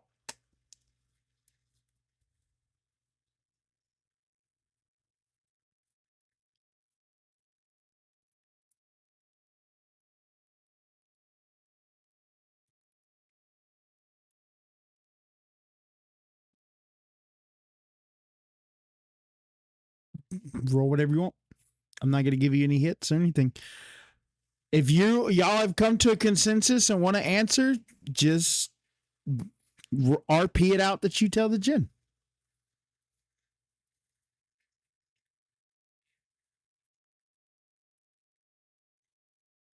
Are you sure?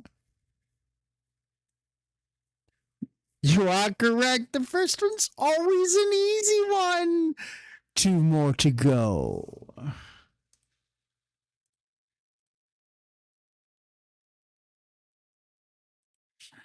Second riddle. What falls but does not break? And what breaks but does not fall?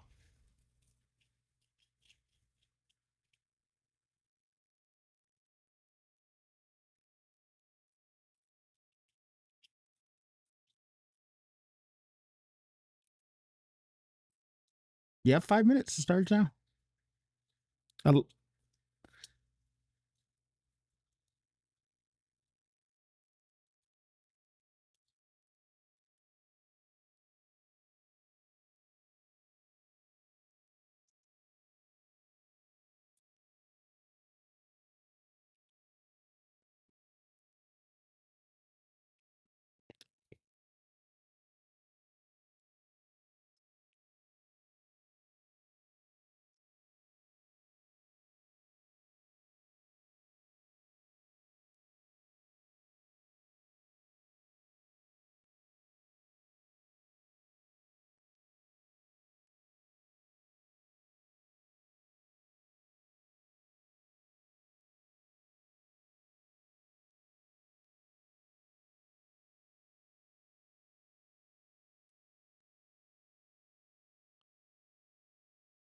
Take it. Yes.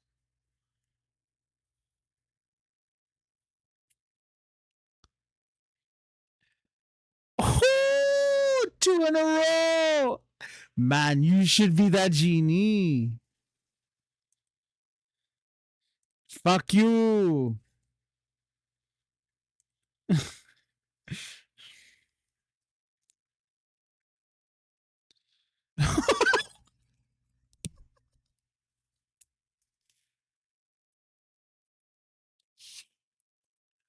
Are you ready for the third riddle?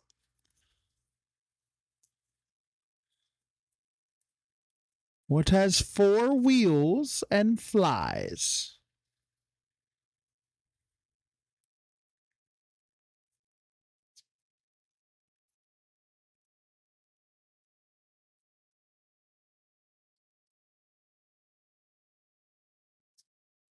Y'all are probably not going to get this one.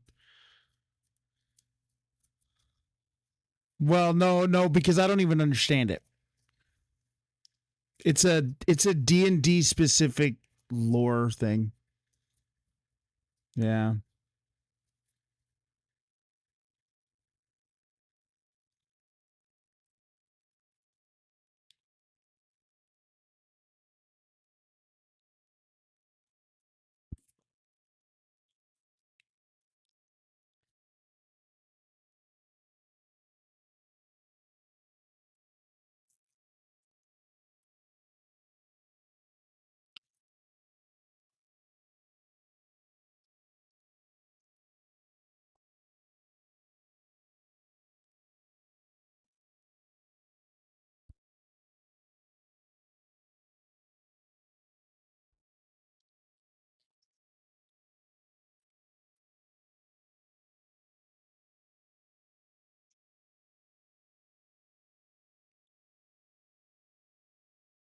Tiki talk.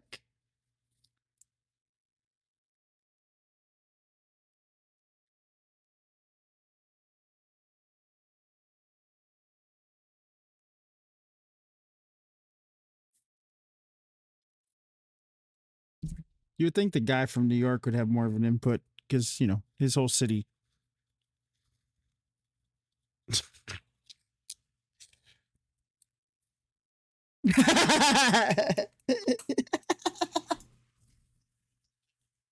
Of course, he's a gin.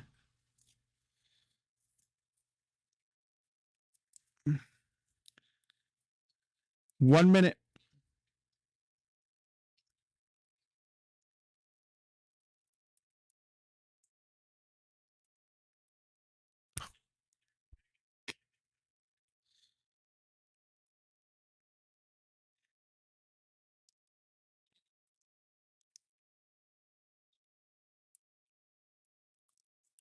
Oh, so close.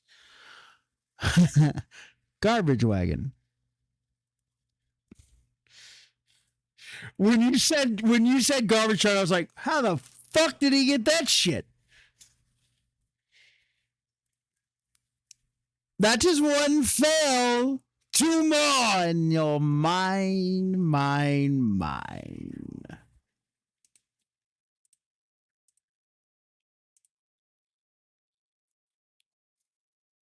Listen up.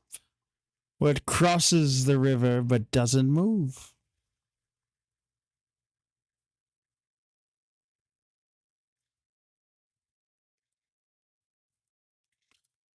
You need to get 3 questions correct. The gin makes the rules. that's that's the gin's mad voice. Shut up, bird.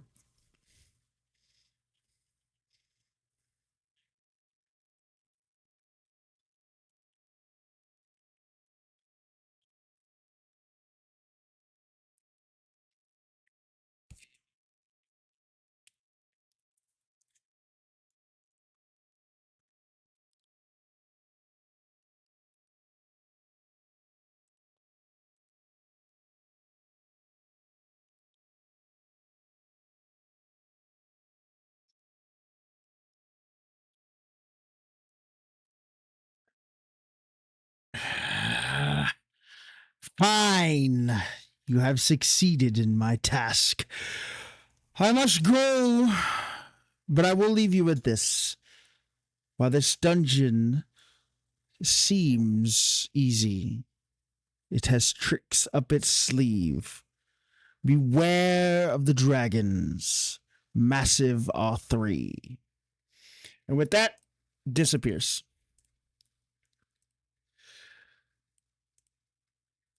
I need. Oh, this is going to hurt me so bad. I need each one of you to roll a D100.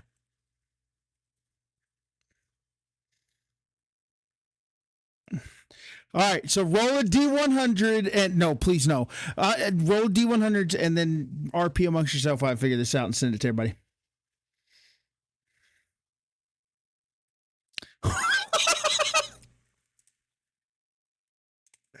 Ignore my chuckling, please, for the love of God.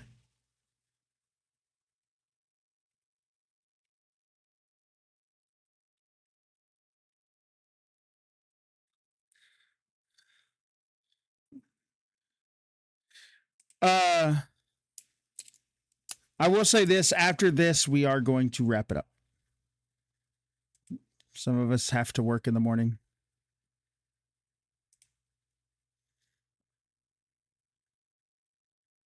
Oh my God. Are you fucking joking? All right. I'm going to give this to you. But let me know if it's usable. Wait until I'm done with everything and then let me know if it's usable.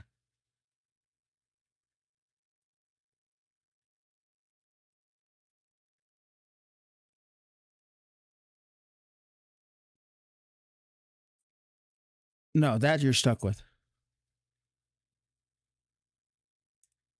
Okay, let me see this. Hang on.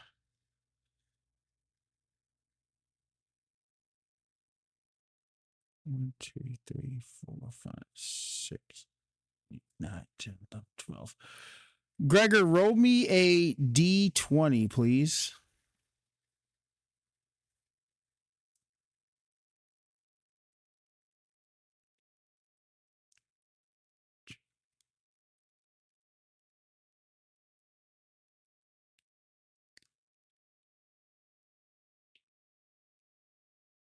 What the fuck? Why? How? I don't even want to give this to you. No, I don't. I told you you're gonna have it. There's a caveat. I need you to read both links, please.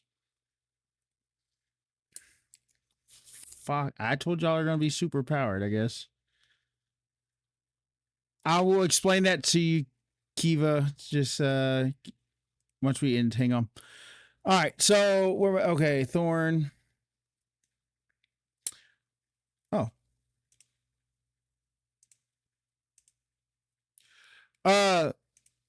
Cap, are you still here? Okay. I just sent you your item. You can cut out. Sorry for keeping you so long. We can talk about that tomorrow when you get done with work or whatever. Because I have an idea for that item. Yeah. Yeah, I have an idea for that item. That's fine. You'll be fine. You'll be fine. Sell it. I don't care. These items are stupid broken. Da-dum. Where are you? There you are.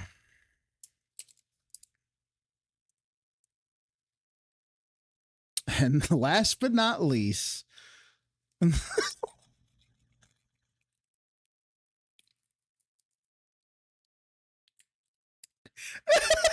right.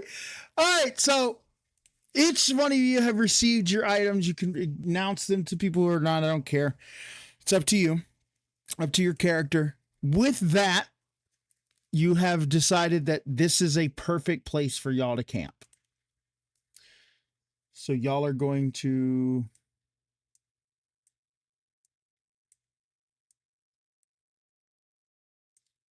Gregor.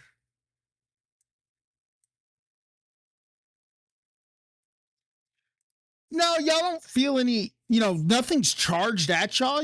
Everything has been, except for the first chamber, nothing is charged at y'all. It's been y'all discover it, then they attack. So y'all are under the assumption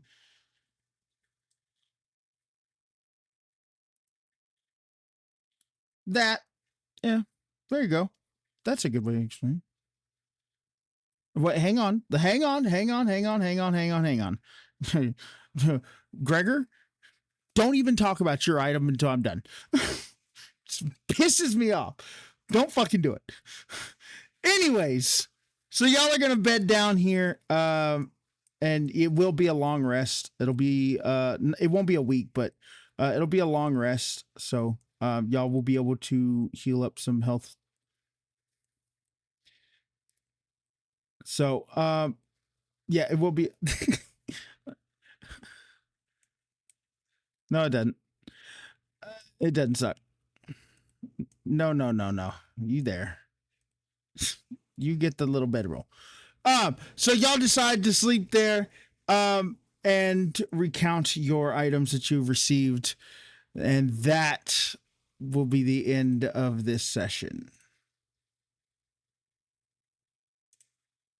Yeah, if y'all need to attune, do what you got to do. Absolutely. All right. Hang on. Hang on. No, no, no, no, no, no, because it just appears in your fucking bag and you discover it. I'm going to dismiss my stream, so give me a second. All right, everybody. Thank y'all very much for joining. I hope y'all enjoyed it as much as we did. We will see y'all next Friday.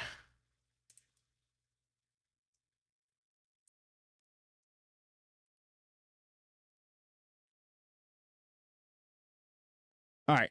All right, Cap, you're free to go, brother.